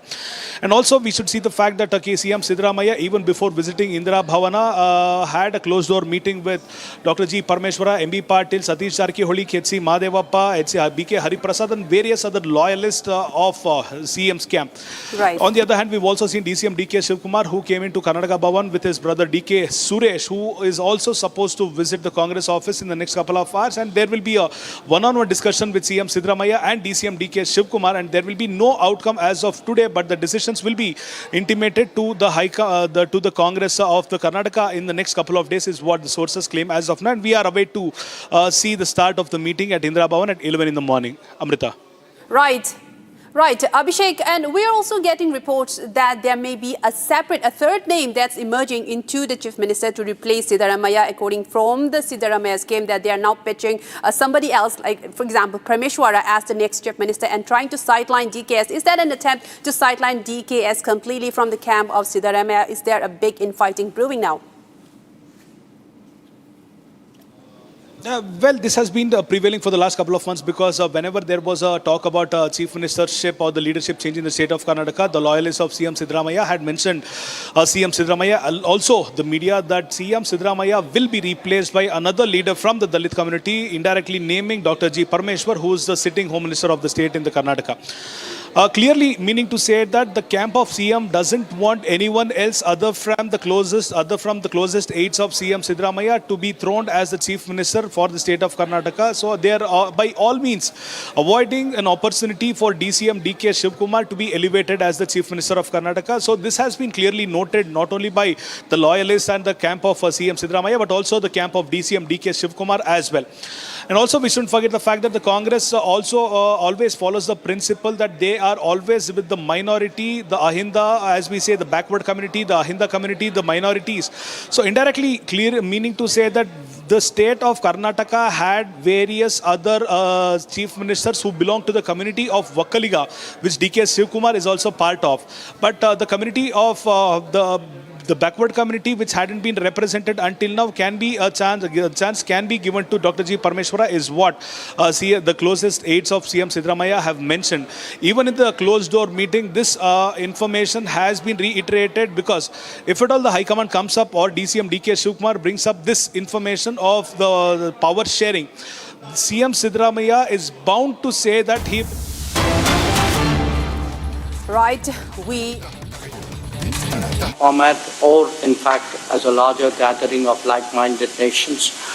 It is clearly something very timely, something very important, something very critical.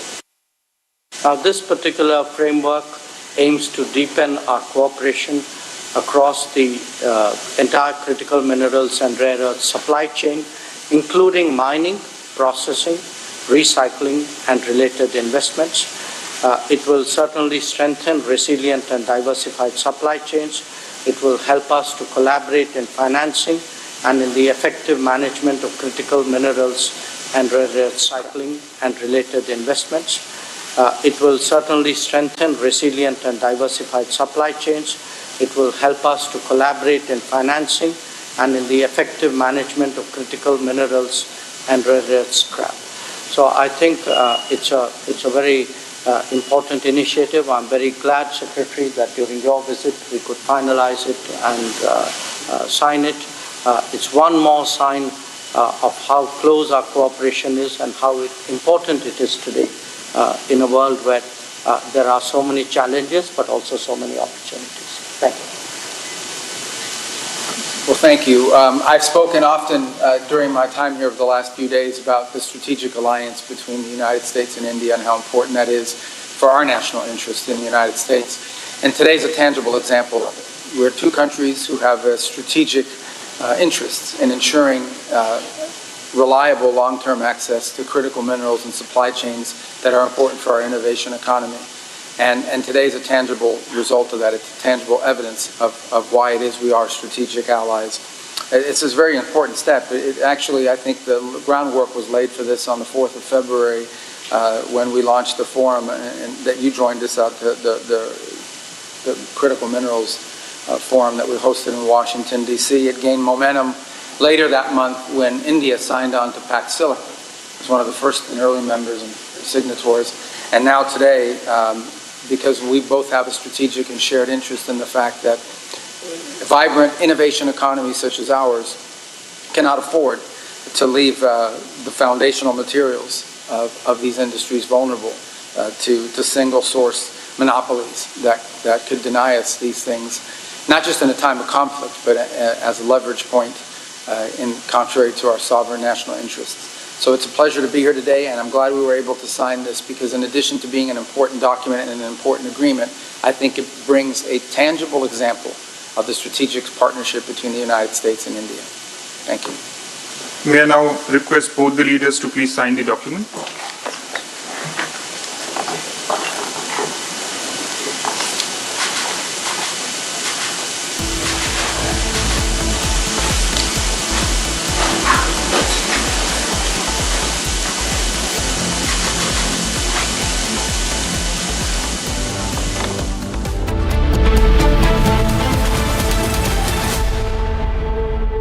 थोड़े में ज्यादा स्वाद यही तो है इसकी खास बात। वाओ मामा, क्या स्वाद है? अरे मेरे राजा, राजा और मसाला। केसरिया से मन जोगी हुआ रे, दिल झूमे देखो मतवारा हुआ रे। केसरिया से मन जोगी हुआ। हर पल मनाओ केसरी त्योहार। विमल, बोलो जुबान केसरी। चमकी चाट से क्या बना है? सैंडविच, लस्सी और छाछ। हर घूंट में चमकी चाट। ड्राई फ्रूट और दही बड़े। चमकी चाट से स्वाद बढ़े। असली स्वाद सिर्फ चंकी चाट।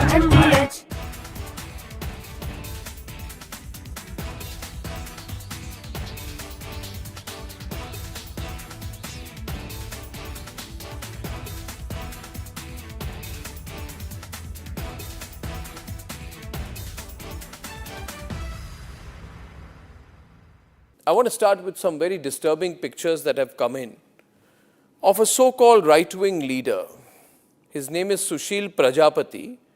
He's accused of rape. After being in jail for 9 months, he gets bail, which means he's still an accused.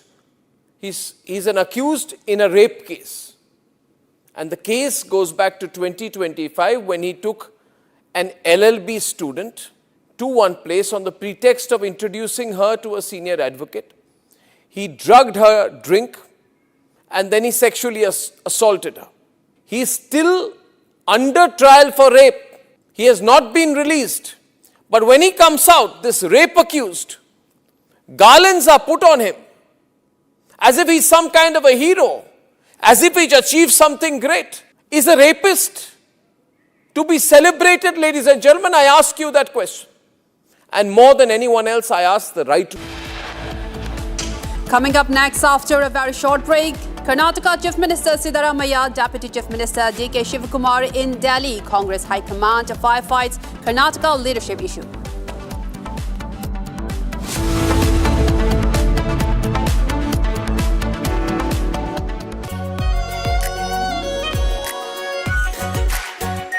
Are pure shahi paneer masala, delicious, healthy everyday.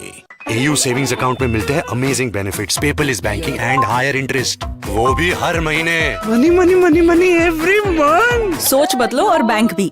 Are pure suji pasta, उबालो, मिलाओ और खाओ। 8 मिनट में तैयार। क्या टेस्ट है, सबका राजा R pure masala. In fact, very often I believe the only way to get justice in India is a media trial. So there's no reason for the media, if it's doing a good job of a media trial, to be on the back foot. In fact, the courts should stop making these overarching remarks about media trial and contemplate about one very basic thing.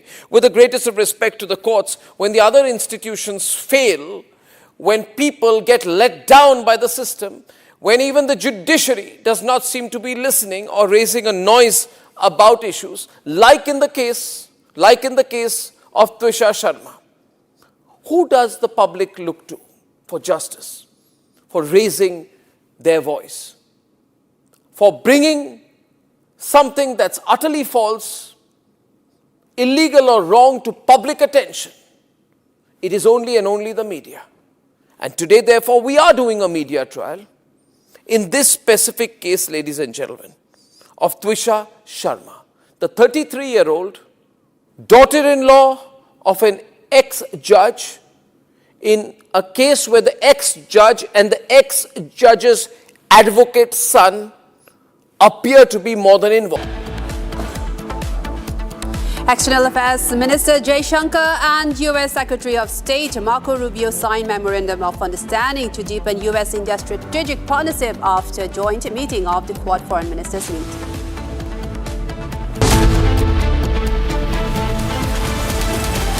थोड़े में ज्यादा स्वाद यही तो है इसकी खास बात। वाओ मामा क्या स्वाद है? अरे मेरी राजा राजा और मसाला।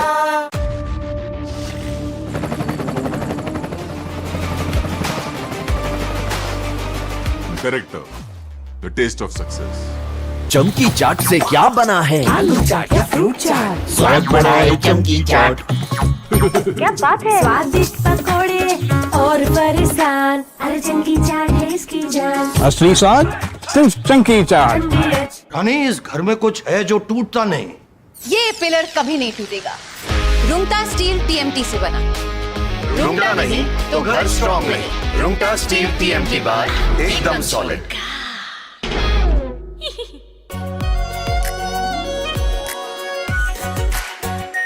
Are pure shahi paneer masala, delicious, healthy every day.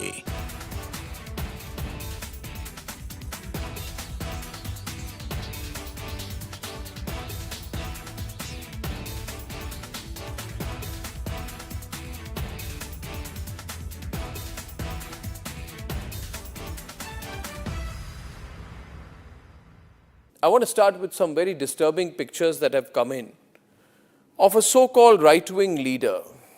His name is Sushil Prajapati. He is accused of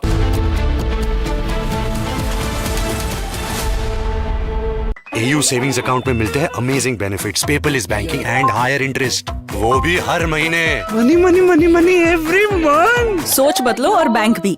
चमकी चाट से क्या बना है? सैंडविच लस्सी और छाछ। हर घूंट में चमकी चाट। अब बताओ स्वाद आया? आया। असली स्वाद सिर्फ चमकी चाट।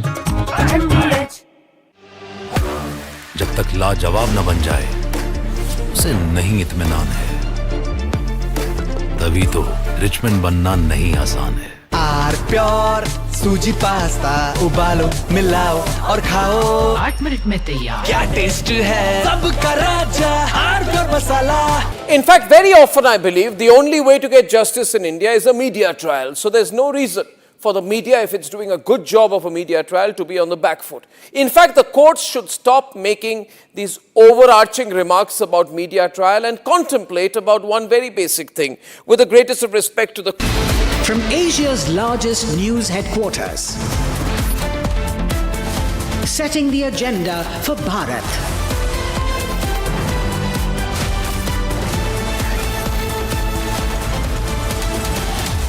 You're watching Republic.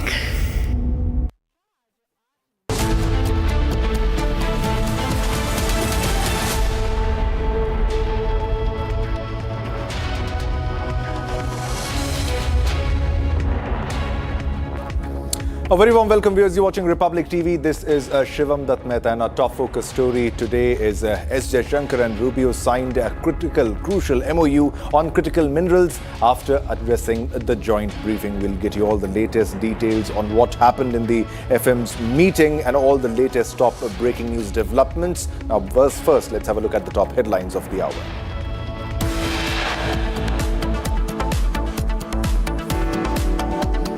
Jaishankar and Rubio signed crucial MOU on critical minerals after addressing joint briefing.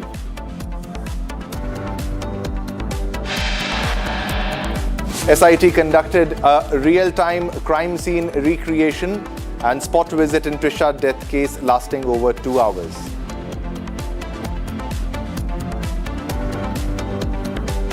Our sources have also informed Republic that the belt that was used in the alleged suicide was not given to the AIIMS Delhi team that performed the second autopsy on Trisha.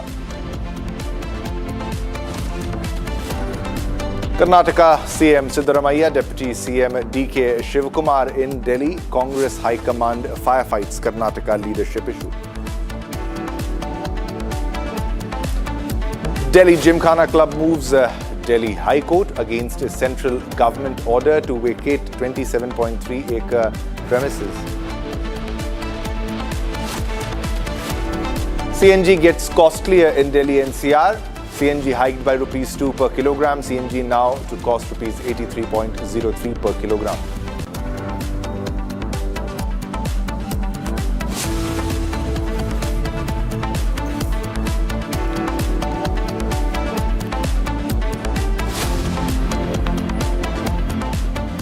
All right, viewers, let's begin this bulletin with a big breaking news development because we have been continuously tracking the tussle which is happening between Siddaramaiah and DKS, and this is the power tussle over the Chief Minister's post, and that is Karnataka tussle over Chief Minister's post has now come to New Delhi as Chief Minister Siddaramaiah and Deputy Chief Minister DK Shivakumar, DKS, have been rushed to the capital for a very crucial meeting with the Congress High Command amid the growing speculation over the state's leadership tussle and a possible cabinet reshuffle that we are looking at.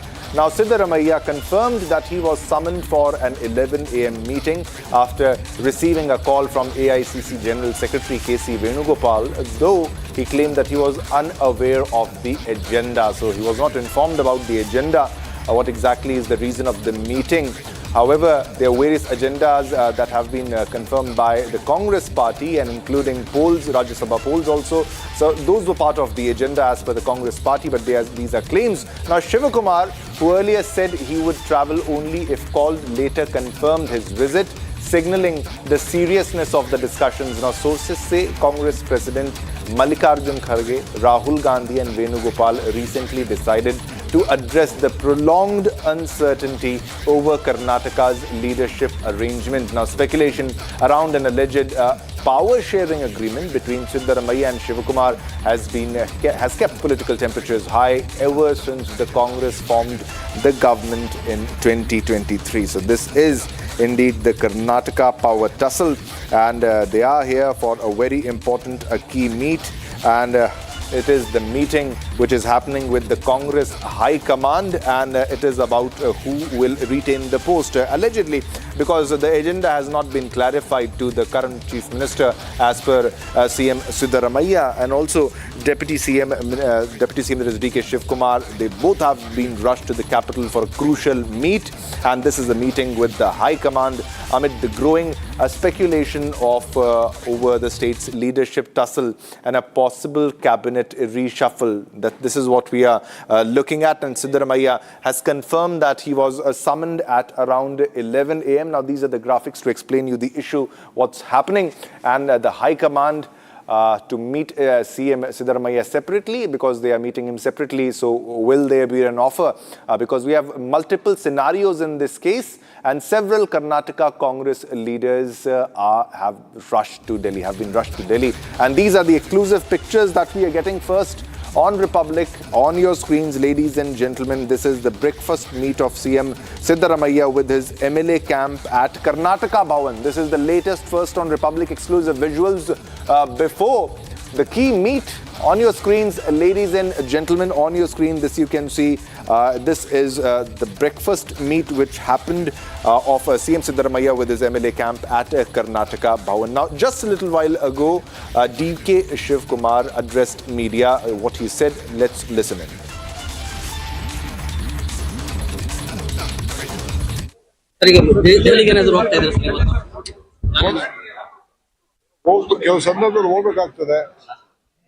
ಹೋಗ್ತಾ ಇದ್ದೀನಿ.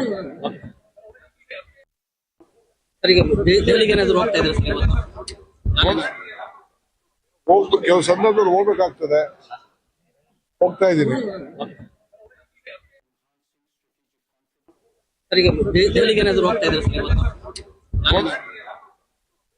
ಕೆಲವು ಸಂದರ್ಭದಲ್ಲಿ ಹೋಗ್ಬೇಕಾಗ್ತದೆ, ಹೋಗ್ತಾ ಇದ್ದೀನಿ.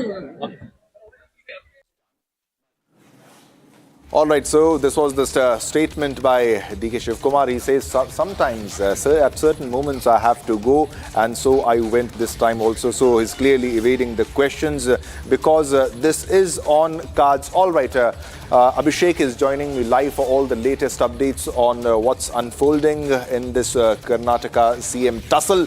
Abhishek, coming to you, what is the latest that you are fetching? Is this about the fight of the CM chair? Because nobody knows about clearly understands the agenda of the meeting, but there are speculations that there will be a power change. Over to you for latest details on this.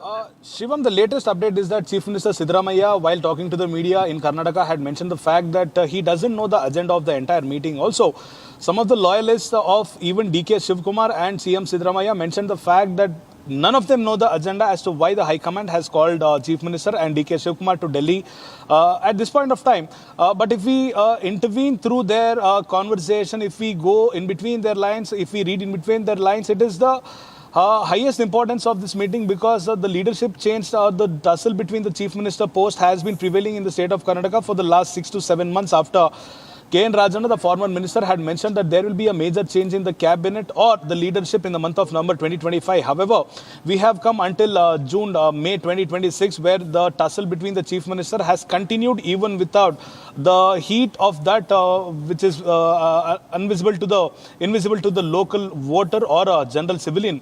The agenda of the meeting might consist of the special intensive revision which the Congress has planned to go against the special intensive revision not only in the state of Karnataka but throughout the country.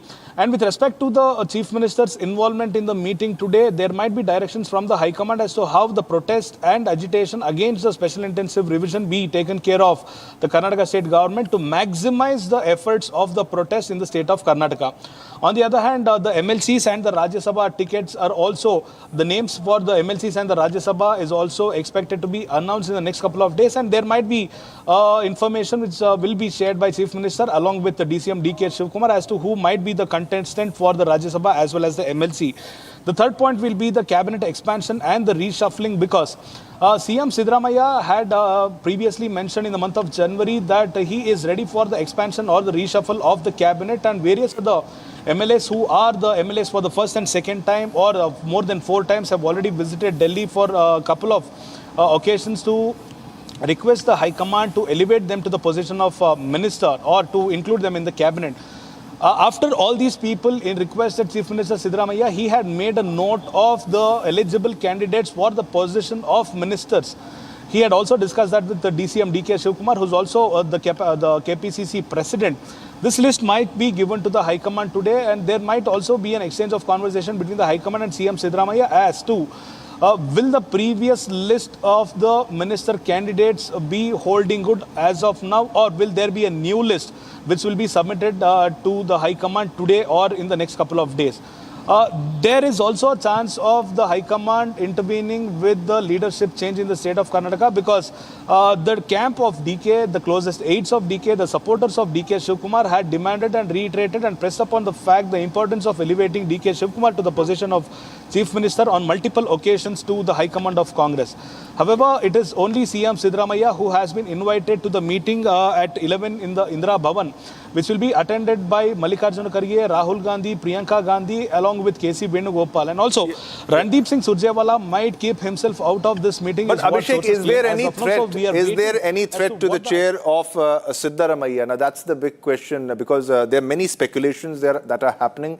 There are many scenarios in this entire case. If you look at the scenario, either because this is on cards that there can be a cabinet reshuffle. Many of the ministers have also reached Delhi. Will there be a cabinet reshuffle in this case? And also, will there be an alternative that will be presented to DK Shivkumar or Siddaramaiah in this case? Is there a possibility of that? Or are you sure that Siddaramaiah is going to retain his chair, his position?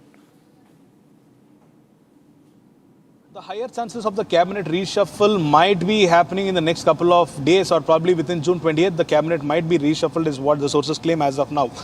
And with respect to the leadership change, the closest aides of CM Siddaramaiah have mentioned off the record that CM Siddaramaiah will continue as the Chief Minister of Karnataka. If at all, the High Command of Congress demands that CM Siddaramaiah step down from his position, he will not accept in the immediate cause.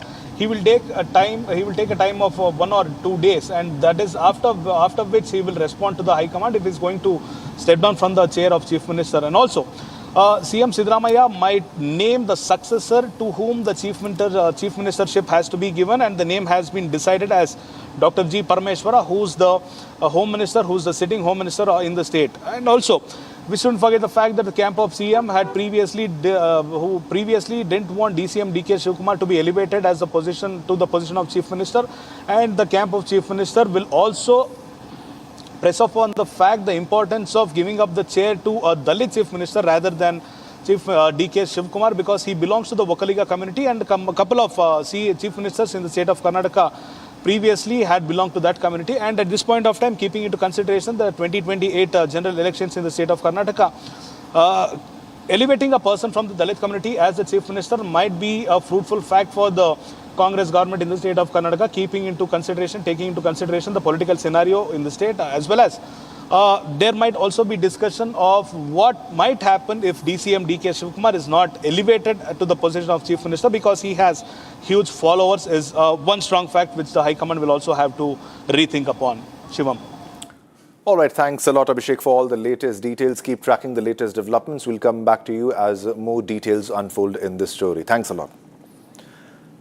All right, viewers, now let's move on to another top story. Now, in a major development in the Trisha Sharma death case, retired Judge Giribala Singh, Trisha's mother-in-law, has sought an adjournment in the Madhya Pradesh High Court. Her legal team claims they did not duly receive the petition filed by Trisha's family seeking the cancellation of anticipatory bail. Delay comes amid intense scrutiny as the High Court was set to hear bail cancellation arguments from both the family and the state of Madhya Pradesh. Meanwhile, Trisha's family has expressed satisfaction after the Supreme Court took suo motu cognizance of the case. Advocate Anurag Srivastav, representing the family, stated they welcome the Apex Court's intervention, the completion of the second post-mortem by an AIMS team, and the MP government's recommendation for a CBI probe. Watch this report for more information. I'm not saying it could be the Supreme Court's view.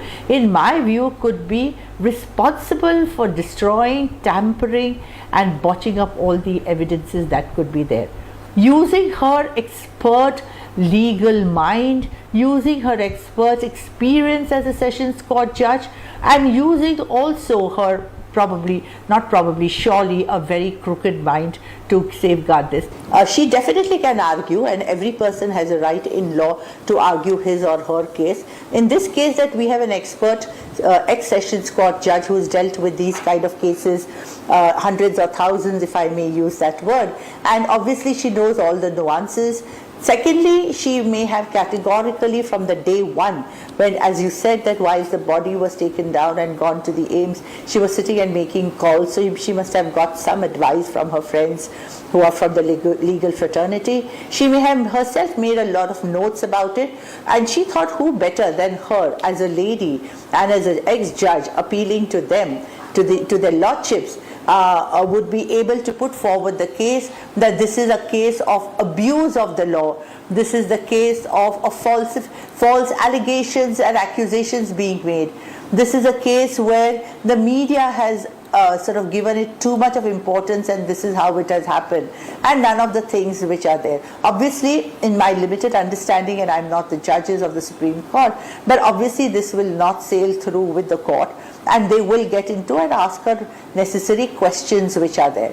So I think this is something that the Supreme Court, which has taken suo motu cognizance of the severity of the case and the mismanagement and the complete botching up of all the evidences, is something which is going to be an eye-opener, not in the annals of justice and judiciary, but I would also say should, in some case, serve as a deterrent for anybody who is ever going to try such kind of things, because you cannot escape the long arm of the law. The role of the ex-judge Giribala ji would be also questioned, in the sense that not only was she an active accomplice, as one would call it, but also was, in my view, and this is my limited view, I'm not saying it could be the Supreme Court's view, in my view could be responsible for destroying, tampering, and botching up all the evidences that could be there.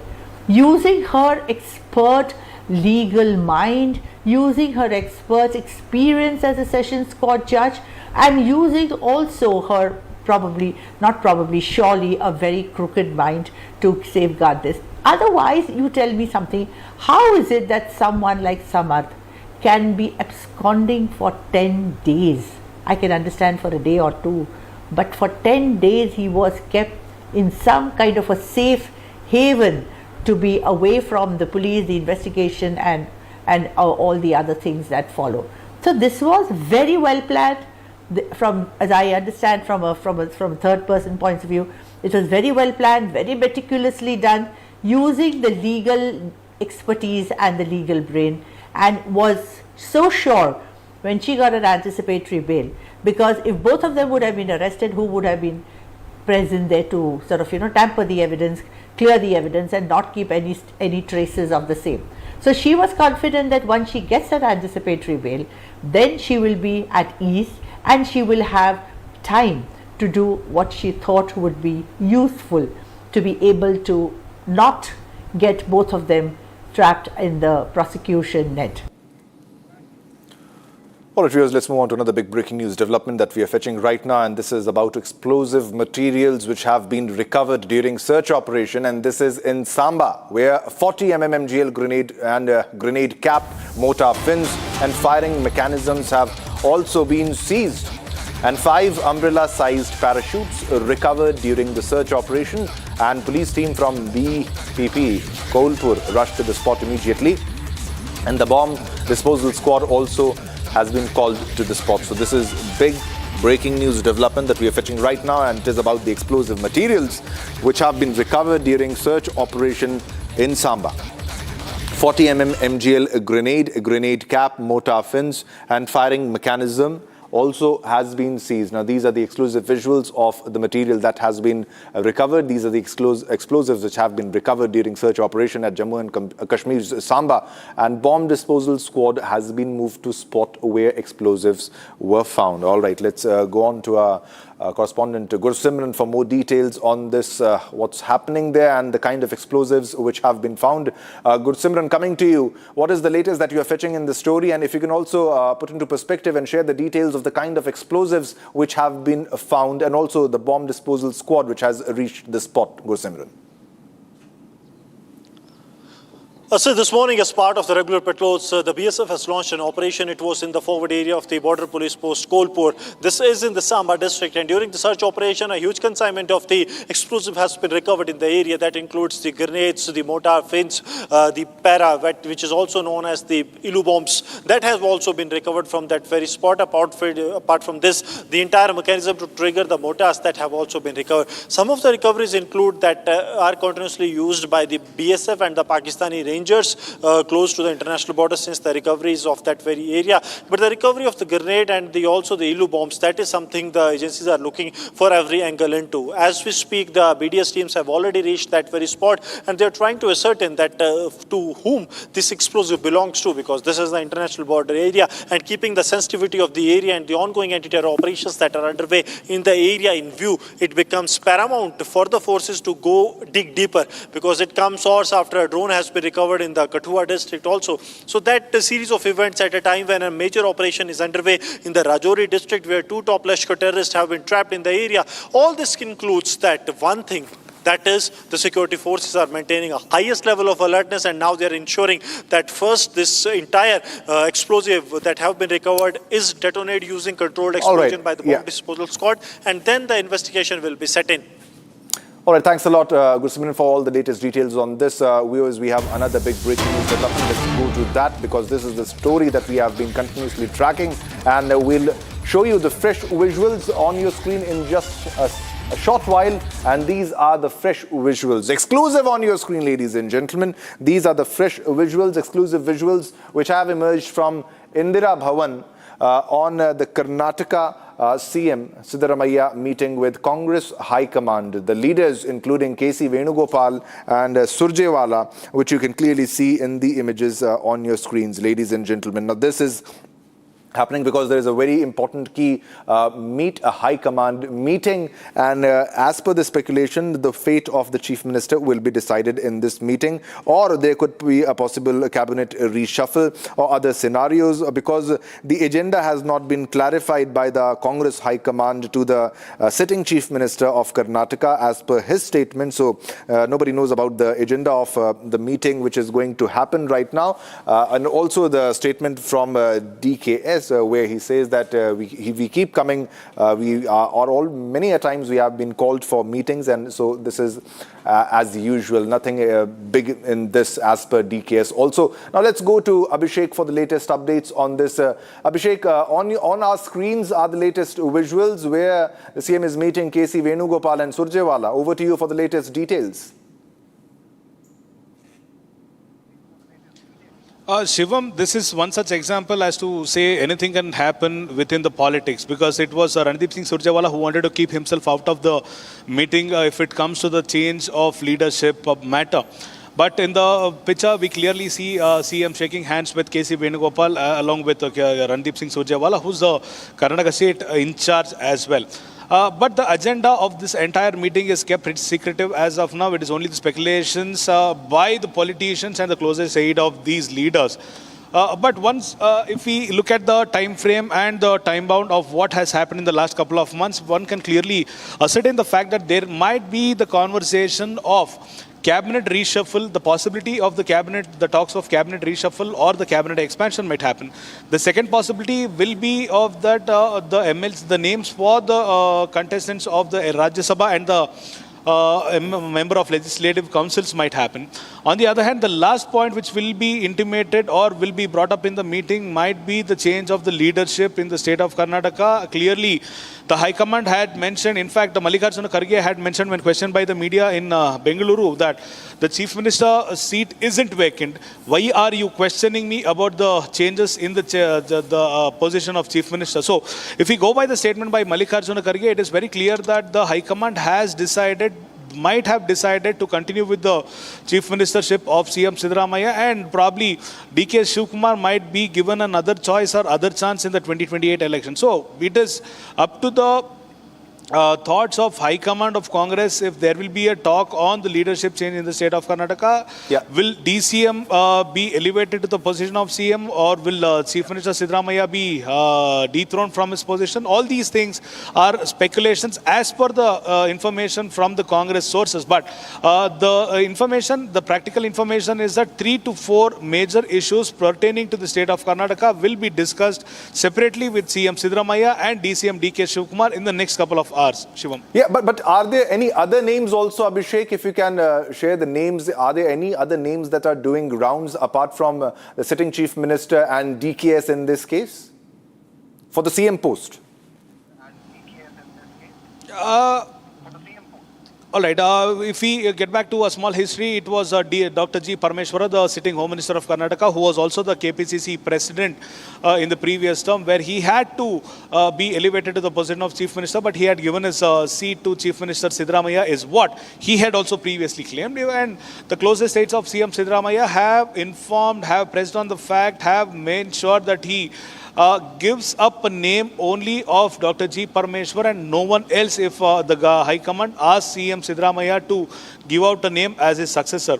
CM Siddaramaiah belongs to the Kuruba community, Dr. G. Parameshwar belongs to the backward community, and this is why the Dalit Chief Minister concept will have to be pitched into the minds of the people in the state of Karnataka, and the closest aides of CM Siddaramaiah have informed him and have intimated him only to raise the name of Dr. G. Parameshwara as the successor of Siddaramaiah if in case the High Command pressurizes Siddaramaiah to give up on the position, and this is the only name as of now in the race of Chief Minister other than DK Shivkumar. So it is unclear as to know what might happen in the next couple of hours, because anything might happen in the politics as we have already seen. So we are awaiting for the response and the latest developments after the meeting is completed at the Indira Bhavan.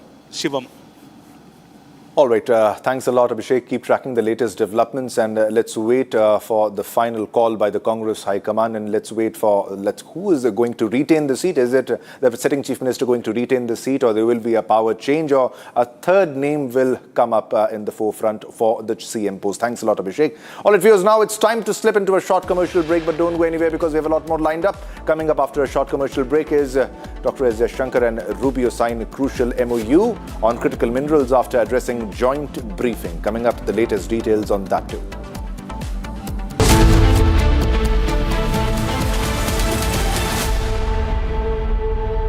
थोड़े में ज्यादा स्वाद यही तो है इसकी खास बात। वाओ मामा, क्या स्वाद है? अरे मेरे राजा, सबका राजा और मसाला।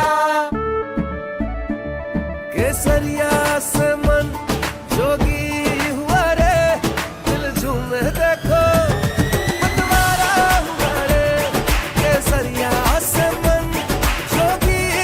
हर पल मनाओ केसरी त्योहार। विमल, बोलो जुबान केसरी। प्यास बुझाए, ठंडक लाए, सबको भाए जीरा से।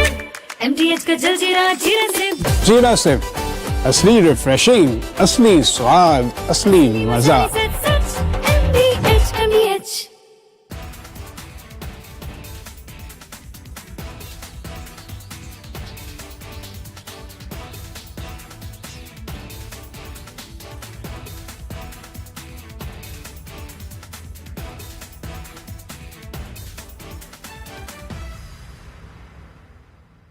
I want to start with some very disturbing pictures that have come in of a so-called right-wing leader.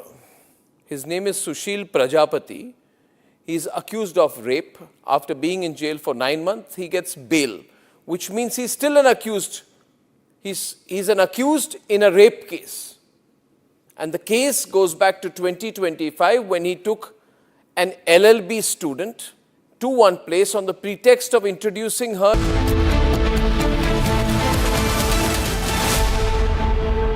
चमकी चाट से क्या बना है? सैंडविच लस्सी और छाछ हर घूंट में चमकी चाट, ड्राई फ्रूट और दही बड़े। चमकी चाट से स्वाद बढ़े। असली स्वाद सिर्फ चंकी चाट। रानी, इस घर में कुछ है जो टूटता नहीं। ये पिलर कभी नहीं टूटेगा। रुंगटा स्टील TMT से बना। रुंगटा नहीं तो घर स्ट्रॉन्ग नहीं। रुंगटा स्टील TMT बार एकदम solid.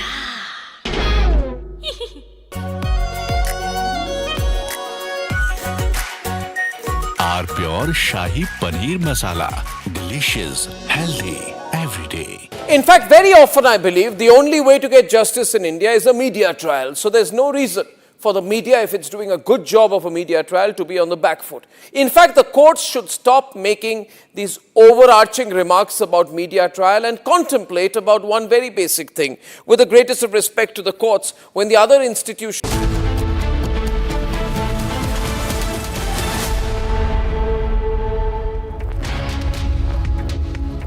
Hello viewers, a very good morning. We are live and we are breaking. We'll get to all the updates coming in here on Republic TV. But the headlines first, let's get started.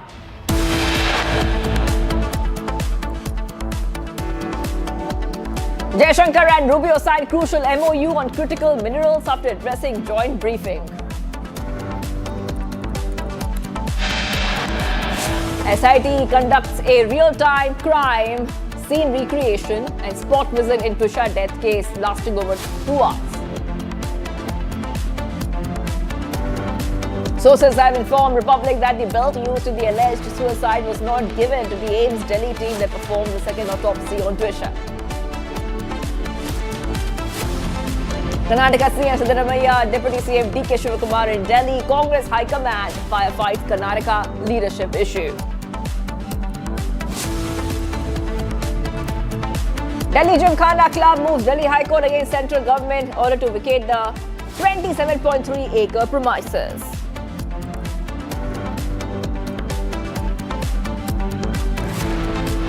CNG gets costlier and costlier in Delhi NCR. CNG highway rupees 2 per kg. CNG to now cost rupees 83.03 rupees per kg.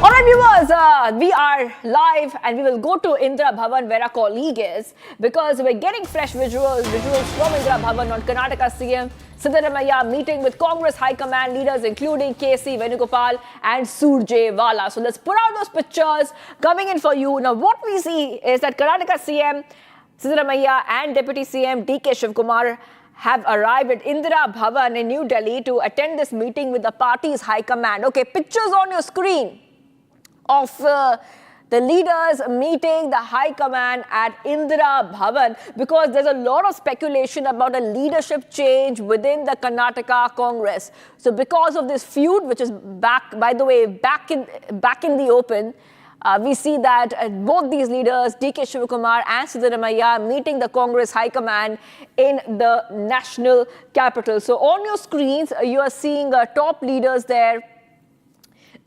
The meeting is being held between with party leaders such as Surjewala and later on Mallikarjun Kharge and Rahul Gandhi later on. So we see that the Deputy CM of Karnataka said that we are going first to Karnataka Bhavan and will take part in the meeting. And right now, we see that the Congress President Kharge has declined to respond on questions regarding a potential leadership change in Karnataka and the agenda of the meeting with the state leadership. So what is the agenda of the meeting? Now we see both the leaders, Siddaramaiah and DK Shivakumar, are very quiet about what this meeting is all about. But the buzz and speculation is that there is a feud in the open, back in the open, when it comes to the leadership. There is a feud within the leadership of Karnataka. There could be a big cabinet reshuffle. A lot of MLAs are not happy with portfolio allocation, and there are many other issues which need to be addressed, which is affecting the stability of the leadership. So back-to-back updates coming in here on Republic TV.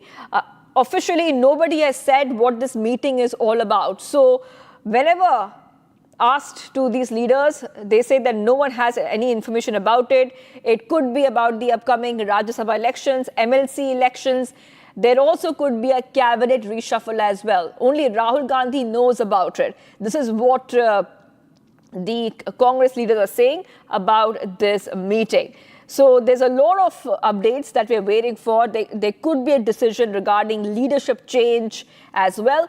But the leadership change can only happen after the approval from the Congress High Command. We'll try to go across to our colleague in a short while from now. Let's go straight across to Abhishek. Will be there in just a short while. We'll go back to Abhishek, who's reporting live for us from Indira Bhavan in the national capital.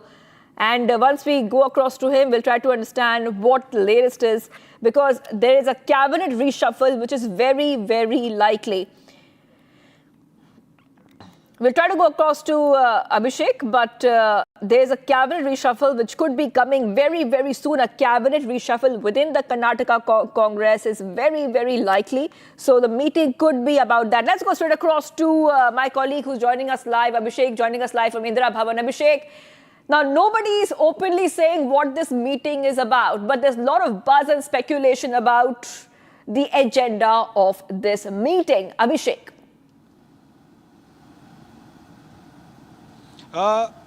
If we go by the facts of why these many ministers from the state of Karnataka have reached Delhi, the clear indication is that this meeting might be related to the cabinet reshuffle, and all these ministers who are present in Delhi doesn't want to give up on their ministership and also want to make sure that they will continue even if the cabinet reshuffles or expands. For the sake, we will have to see how many ministers are in Delhi as of now. It is Satish Jarkioli, Dr. G. Parmeshwar, H.C. Mahadevappa, M.B. Patil, along with K.J. George. And also not to forget Bhairati Suresh. All these persons are the closest aides and around the camp of CM Siddaramaiah. Whereas on the other hand, DK Shivakumar, who is the Deputy Chief Minister and the KPCC President, has come alone and along with his brother, DK Suresh, who was the former Member of Parliament. And also we have seen N.A. Harris, who is the close aide of DK Shivakumar, who is also an aspirant for the ministership.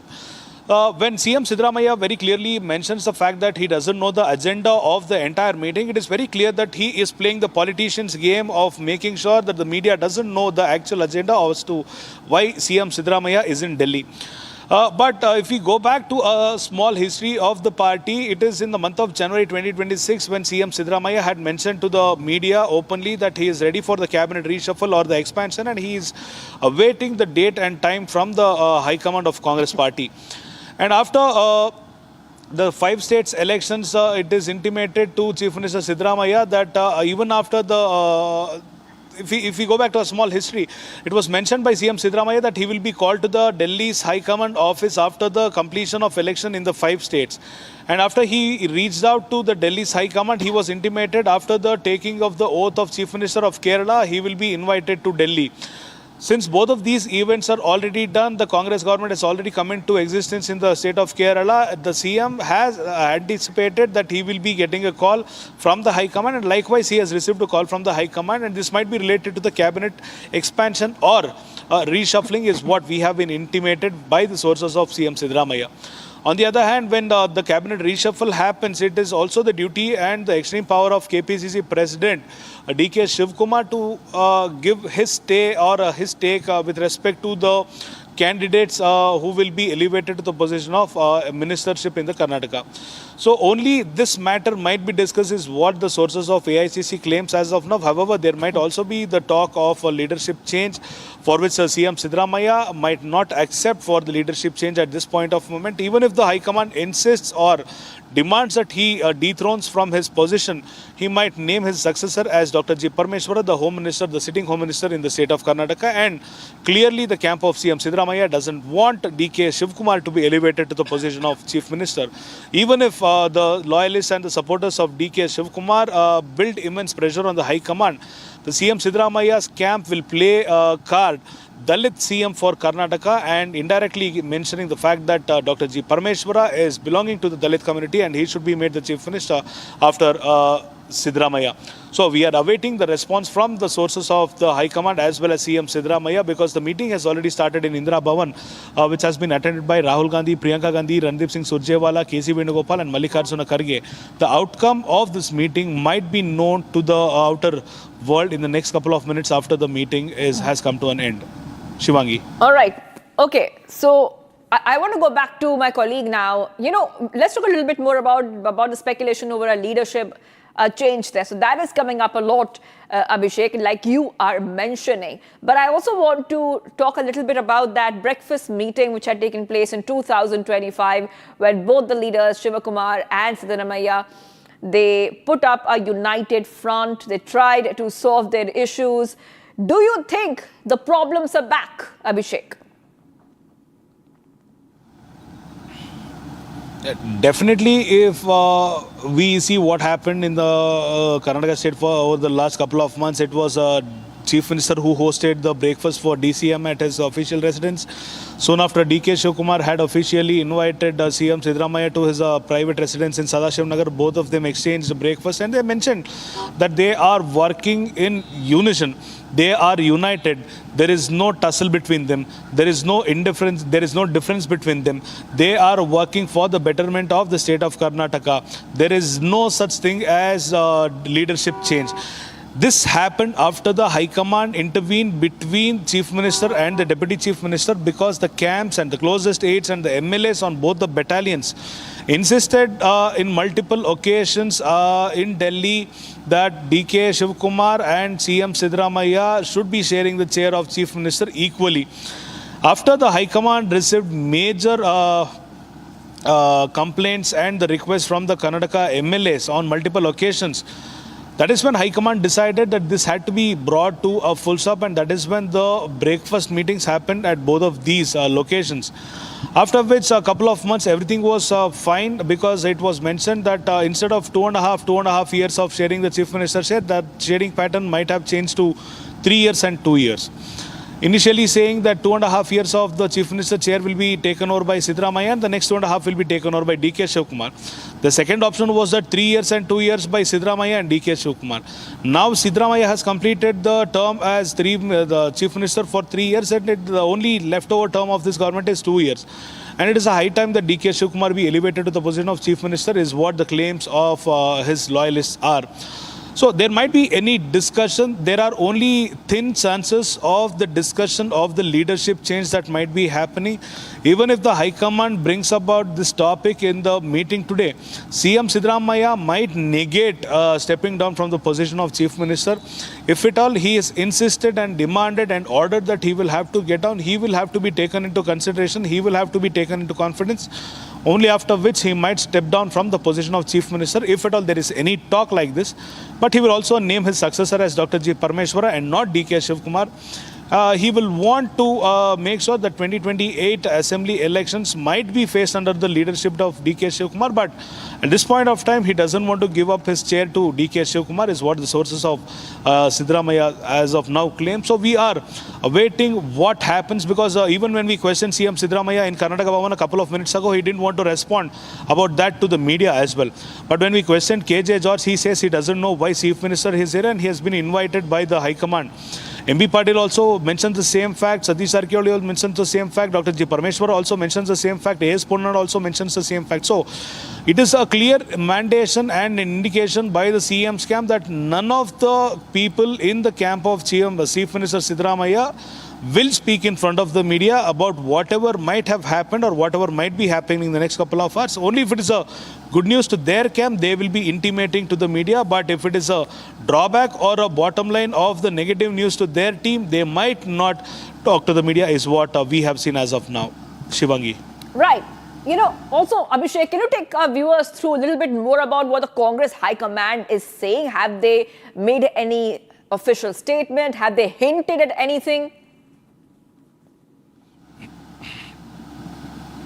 Mallikarjuna Kharge, the AICC president, when questioned in Bengaluru a couple of months ago about the leadership change in the state of Karnataka, had mentioned the fact that CM Siddaramaiah is already the chief minister in the state of Karnataka. The chair isn't vacant. The person is actively working. Why is the media questioning time and again about leadership change? And he had also mentioned that if there is a time where the leadership has to be changed, it is the call of the High Command, it is the call of the Rahul Gandhi, it is the call of Rahul Gandhi, Priyanka Gandhi, KC Venugopal, Sonia Gandhi and Randeep Singh Surjewala. And this decision will be a timely decision taken by the High Command whenever there is a necessity and need.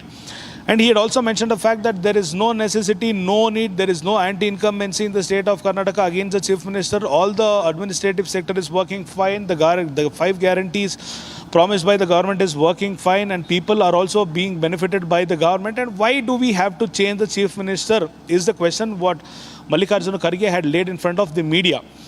On the other hand, we'd also questioned, Mallikarjuna Kharge, if there will be a cabinet reshuffle, for which he had mentioned the fact that many of the MLAs who are the first and the second timers had demanded, more than 4 to 5 timers had demanded. So, according to his information, the chances of the meeting of cabinet reshuffle might be happening, whereas the leadership change might not happen today, is what, if we go by his statement. All right, you know, Abhishek, we're getting this conversation with leader K.N. Rajan. Now, let's play that out, then I'll come back to you.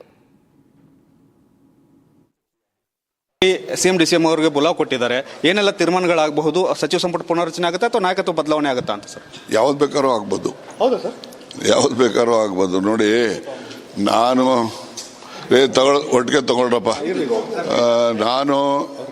ನಾನು ನಿಮಗೆ ಪದೇ ಪದೇ ಹೇಳಿದ್ದೇನೆ, ನಾಯಕತ್ವ ಕರೆದಿರ್ತಕ್ಕಂಥದ್ದು ರಾಜ್ಯಸಭಾ ಮತ್ತು ಯಾವುದು ವಿಧಾನ ಪರಿಷತ್ತಿನ ಸ್ಥಾನಗಳ ಬಗ್ಗೆ ಚರ್ಚೆ ಮಾಡಲಿಕ್ಕೆ ಕರೆದಿದ್ದಾರೆ ಅಂತ ನಾನು ಊಹೆ ಮಾಡಿದ್ದೀನಿ. ಮತ್ತು ಜೊತೆಲಿ ಡೆಲ್ಲಿನಲ್ಲಿ ಹೈಕಮಾಂಡ್ ಅವ್ರು ಕರೆದಾಗ ಯಾವುದೇ ನ್ಯಾಷನಲ್ ಪಾರ್ಟಿ ಇದ್ದರೂ ಕೂಡ ಹೈಕಮಾಂಡ್ ಸುಪ್ರೀಂ ಅವರುಗಳು ಏನೆಲ್ಲ ಸೂಚನೆಗಳು ಕೊಡ್ತಾರೆ ಆ ಸೂಚನೆಗಳನ್ನು ಪಾಲಿಸ್ತಕ್ಕಂಥದ್ದು ಎಲ್ರಿಗೂ ಕರ್ತವ್ಯ ಏನಿದೆ. ಅದಕ್ಕೋಸ್ಕರ ಬಹಳ ಜನ ಮಂತ್ರಿಗಳು ಹೋಗಿದ್ದಾರೆ, ಶಾಸಕರುಗಳು ಹೋಗಿದ್ದಾರೆ. ಅದು ನಡೆಯುತ್ತೆ. ಸಿಎಂ ಡಿಸಿಎಂ ಅವರಿಗೆ ಬುಲಾವ್ ಕೊಟ್ಟಿದ್ದಾರೆ. ಏನೆಲ್ಲ ತೀರ್ಮಾನಗಳಾಗಬಹುದು? ಸಚಿವ ಸಂಪುಟ ಪುನರ್ರಚನೆ ಆಗುತ್ತಾ ಅಥವಾ ನಾಯಕತ್ವ ಬದಲಾವಣೆ ಆಗುತ್ತಾ ಅಂತ ಸರ್? ಯಾವ್ದು ಬೇಕಾದ್ರೂ ಆಗ್ಬೋದು. ಹೌದಾ ಸರ್? ಯಾವ್ದು ಬೇಕಾದ್ರೂ ಆಗ್ಬೋದು. ನೋಡಿ, ನಾನು ಒಟ್ಟಿಗೆ ತಗೊಳ್ರಪ್ಪ. ನಾನು ನಿಮಗೆ ಪದೇ ಪದೇ ಹೇಳಿದ್ದೇನೆ, ನಾಯಕತ್ವ ಕರೆದಿರ್ತಕ್ಕಂಥದ್ದು ರಾಜ್ಯಸಭಾ ಮತ್ತು ಯಾವುದು ವಿಧಾನ ಪರಿಷತ್ತಿನ ಸ್ಥಾನಗಳ ಬಗ್ಗೆ ಚರ್ಚೆ ಮಾಡಲಿಕ್ಕೆ ಕರೆದಿದ್ದಾರೆ ಅಂತ ನಾನು ಊಹೆ ಮಾಡಿದ್ದೀನಿ. ಮತ್ತು ಜೊತೆಲಿ ಡೆಲ್ಲಿನಲ್ಲಿ ಹೈಕಮಾಂಡ್ ಅವ್ರು ಕರೆದಾಗ ಯಾವುದೇ ನ್ಯಾಷನಲ್ ಪಾರ್ಟಿ ಇದ್ದರೂ ಕೂಡ ಹೈಕಮಾಂಡ್ ಸುಪ್ರೀಂ ಅವರುಗಳು ಏನೆಲ್ಲ ಸೂಚನೆಗಳು ಕೊಡ್ತಾರೆ ಆ ಸೂಚನೆಗಳನ್ನು ಪಾಲಿಸ್ತಕ್ಕಂಥದ್ದು ಎಲ್ರಿಗೂ ಕರ್ತವ್ಯ ಏನಿದೆ. ಅದಕ್ಕೋಸ್ಕರ ಬಹಳ ಜನ ಮಂತ್ರಿಗಳು ಹೋಗಿದ್ದಾರೆ, ಶಾಸಕರುಗಳು ಹೋಗಿದ್ದಾರೆ. ಅದು ನಡೆಯುತ್ತೆ. And viewers, let's move ahead right now to some of the other stories we are tracking. Now, U.S. State Secretary Marco Rubio is on a 4-day visit to India, his first official visit to India. Now, Rubio's itinerary, however, has sparked curiosity of many, including Major General G.D. Bakshi, who has raised many interesting points. Take a look at this detailed report. We were given orders to invest in the United States, and like most of the other countries of the world, we have complied. Now the itinerary of Marco Rubio is very curious. He didn't start with New Delhi. He went first to Calcutta. Why to Calcutta, sir? Donald Trump has more or less killed the Quad. Marco Rubio, Secretary of State from the United States, is in India on a visit which is being characterized as damage control. The India-America relationship has gone through a great amount of turmoil, uncertainty and flux. We are supposed to be the defining partnership of the 21st century, though that is the hype. The facts on the ground are that America singled out India and Brazil for imposing 50% tariffs, right? 145% had been imposed on China. China gave it right back and stopped the rare earths. And with that leverage, they had to, climb down from the tariff horse at once.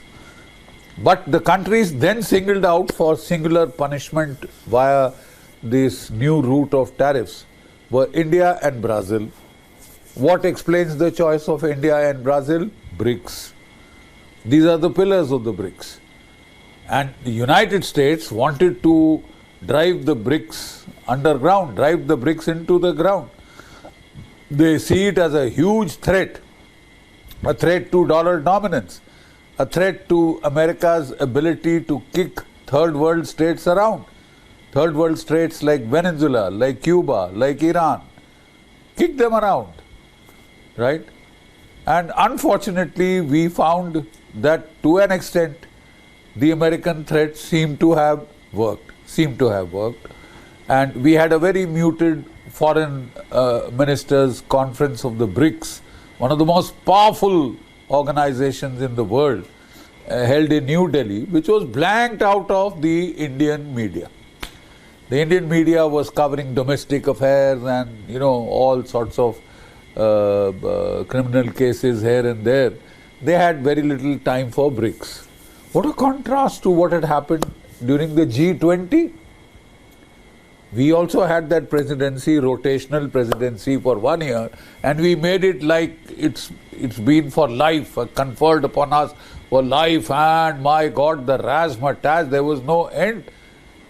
BRICS foreign ministers meeting was such a marked Republic TV viewers, let's go ahead to that senior advocate Abhishek Manu Singhvi is appearing for a Delhi Gymkhana club. Members seeking protection against any coercive action against the club, saying no principles of natural justice were followed. And the final order makes no mention of compensation. So back-to-back updates coming in here on Republic TV. Let us tell you what is happening right now. So right now, Delhi Gymkhana's petition is being heard. Delhi High Court is hearing the Delhi Gymkhana's club's petition challenging the centre's eviction notice, escalating the legal battle over the control of this 113-year-old institution. The petition argues that the government's direction to vacate the premises by 5th June is arbitrary and violates due process. Abhishek Manu Singhvi arguing order given without show cause. SG Tushar Mehta for the centre and saying the government has empowered to determine the lease. So back-to-back updates coming in. So this is happening in the court. We'll try to go across to a colleague who will give us a minute-by-minute update as to what is happening. Both the sides arguing SG Tushar Mehta for the centre, Abhishek Manu Singhvi for the Gymkhana club. Let's go straight across to Sarthak. Sarthak, what is happening inside the court right now? What are the arguments which are being made?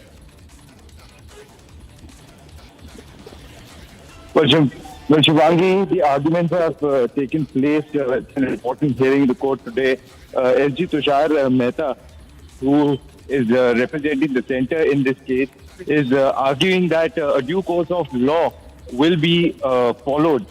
And notice will be served. On the other hand, what Abhishek Manu Singhvi, who represents the petitioner in this case, argues that the notice that has been issued is vague and has a lot of broad terms like public purpose and national interest. Singhvi goes ahead and says that members want a complete assurance from the government that they will not act on the notice or no, because the notice that has been issued is vague. That is what he claims. Singhvi says that the compensation issue that has been a major concern has also not been clarified by the centre. Concern has also not been clarified by the centre so far. There was a heated argument that some arguments exchanged between SG Tushar Mehta and Abhishek Manu Singhvi as well.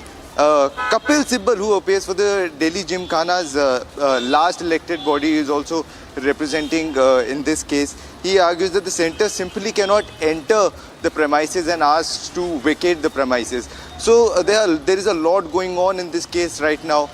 Several petitions have been filed. Arguments are taking place. We are constantly tracking the minute-to-minute updates on this case. As of now, every counsel in this case is submitting their arguments, and the main issue is that the notice that has been served by the centre happens to be vague, and can centre act on it at this point? This is something that we are constantly tracking, Shivani. Yes, the court has directed centre to file its response within 8 weeks. And SG Tushar Mehta giving an assurance that no eviction would be carried out using police force or coercion, and that any action taken would be strictly within the bounds of the law. Back-to-back updates coming in here. Before I let you go, Sarthak, just one quick response from you. What does the order say?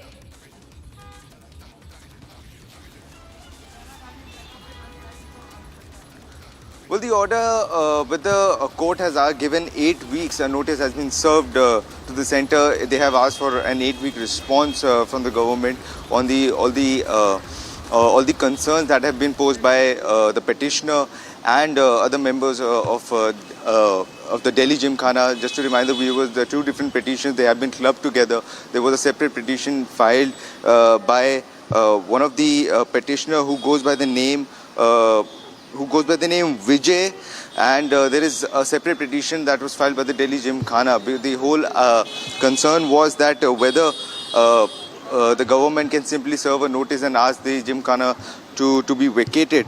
This has been a major concern in this case so far. So now the court has served a notice to the centre asking a response from the centre. They have been given 8 weeks to file a response in this case, and what will be the response from the government after 8 weeks notice is completed? This is something that we are following, and this is something that we are constantly tracking, Shivangi. All right, well, thank you for getting us all those details. Sarthak, I'm taking a short break right now. Do not go anywhere, viewers. We'll be right back. We'll put our focus on some of the other stories that we are tracking, especially the Quad meeting and other stories coming in. Jaishankar and Rubio have signed a crucial MOU on critical minerals after addressing joint briefing. We'll get you all these details and much more. Stay tuned. We are live and breaking.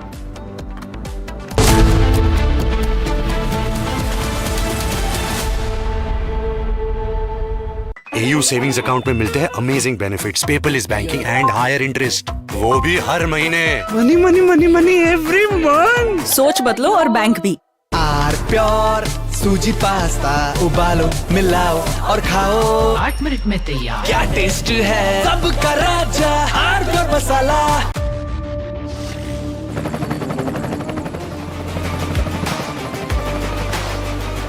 Correct. The taste of success. प्यास बुझाए ठंडक लाए सबको भाए जीरा से MTH का जल जीरा जीरा से जीरा से असली रिफ्रेशिंग, असली स्वाद, असली मजा। MTH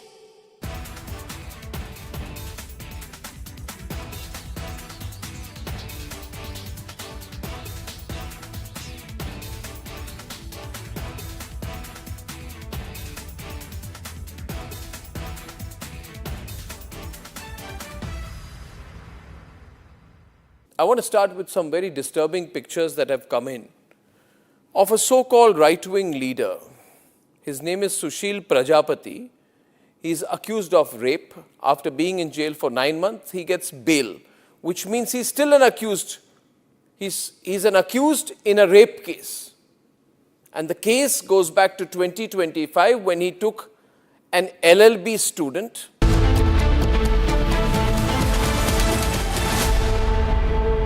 चमकी चाट से क्या बना है? आलू चाट या फ्रूट चाट। स्वाद बढ़ाए चमकी चाट। क्या बात है? स्वादिष्ट पकोड़े और परेशान, अरे चंकी चाट है इसकी जान। असली स्वाद सिर्फ चंकी चाट। केसरिया से मन जोगी हुआ रे, दिल झूमे देखो मतवारा हुआ रे। केसरिया से मन जोगी हुआ। हर पल मनाओ केसरी त्योहार, विमल बोलो जुबान केसरी। थोड़े में ज्यादा स्वाद यही तो है इसकी खास बात। वाओ मामा क्या स्वाद है, अरे मेरे राजा। In fact, very often I believe the only way to get justice in India is a media trial. So there's no reason for the media, if it's doing a good job of a media trial, to be on the back foot. In fact, the courts should stop making these overarching remarks about media trial and contemplate about one very basic thing. With the greatest of respect to the courts, when the other institutions fail, when people get let down by the system, when even the judiciary does not seem to be listening or raising a noise about issues, like in the case of Twisha Sharma. Who does the public look to for justice, for raising their voice, for bringing something that's utterly false, illegal or wrong to public attention? It is only and only the media.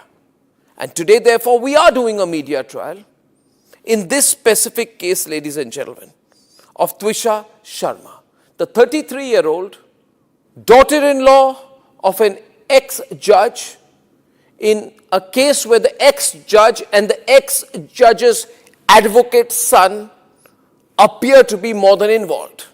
Ladies and gentlemen, 15 questions tonight. And if they think it's a media trial, so be it. So be it. Why did the ex-judge in the case of Twisha Sharma, neither she nor her son call a police or an ambulance? What took them 57 minutes to bring the body down? Where are the 3 men who are seen in the video dragging Twisha's body, destroying evidence? What was the police doing? Did they question the house staff? Did they question the judge? Was Twisha carrying headphones in her bag, in her hand, or a rope? Where is it now? Where is that so-called belt that cops claim was used by her to commit suicide? Why was it hidden? The mother-in-law, the ex-judge, walks up calmly while the body is being dragged down and evidence is being destroyed before the judge's eyes. Is that normal? Why don't the judges raise a hue and cry about it? Why don't the appellate courts take up this case suo motu? So people don't start believing that when an ex-judge is concerned, the victim will never get justice. Ladies and gentlemen, what was the ex-judge carrying in her hand when she went down? Where is all the CCTV footage? Did the police collect it? Why did the ex-judge's son Samarth Singh escape after bringing the body of his wife to AIMS? Is it true that the ex-judge's son's medical examination was not conducted? The police station is right behind the ex-judge's Giribala's house. Why was no call made? Why did it take 5 days to file an FIR in the case? Who stalled it? Why was the victim's family attacked in court if there's nothing to hide? And did a very senior police officer go to...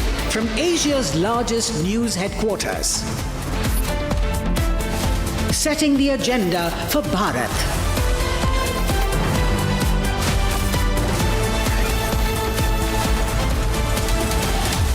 You're watching Republic.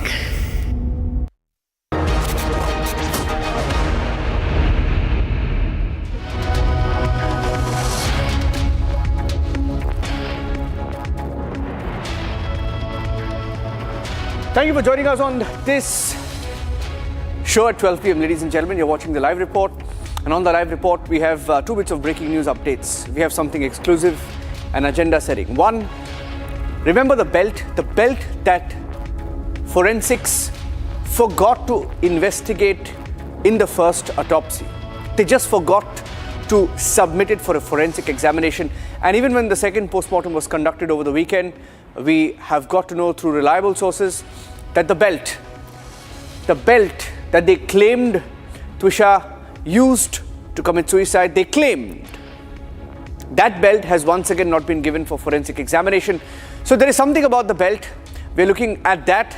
and also the pictures coming in from Bhopal, where the CBI team has reached. Here are the headlines this afternoon on the live report.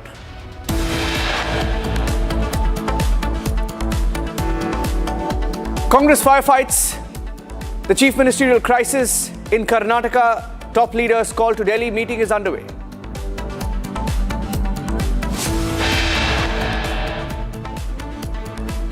Getting in details that there's a possible reshuffle in the offing, but no change in leadership in Karnataka.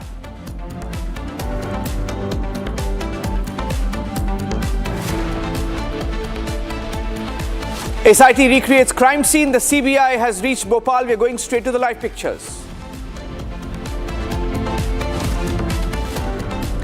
What's in the belt? And why was the belt not given for the forensic examination even the second time around? The mystery is getting deeper in the Twisha case. Gymkhana showdown continues in the High Court. Both sides present their arguments. 8 weeks given for a response.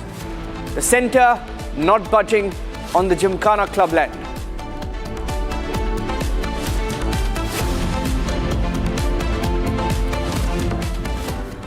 All right, going straight to the pictures coming in from Bhopal, where the CBI team that has now taken over the case has reached the residence of Judge Giribala. We had the first pictures come in, and the CBI team will be looking into all aspects of the case, ladies and gentlemen. They will be going through every aspect, and we only hope against hope, that there is justice in this case. Those are pictures of CBI officers entering Giribala's residence.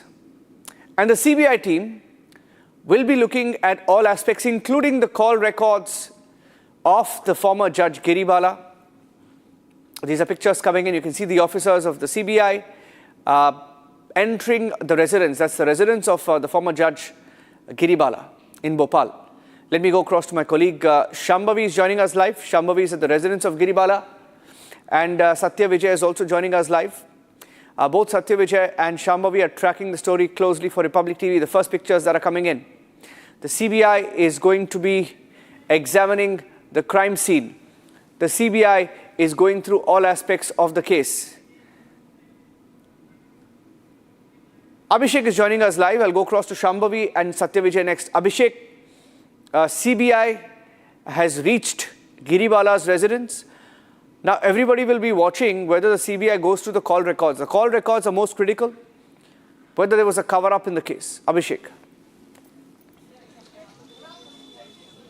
बिल्कुल बिल्कुल मैं आपको बता दूं, देखिए किस तरीके से तस्वीरें एक बार आपको दिखाएं किस तरीके से सीबीआई की टीम जो इस वक्त ऊपर नजर आएगी। सीबीआई की टीम गिरिबाला के घर पहुंच चुकी है। गिरिबाला और सिद्धार्थ से भी यहां पर पूछताछ की जाएगी, जो कि समर सिंह का भाई है, और यहां पर सीबीआई की टीम लगातार जांच पड़ताल कर रही है। इन तस्वीरों में आप देखिए किस तरीके से हलचल जो है काफी ज्यादा इस वक्त घर में देखने को मिल रही है। और तस्वीरों में हम आपको दिखा रहे हैं छत पर, ये वही क्राइम सीन है जहां पर सीबीआई की टीम पहुंची है। और करीब 12 बजे का समय जब सीबीआई की टीम घर के अंदर दाखिल हुई है। घर के अंदर दाखिल होते ही सबसे पहले क्राइम सीन पर सीबीआई की टीम पहुंची है, जो कि लगातार जांच पड़ताल कर रही है। और लगातार तस्वीरें जो हैं वो भी निकलकर सामने आ रही है, जो कि हम अपने दर्शकों को दिखा रहे हैं किस तरीके से सीबीआई की टीम घर के अंदर दाखिल होकर जांच पड़ताल इस वक्त करती हुई नजर आ रही है। एक एक पहलू को लेकर जांच पड़ताल की जाएगी। और आपको अपडेट दे दें कि 4 सदस्यीय सीबीआई की टीम गिरिबाला सिंह के घर में दाखिल हुई है, जिसमें 2 महिला ऑफिसर्स हैं और जो है 2 मेल ऑफिसर्स हैं, जो कि घर के अंदर दाखिल हुए और जांच पड़ताल इस वक्त कर रहे हैं। और एक एक पहलू की जांच पड़ताल की जा रही है। एक बार मैं तस्वीर अपने विजय से कहूंगा कि दिखाएं, ये जो शेड है वो आपको दिखाएंगे किस तरीके से छत पर एक शेड जो है वो बना हुआ है इधर पीछे की तरफ। ये वो शेड है जहां पर क्राइम सीन है, जहां पर तुषा ने आत्महत्या की थी। यहीं पर वो जगह है, एक एक्सरसाइज करने की जगह थी जहां पर तुषा ने जो है आत्महत्या कर ली। और उसी जगह पर सबसे पहले सीबीआई की टीम पहुंची है और लगातार इस पूरे छत का मुआयना जो है सीबीआई टीम के द्वारा किया जा रहा है। और इसके बाद अपडेट फिलहाल जो सोर्सेस से अपडेट्स मिल पा रही हैं वो ये भी है कि जो है सिद्धार्थ के भाई समर्थ के भाई सिद्धार्थ से भी पूछताछ जो यहाँ पर की जाएगी। गिरिबाला से भी जो है यहाँ पर पूछताछ की जाएगी। और इसी के साथ साथ हमारे सोर्सेस से जानकारियां ये भी मिल रही हैं कि सीबीआई ने केस जो है वो हैंडओवर ले लिया है। यानी कि कटारा हिल्स पुलिस स्टेशन में जिस तरीके से ये केस था, यहाँ पर ये केस अब जो है सीबीआई ने अपने अंडर ले लिया है। सीबीआई की टीम जो है अब इस पूरे मामले को लेकर जांच पड़ताल कर रही है। आज सुबह सीबीआई की टीम ने ये केस अपने हाथों में ले लिया है। और कल जिस तरीके से 8:30 बजे के आसपास सीबीआई की टीम ने इस केस को री रजिस्टर किया था, री रजिस्टर करने के बाद सीबीआई ने अपनी जांच पड़ताल अब तेज कर दी है। और गिरिबाला सिंह के घर पर क्राइम स्पॉट पर सीबीआई की टीम पहुंच चुकी है और लगातार इस पूरे मामले को लेकर जांच पड़ताल की जा रही है। साक्ष्य जो है वो अब जुटाए जाने शुरू कर दिए गए हैं सीबीआई टीम के द्वारा। जी Let's go across to Shambhavi. She's joining us live from there. Shambhavi, what are the different aspects the CBI will be focusing on? What will be the focus? So the entire investigation is going to start from scratch. We know that there has been a lot of lapses and irregularities when it has come to the investigation. When it has started from the point of registration of FIR, family has faced a lot of trouble. The family has faced a lot of corruption, we can say, in this entire process. And now that the case is officially handed over to CBI, the CBI has started with re-registering of the case. The case was originally registered at Katara Hills Police Station. The CBI has re-registered the case. Then the second step involved the CBI taking hold of all the documents of all the important, whether it's screenshots, call logs, all the important documents that have been collected by CBI, by Katara Hills Police Station, by the MP police till now. Then after they've taken it, next is taking custody of Samarth. We know that the Madhya Pradesh police has Samarth's custody for 7 days. Just 2 days ago, they've gotten 7-day police custody, police remand of Samarth, where there's custodial interrogation going on. Even yesterday, SIT team, before actually reaching Giribala's residence, Samarth Singh's residence, they questioned Samarth Singh for 3 hours. And then for another 3 hours, there was recreation of the scene, which was going on just the other day. It went on till 11:45 p.m. Then after they have taken custody, next step was visiting Giribala's residence. Now, there are a lot of things which will be done at Giribala's residence, starting from interrogating Samarth Singh's brother, Siddharth Singh. Siddharth Singh is an Air Force officer. He will be questioned as a process of investigation. And then Giribala Singh is also going to be questioned. Again, to point out for our viewers, Giribala Singh's cancellation of anticipatory bail will be heard tomorrow. She was given 2 days to file her reply, as Tushar Sharma's family had filed additional affidavits and annexures in the court. The CBI is now also going to recreate the scene. So this is the third time that the scene is being recreated. Earlier, Madhya Pradesh police did that. Then second time, SIT did that. And now the third time, CBI is going to recreate the entire scene, starting from scratch. Every little detail, every little angle. There are also other members present in the team, be it forensics, be it also there are some police, Madhya Pradesh police members, because the entire team that has been constituted, they will be assisted by the Madhya Pradesh police because they had the case originally with them. The CBI is going to assess all these things at Giribala Singh's and Samarth Singh's residence, starting from interrogating to recreation of scene to collection of all the evidence which might have been left, although it has been a little too late. It's been 15 days since this happened. But now that the case is officially with the CBI, after the Supreme Court's decision yesterday, we'll see what more is to come. Back to you. Okay, stay with me because there is another mystery. You look at that terrace look at the terrace of Giribala, and there is a shed, and there is a shed where they claimed that it was there that she hanged herself. Look at that, that's a live shot. There's a live shot, you can see the recreation on there. There's someone there on the terrace. We are hearing for a second time, look at that, that's the belt. I see, that's the belt perhaps. That's the belt that they're trying to, they're recreating the crime scene. But we are hearing that the belt was once again not used in the second autopsy. Is that correct? Factually, we are hearing there are several reports confirming that yes, even the second time around, the belt was not part of the autopsy. What's going on? What is in that belt? Because when you look at the crime scene, there are questions over the height, there is a mismatch in the height, and now we are hearing that the belt was not used again. Shambhavi. In fact, it is confirmed that the belt was not again given. So what exactly happens is that once that the scene has happened, once that incident has occurred, the police has to collect the evidence. Even the police confirmed earlier in the days that they did not get the belt once they were collecting all the evidence. And later what they did is they got it around 4 or 5 days later, after Giribala Singh's anticipatory bail was approved, after the FIR was registered. That is when they got the belt, and then it was submitted with FSI FSL, that is the forensics team. It was not accounted for in the first post-mortem report. That was the first fault. Now, when the order from the MP High Court was given as an approval for the second post-mortem to take place, for the second post-mortem to happen, when the team asked for, allegedly, that is what our police sources are confirming, allegedly when the team asked for the belt, the police said that the belt is with FSL, and with all this process of who had the belt and what time it will take to get access of it, the belt was not accounted for even in the second post-mortem. That is what we are fetching from our police sources, that the belt was not accounted for, was not taken into consideration even in the second. The first post-mortem, it was not accounted for. But in the second post-mortem, when asked, there was some procedural problem, there was some procedural lapses, that it could not be taken into consideration even the second time.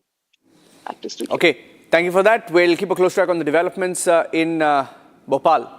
The CBI team is in Bhopal probing Judge Giribala. On to the next story, ladies and gentlemen. There's a leadership crisis in Karnataka. The Congress, I mean, look at most states they have leadership crisis. In Kerala, they could not choose a chief minister for the longest time. They took time to choose Satishan because they had, you know, 2-3 other leaders who they feel were upset. They just can't make up their mind. Just in the case of Karnataka, they promised DK Shivakumar that he would be made the chief minister one day, but that day hasn't come. And that is why they've now summoned all the senior leaders of the Congress party to Delhi. Now, what next for the Congress party in Karnataka? There is a possibility that they will retain Siddaramaiah and they will expand the cabinet. They may be just a reshuffle. The reshuffle may be an option. Second option could be to ask him to step down. And they could offer him a national role is what we are hearing from our sources. Third option could be to pick Mallikarjun Kharge as a consensus leader because he gets along with both factions, and make Mallikarjun Kharge, who's also the national president, make him the leader. And then the fourth option will be to make DK Shivakumar the chief minister, which should have been their option one, because there has been buzz for the longest time that it was promised to him that he would be made the chief minister, but that was never done. It was never done. But nonetheless, the fact that senior leaders of the Congress party are in the national capital tells you the Congress party is really facing a crisis. This is perhaps the fourth or fifth time that they've been called to Delhi to discuss the way forward. And each time it's been bad news for the Deputy Chief Minister, DK Shivakumar. Abhishek is joining me live. He's in New Delhi.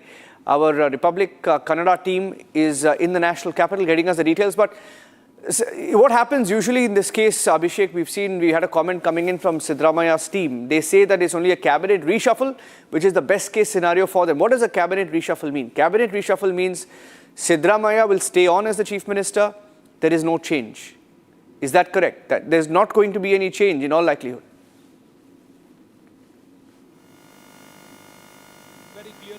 Reshuffle as per PM Siddaramaiah's camp, which has already claimed this.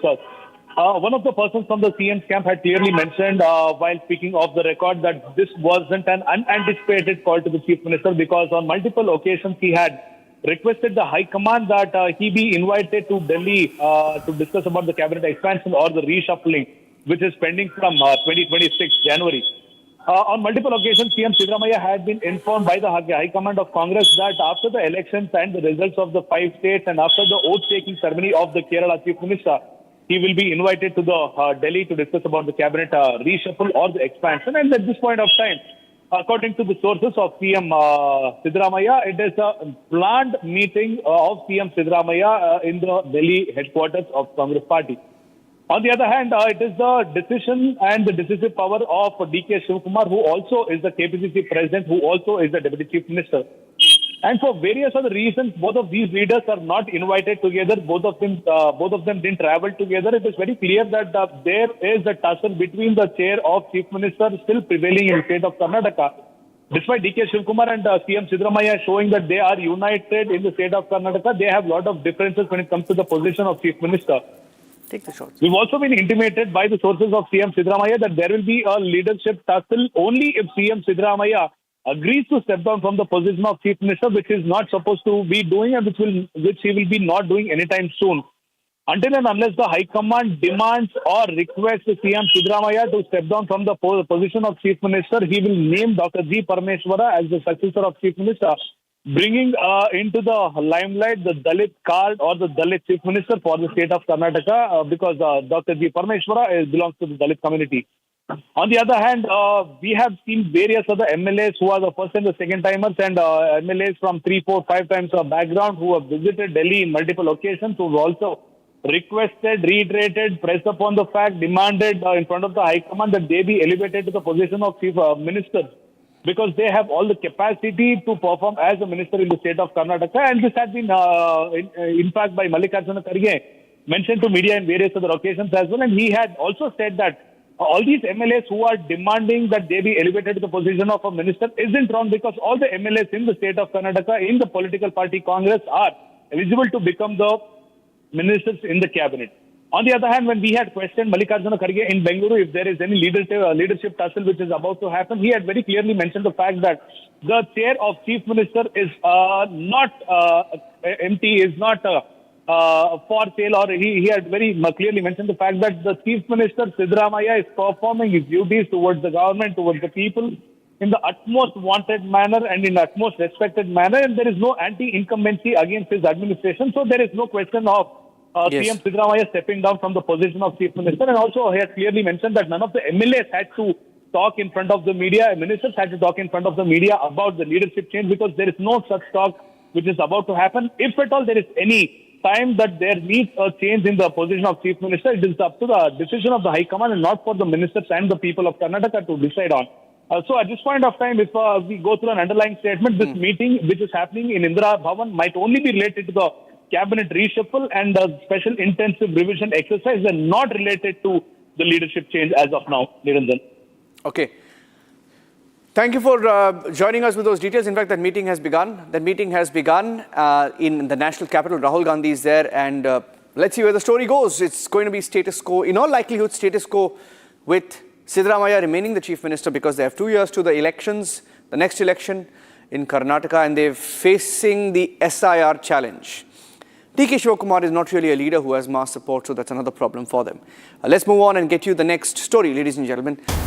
On the Gymkhana Club, we've had a hearing in the High Court, the Delhi High Court. And the Delhi High Court has dictated the order on the Gymkhana Club. They've given 8 weeks' time. 8 weeks' time for all sides to respond to the developments. And let's also tell you that as of now, the order has stated that the communication is for termination of the perpetual lease deed and for re-entry, not for foreseeable eviction for which the proceedings in accordance with law after issuing of notice shall be undertaken. Sarthak is live. Sarthak, what does this mean effectively with today's case? Is it 8 weeks more time? And can you please break this story down for us?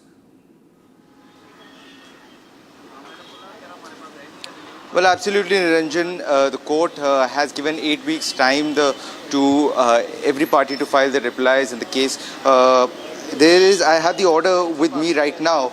Summons have been issued to respective parties, to the centre, to the Gymkhana members and the staff association. Court directs the centre and other parties to file replies within 8 weeks, which is an important thing because the entire argument was that you cannot simply file a notice and expect the members to vacate the premises. This is the major arguments that were made by Abhishek Manu Singhvi. He was representing a petitioner who goes by the name Vijay Khurana, and Kapil Sibal was also there, who was representing other Gymkhana members. High Court has noted that Delhi Gymkhana was given on perpetual lease in 1928. This was also one of the arguments that were made by Kapil Sibal, that any lease agreement that was made in the colonial era seems to be inconsequential at this point under the current government rule. So the court has also recorded other clauses of the lease, and further it was also brought to the notice of the court that the NCLT had already appointed 15 members committee that was nominated by the centre to run club affairs. So that has also been taken into consideration. All in all, court has directed all parties, they have summoned all parties, and they have been given 8 weeks time to file their replies, to file their responses in the case. Meanwhile, the court has also directed centre to not take any action within this time frame. and only after 8 weeks' time, when the parties are file their respective replies and respective responses, when the next date of hearing takes place, we will get a better understanding of where this case goes. Stay with me. I have some breaking news now coming in from Delhi itself. This is a political development. I'm just switching tracks a bit because we had live pictures coming in of D.K. Shivakumar and Siddaramaiah, the Chief Minister, Deputy Chief Minister of Karnataka. That's the first picture coming in, the first picture, first on Republic. Well, they usually do this. They smile for the cameras, but they really can't stand each other because they want that chair. Both of them are fighting for that chair. The Chief Minister of Karnataka, Siddaramaiah, wants to remain the Chief Minister. He's now the longest-serving Chief Minister of Karnataka. So he will want to stick to that chair. He will want to complete the full 5-year term because under him, the Congress party, whether you like it or not, have won the elections. And they have rolled out the guarantees, controversial guarantees. They haven't been able to fulfill most of them, but they're still struggling. D.K. Shivakumar, the Deputy Chief Minister, his entire life's mission has been to become the Chief Minister of Karnataka, but he hasn't been able to do that. He hasn't been able to do that. Insiders say, his camp says that he was promised that he will be made the Chief Minister by the Congress Party High Command, but he was not made the Chief Minister. In fact, when the Congress Party formed the government, with the pictures, I want to speak over the pictures. When the Congress Party formed the government, these two leaders, in fact, the Congress Party barely had a presence in Karnataka. At one point, they were struggling. But D.K. Shivakumar was the president of the Congress Party, managed to get a campaign together. And it was under him that they coined this guarantee scheme. And he feels that the entire reason why the Congress Party came to power in Karnataka, he takes credit for it. But he says that when Siddaramaiah was chosen as the Chief Minister, he was promised that after half a term, that is after 2.5 years, he would be made the Chief Minister. But that hasn't happened. It's been over 3 years now. And that is why he's getting edgy, he's getting restless. But the High Command of the Congress Party is always in a fix because D.K. Shivakumar does not have support on the ground compared to the kind of support that Siddaramaiah enjoys. Siddaramaiah is a mass leader. He's been a Chief Minister several times in the past, and he's now the longest-serving Chief Minister. And he wants to remain the Chief Minister. He's got a majority of MLAs, almost 100, some say MLAs are with him. But when you look at the support of D.K. Shivakumar, the Deputy Chief Minister, very few MLAs are with him. So that is the problem, and that is why the Congress Party High Command, that is Rahul Gandhi and Venugopal and all these people, are in a fix because even though they would like to give it to D.K. Shivakumar, they are not able to because they know the party will then break up. They will not be happy with that decision. And then there is this option of compromise candidates, namely Kharge and G. Parameshwara, both of them Dalit faces of the Congress Party, and they feel making a Dalit Chief Minister will be good social messaging for them going into an election season in the next 2 years. And they're also battling the SIR challenge. The Special Intensive Revision exercise will be beginning in Karnataka soon. And looking at the way it's played out in Tamil Nadu, looking at the way it's played out in Bengal, they will want to be extremely, extremely careful and not upset the party cadre. So that is where the story stands. They're all smiling for the pictures, but deep inside, they hold a deep grudge against each other. We'll take a short break, getting you the latest on whatever happens in the national capital in that meeting between both D.K. Shivakumar, Siddaramaiah and the Congress High Command. Will it be status quo after all? Most likely, that could be the option. Stay tuned.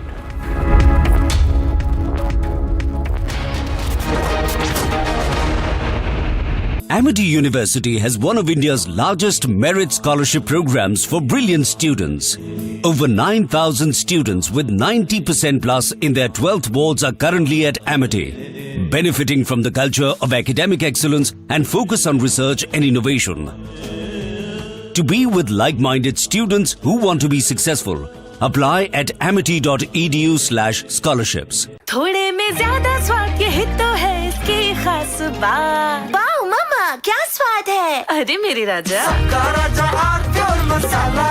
कोशिश को कामयाबी को शोहरत बनते देखा है। हाँ, पिछले 60 सालों में मैंने देश को बनते देखा है। कमला पसंद, 60 सालों से अनोखा स्वाद।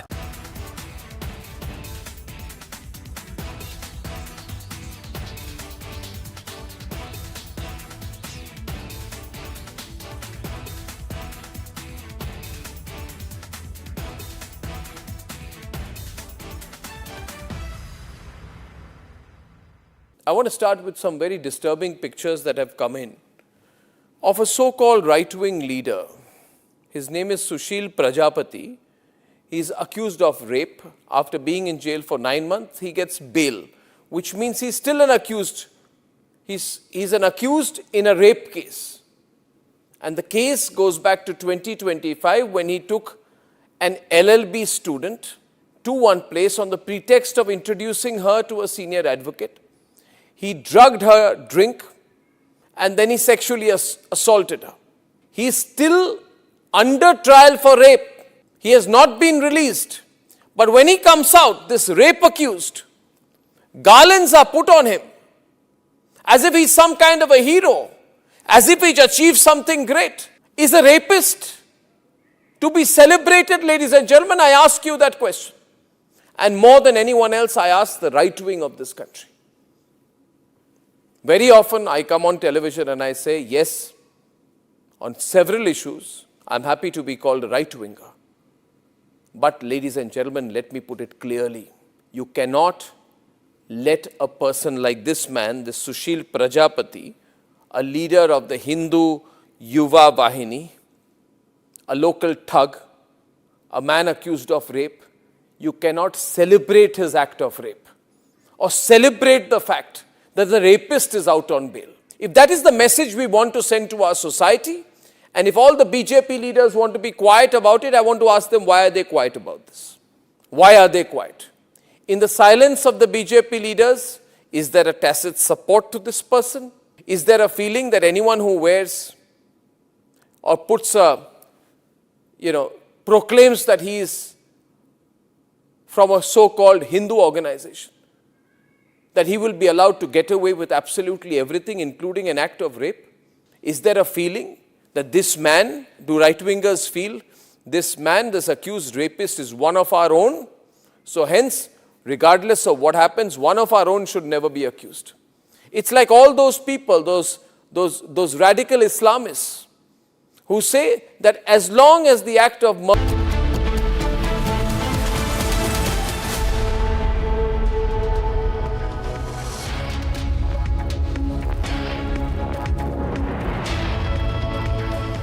A very good afternoon, viewers. You're watching Live and Breaking on Republic. I'm Jongtham Amrita, and we will get you all the details on the political row that's emerging from Karnataka as the Chief Minister Siddaramaiah and Deputy Chief Minister DKS has been summoned to New Delhi, and the Congress High Command will set a meeting and discuss the matter that's emerging from the state. And now we're getting latest reports that Siddaramaiah might be asked to step down as well, and now a new face might emerge. But these are some of the reports that we are tracking, and we will get you the details. But first, take a look at the headlines.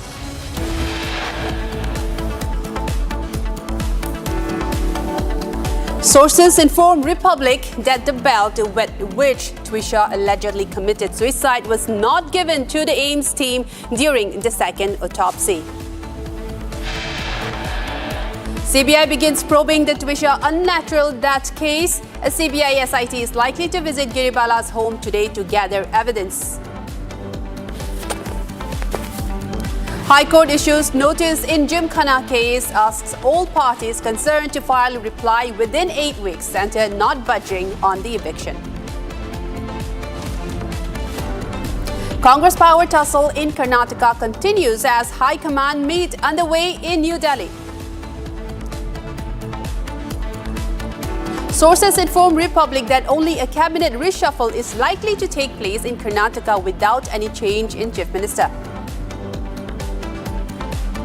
AIADMK experiencing a major political exodus with 3 MLAs defecting to the TVK.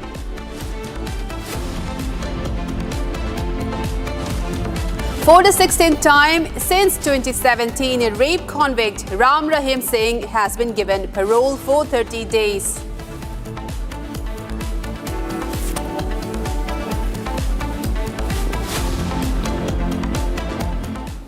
Viewers, we begin with a major story now emerging from Delhi. The Delhi High Court has issued notice to the central government on a petition challenging the order to vacate the Delhi Gymkhana Club. The court has directed the centre to file its response within 8 weeks. And now the Delhi High Court issued notice on suits filed by club members, the Staff Welfare Association and others as well, challenging the centre's direction to vacate the club premises by June 5. An eviction order has been issued and the court has now directed to respond within 8 weeks. This is regarding the Delhi Gymkhana Club, where the eviction order is being challenged in court. This is the latest.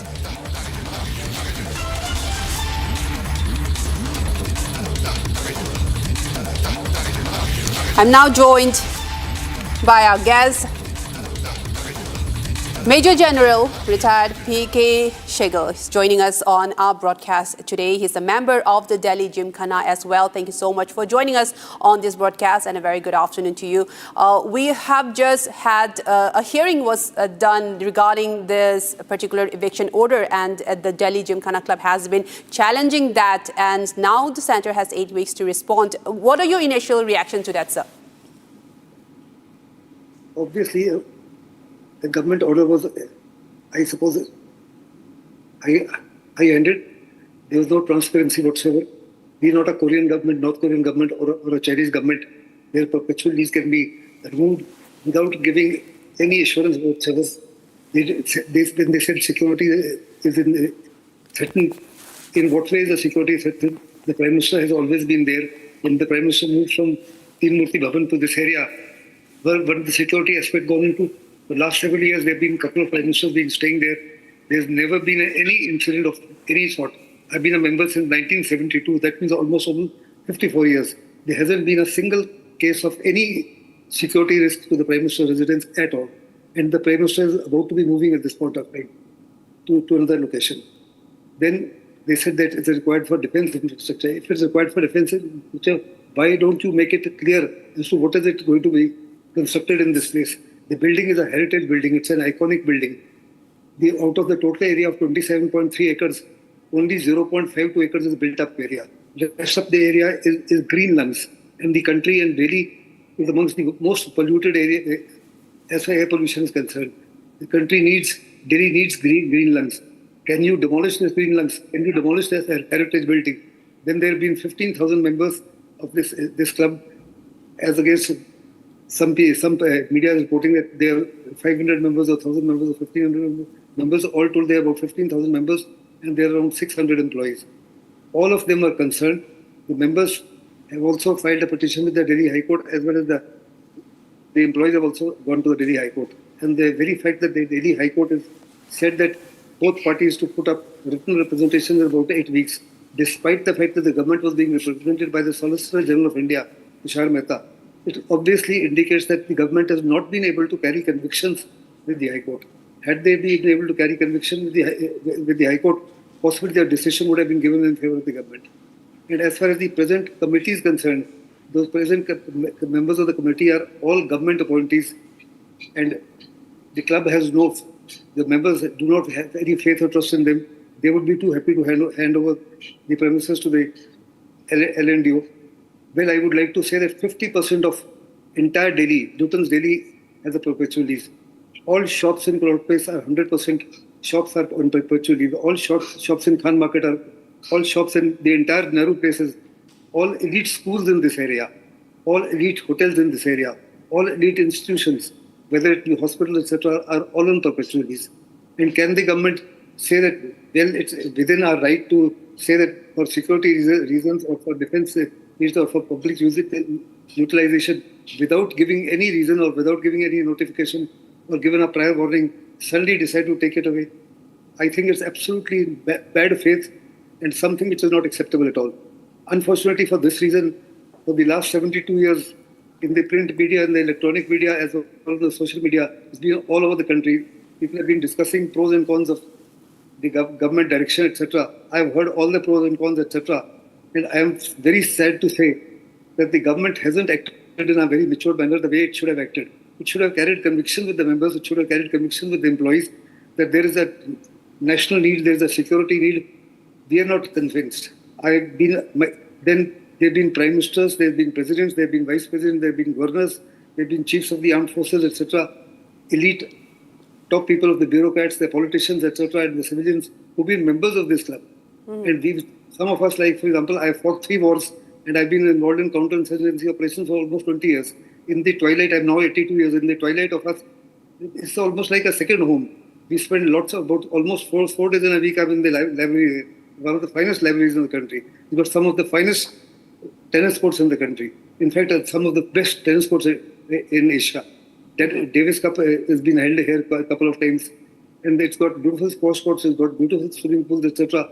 It's both a place for recreation as well as in our twilight years where we meet, we start suffering from loneliness. It gives you companionship. There are hundreds of officers, both civilians as well as bureaucrats and politicians who lost all their kith and kin. And they come to the club in the morning and they go back only in the evening. They want to do away with their loneliness, they seek companionship, and they spend the entire day. It's more than a home to them. And suddenly you give them a shock by saying that 5th June, please get out of this area. And if you do not get out of this area, well, we will enforce the law. Though, of course, Tushar Mehta has gone on record to say that should the club voluntarily not vacate this area, police will not rush in. This is something that is now being told to the High Court, but the High Court obviously is not convinced with what Tushar Mehta is saying. And apparently has gone on record to say that we are giving 8 weeks time for both the parties to put in a written representation. And after that, I suppose the court will then issue further directions after hearing. The hearing could go on for weeks together or for months together. But I'm not too happy with the way the government has gone about it. Right, yes, sir. It acted in absolute and total bad faith, which I feel in the twilight of our life. We have preserved the sanctity, the authority, the homogeneity, integrity of the country.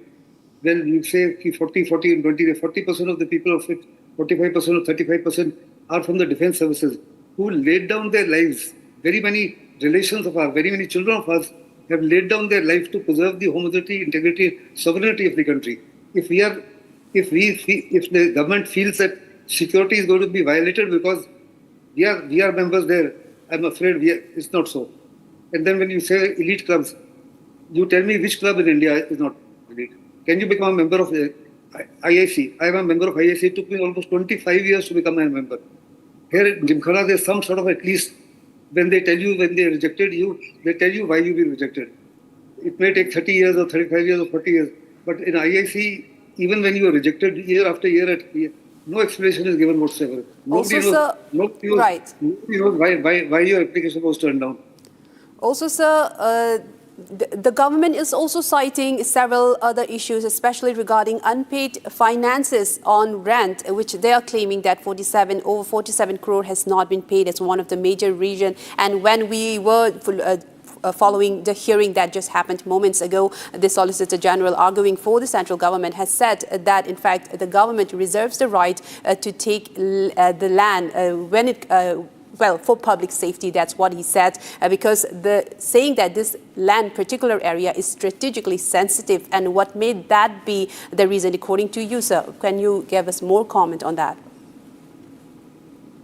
Right opposite Gymkhana is the old polo ground. It's got also a riding club. There are 2 petrol pumps. Well, if those people who serve the nation, whether the bureaucrats or the politicians or the defense services people, if we are a security risk, what about the petrol pumps there? What about the riding club there? What about the polo grounds there? There are any number of areas around.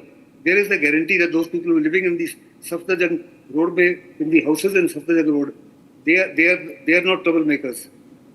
What is the degree of assurance that the government has? And as far as finances, etc. is concerned, last 3 years, the club is being managed by the government appointees. Well, they should ask the government appointees as to why they've not been able to sort out these issues. They were given a period of 6 months to sort out these issues. They've stayed on and they'll continue to stay on. It is something that does not meet the eye at all. And I'm very sorry to say that the government has acted in a manner which is absolutely unacceptable. In a democracy, like I said, we are not the Chinese government, or we are not the North Korean government. Everything has to be transparent, and it should be clearly indicated not only to the people, members of Gymkhana, but to the country at large, people of Delhi at large. What is it that they want to do there? And in what way is the security compromised?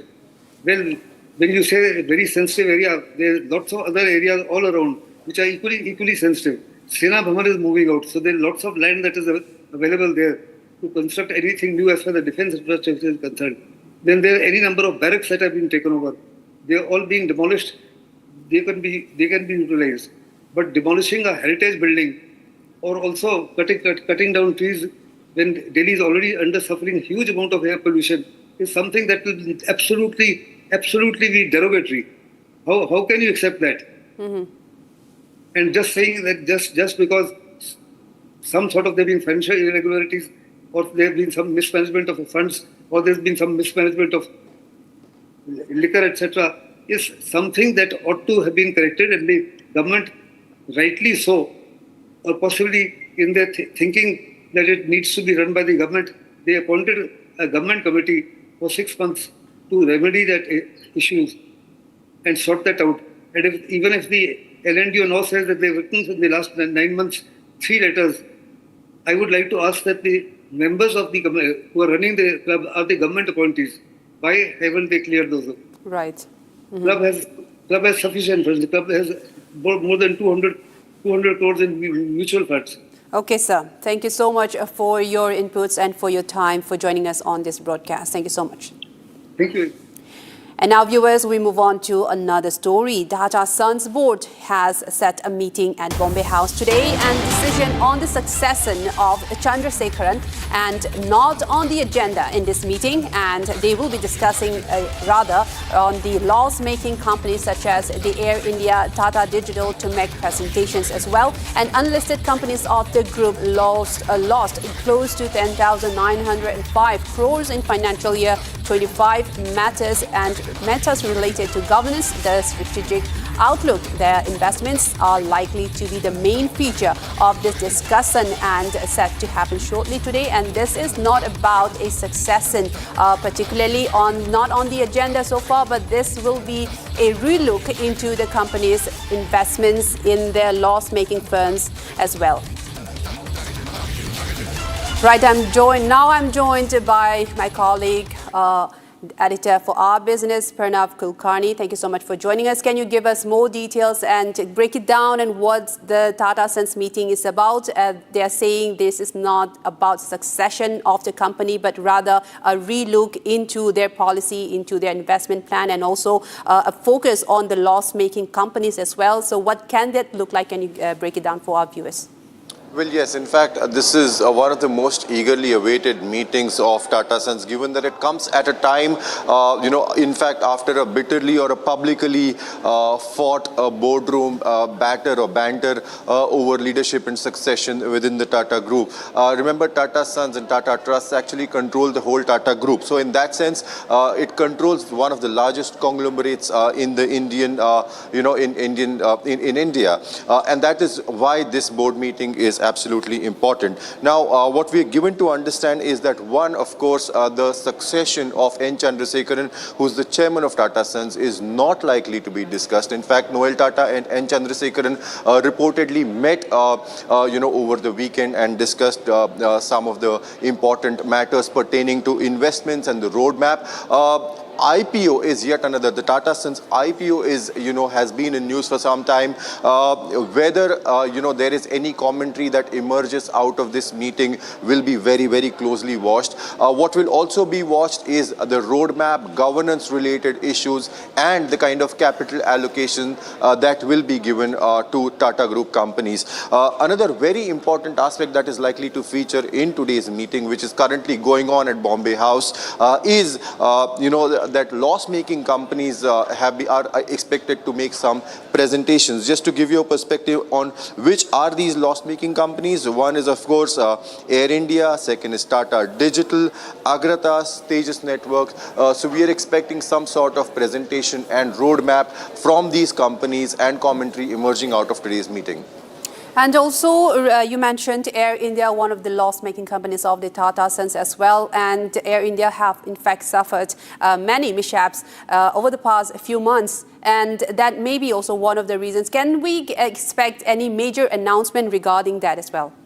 Well, you know, Tata Group by nature has been extremely secretive. These meetings are normally closed-door meetings, but then the decisions normally translate into actions. So while we are not expecting any sort of a public announcement or statement coming out of it, what is expected is what will actually be closely observed is how the decisions made in the boardroom today translate into action. Just to give you an example, in fact, one of the stocks, that is Tejas Networks, has zoomed about 7% on the stock market today within just about a few hours. So we are already seeing some sort of action translating on, you know, in reality, just on the basis of what may come out of the Tata Sons board meet today. So we'll have to actually wait and see how these decisions made inside translate into action. So we'll wait and watch what comes out of the meeting today. Right. Thank you so much, Pranav, for joining us on this broadcast and breaking down this story. We will look forward to having you in the future. Thank you so much. And now, viewers, we move on to another major story coming in as a Bakrid dispute has turned violent now in Mumbai. This is happening in Mumbai's Mira Road, where BHP worker injured. There has been major unrest in this area, particularly in Mira Road, which is near Mumbai and ahead of the Bakrid festival. And the controversy began yesterday afternoon in the Poonam Cluster Society after a shed built for goat sacrifice was demolished. The shed had allegedly been constructed by members of the Muslim community for sacrificial goats, and after complaints from the Hindu side, the local municipal corporation arrived and demolished it. However, allegations say that later during the night, during this incident and later that night again, after the violence broke out, the shed had allegedly been reconstructed again by members of the Muslim community for sacrifice, for animal sacrifice. And after complaints from the Hindu side, the local municipal corporation arrived and demolished it. However, allegations say that later during the night, attempts were made to rebuild the shed.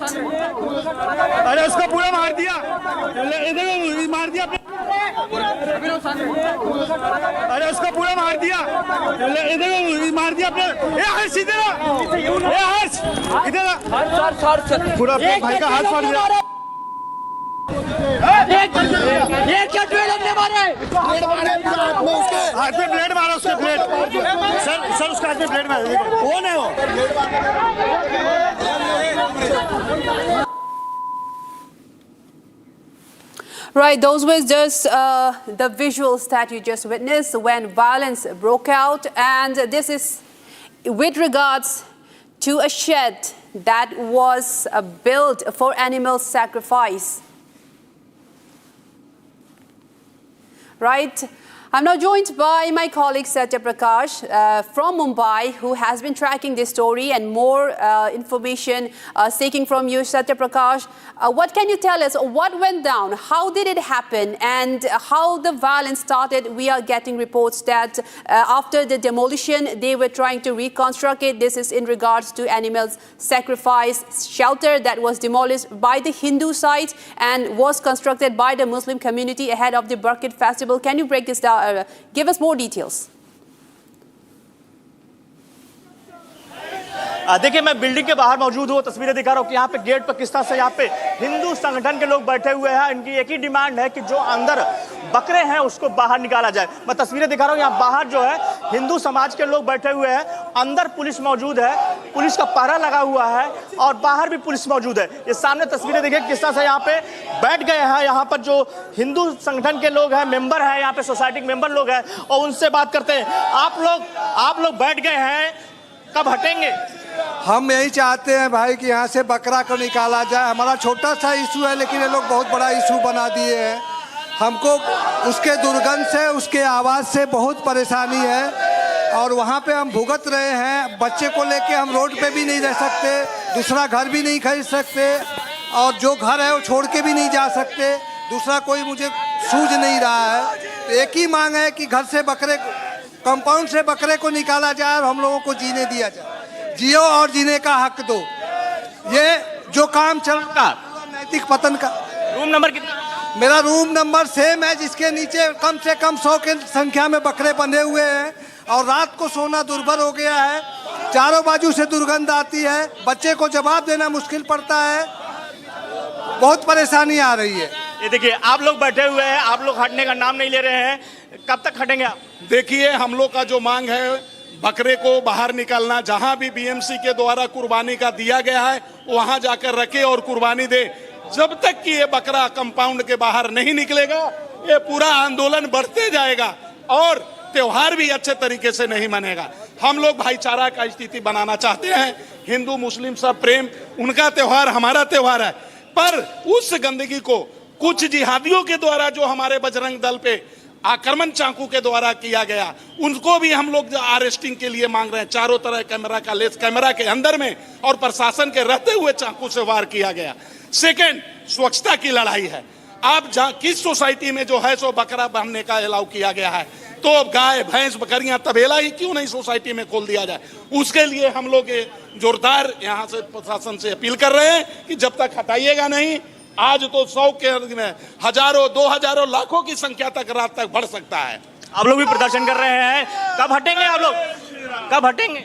बिल्कुल नहीं हटेंगे जब तक बकरा यहाँ से नहीं हटेगा, कार्यकर्ता यहाँ से बिल्कुल नहीं हटेंगे। ये साफ साफ सुन ले पुलिस प्रशासन और बीएमसी के कार्यकर्ता जो भी है।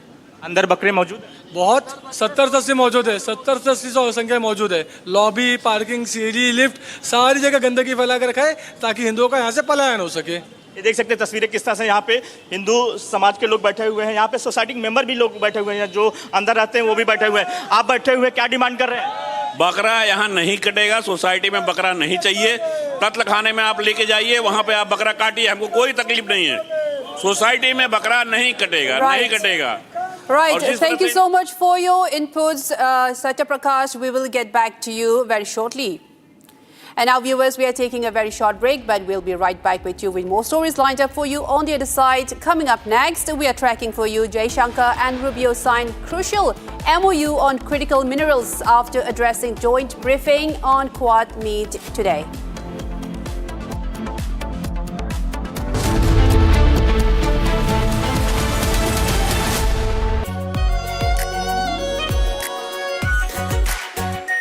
Are pure shahi paneer masala, delicious, healthy everyday. केसरिया से मन जोगी हुआ रे, दिल झूमे देखो मतवारा हुआ रे। केसरिया से मन जोगी हुआ। हर पल मनाओ केसरी त्योहार, विमल बोलो जुबान केसरी। चमकी चाट से क्या बना है? आलू चाट या फ्रूट चाट, स्वाद बढ़ाए चमकी चाट। क्या बात है? स्वादिष्ट पकोड़े और फरसान, अरे चमकी चाट है इसकी जान। असली स्वाद सिर्फ चमकी चाट। In fact, very often I believe the only way to get justice in India is a media trial. So there's no reason for the media, if it's doing a good job of a media trial, to be on the back foot. In fact, the courts should stop making these overarching remarks about media trial and contemplate about one very basic thing. With the greatest of respect to the courts, when the other institutions fail, when people get let down by the system, when even the judiciary does not seem to be listening or raising a noise about issues, like in the case of Twisha Sharma, who does the public look to for justice, for raising their voice, for bringing something that's utterly false, illegal or wrong to public attention? It is only and only the media. And today, therefore, we are doing a media trial. In this Coming up after a very short break, External Affairs Minister Jaishankar and Marco Rubio signed crucial MOU on critical minerals after addressing joint briefing in Quad Foreign Ministers meet today.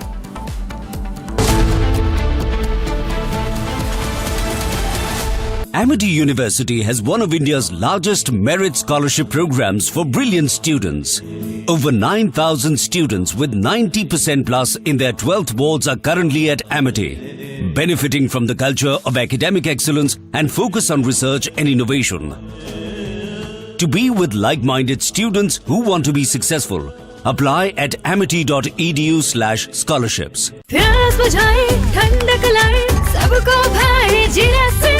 MTH का जलजीरा जीरा SIP. जीरा SIP, असली refreshing, असली स्वाद, असली मजा।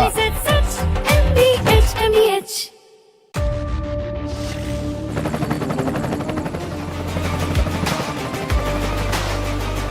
character, the taste of success. R pure suji pasta उबालो मिलाओ और खाओ 8 मिनट में तैयार क्या टेस्ट है सबका राजा R pure masala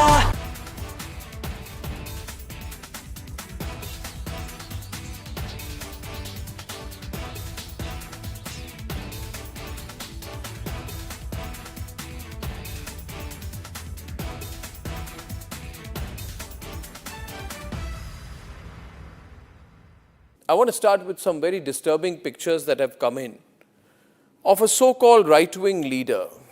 His name is Sushil Prajapati. He is accused of rape. After being in jail for 9 months, he gets bail, which means he's still an accused. He's an accused in a rape case. And the case goes back to 2025 when he took an LLB student to one place on the pretext of introducing her to a senior advocate. He drugged her drink and then he sexually assaulted her.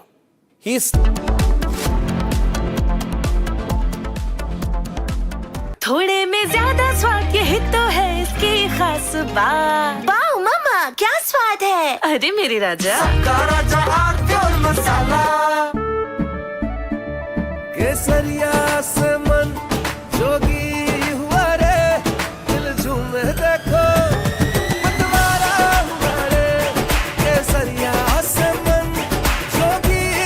हर पल मनाओ केसरी त्योहार विमल बोलो जुबान केसरी चमकी चाट से क्या बना है? सैंडविच लस्सी और छाछ हर घूंट में चमकी चाट ड्राई फ्रूट और दही बड़े चमकी चाट से स्वाद बढ़े असली स्वाद सिर्फ चंकी चाट.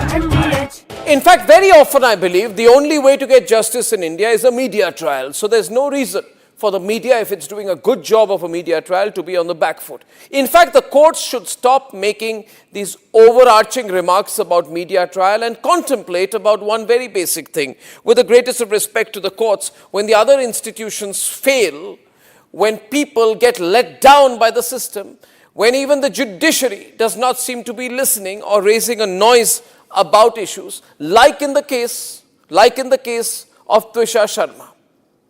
Who does the public look to for justice, for raising their voice, for bringing something that's utterly false, illegal or wrong to public attention?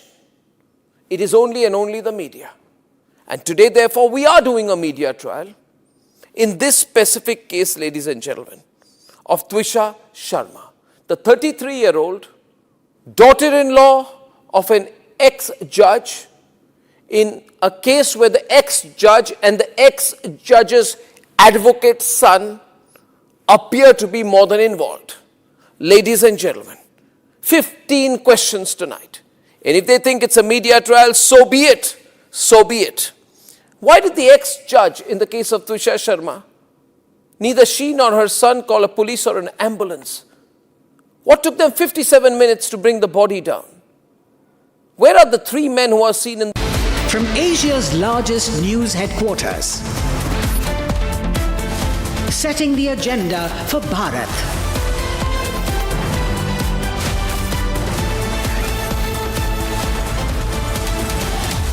You're watching Republic.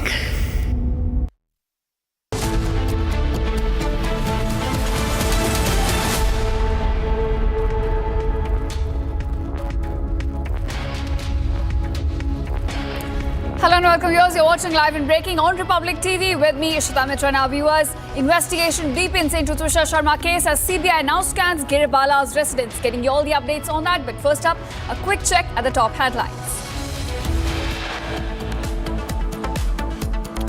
Sources inform Republic that belt with which Twisha allegedly committed suicide was not given to AIMS team even during the second autopsy. CBI begins probing Twisha's unnatural death case. A CBI SIT now visits Giribala's residence and scans the crime spot. High Court issues notice in Gymkhana case, asks all the parties connected to file reply within 8 weeks. Central not budging on eviction.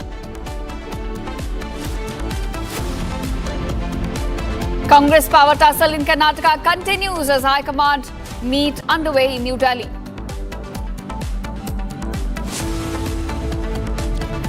Big Republic scoop sources tell a cabinet reshuffle likely to take place in Karnataka without any change in CM.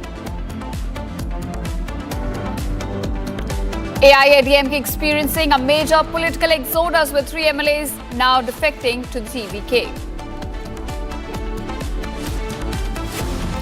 For the 16th time since 2017, rape convict Ram Rahim now given parole for 30 days.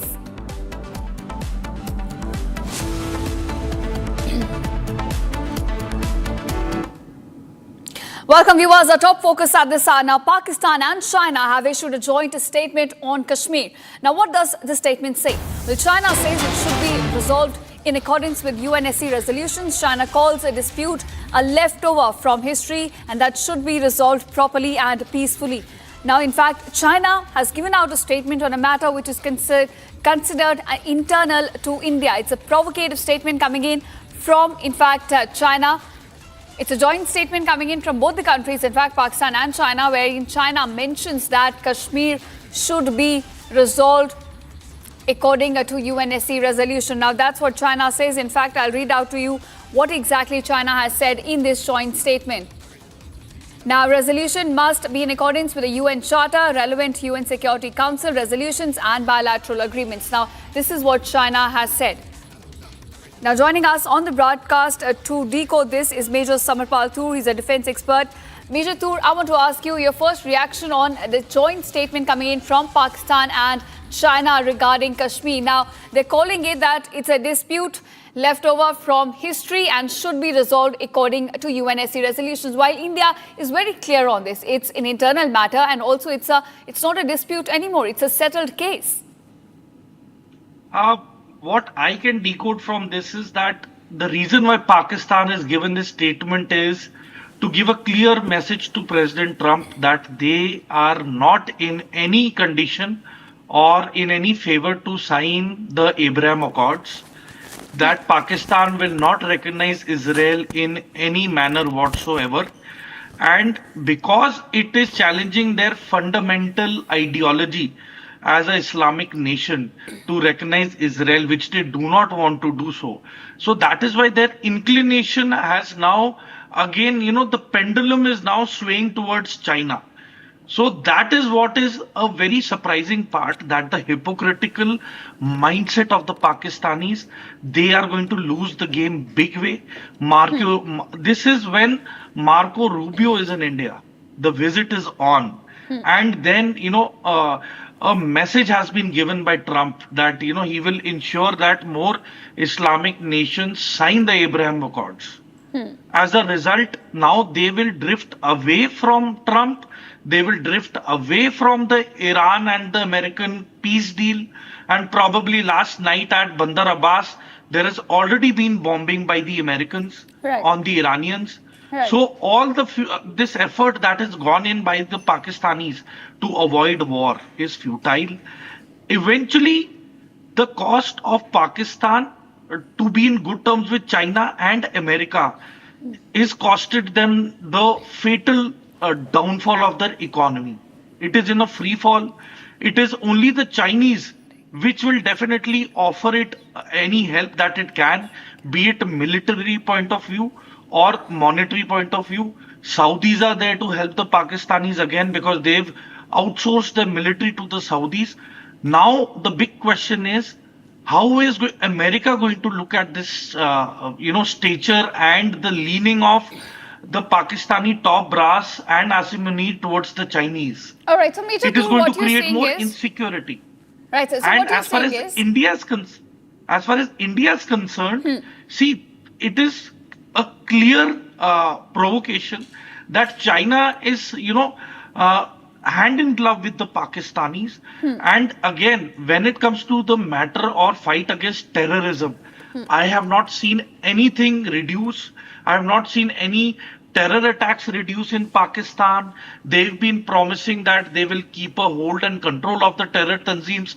But recently, 3 days back, Saeed Salahuddin was captured on camera attending a funeral of one of the Lashkar-e-Taiba terrorists who was killed. Right. And So- then Hafiz Saeed is free. Right. Yeah. Sorry to interrupt you there, but what you're saying, Major Toure, is that this is essentially a deflector coming in from Pakistan because it is certainly failing as far as mediation goes between Iran and the US. So it is trying to rake up this Kashmir issue and trying to send a message to Washington as well that, see, we're siding with China on this. Exactly, because you see, there is a difference between the Pakistan political top brass and the Pakistan military establishment. However, the political top brass and its inclination is more towards the Chinese, whereas the military establishment's inclination is more towards the Americans. And for what? That is for procurement of weapons, for procurement of their Navy, Air Force and military forces. Saudi is a common ally for Pakistan and the Americans, so that is the common link. But the big question is that why now that Pakistan has chosen to side with the Chinese to rake up the Kashmir issue with the help of the Chinese, and China has openly said that it is a disputed area. They have mentioned Kashmir, Yes. and it is a sheer open interference Exactly. of a bilateral issue by China. So this is only going to provocate things, and why China is getting into it is because their effort for spread of terrorism in the Northeast, because their weapons, their drones, their ammunition, their 3D printed guns have been, they've been caught. More sachet of weapons are being caught by the Indian forces at the Burma and Indian borders. The Northeast state, the elections that were to take place, there have been heavy interference by the American deep state, by the ISI, by the Chinese. Everyone tried their level best, but what came as a shocker was when Mamata Banerjee lost, Mohammad Yunus distributing the map and a book of Greater Bangladesh. That propaganda which was instilled by ISI into the Bangladesh top brass has basically lost momentum. It is a lost effort. The amount of money which came from abroad for ensuring that in the Northeast remains disturbed, and the political outcome somewhat goes in the favor of Mamata Banerjee, which can eventually lead to what the American deep state or the Chinese intelligence agencies were wanting. That is to create a atmosphere of disarray and disruptions and violence. So that the people of India have totally protested, and we have Mr. Adhikari as the new Chief Minister of Bengal. So many narratives have been nullified. It has been irking many countries, and you see the telltale signs. We've had the presence of American special forces in Bangladesh. We've had Matthew Van Dyke, a CIA protected operative of the Americans, arrested in India. We have one British national, maybe a MI6 agent, arrested in India. We have 6 Ukrainians again arrested in India. For what? For giving training in drones, distribution of bulletproof jackets and military hardware.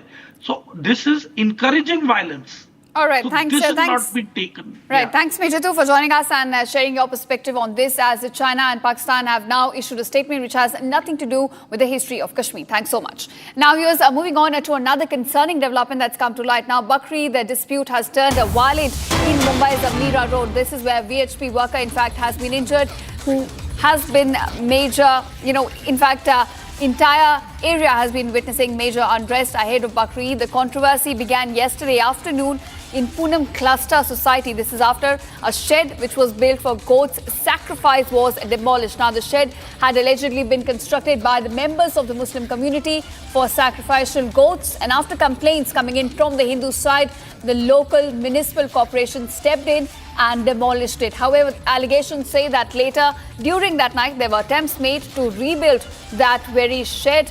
And after this, members of some Hindu organizations started gathering there, leading to a scuffle in which VHP workers were in fact injured.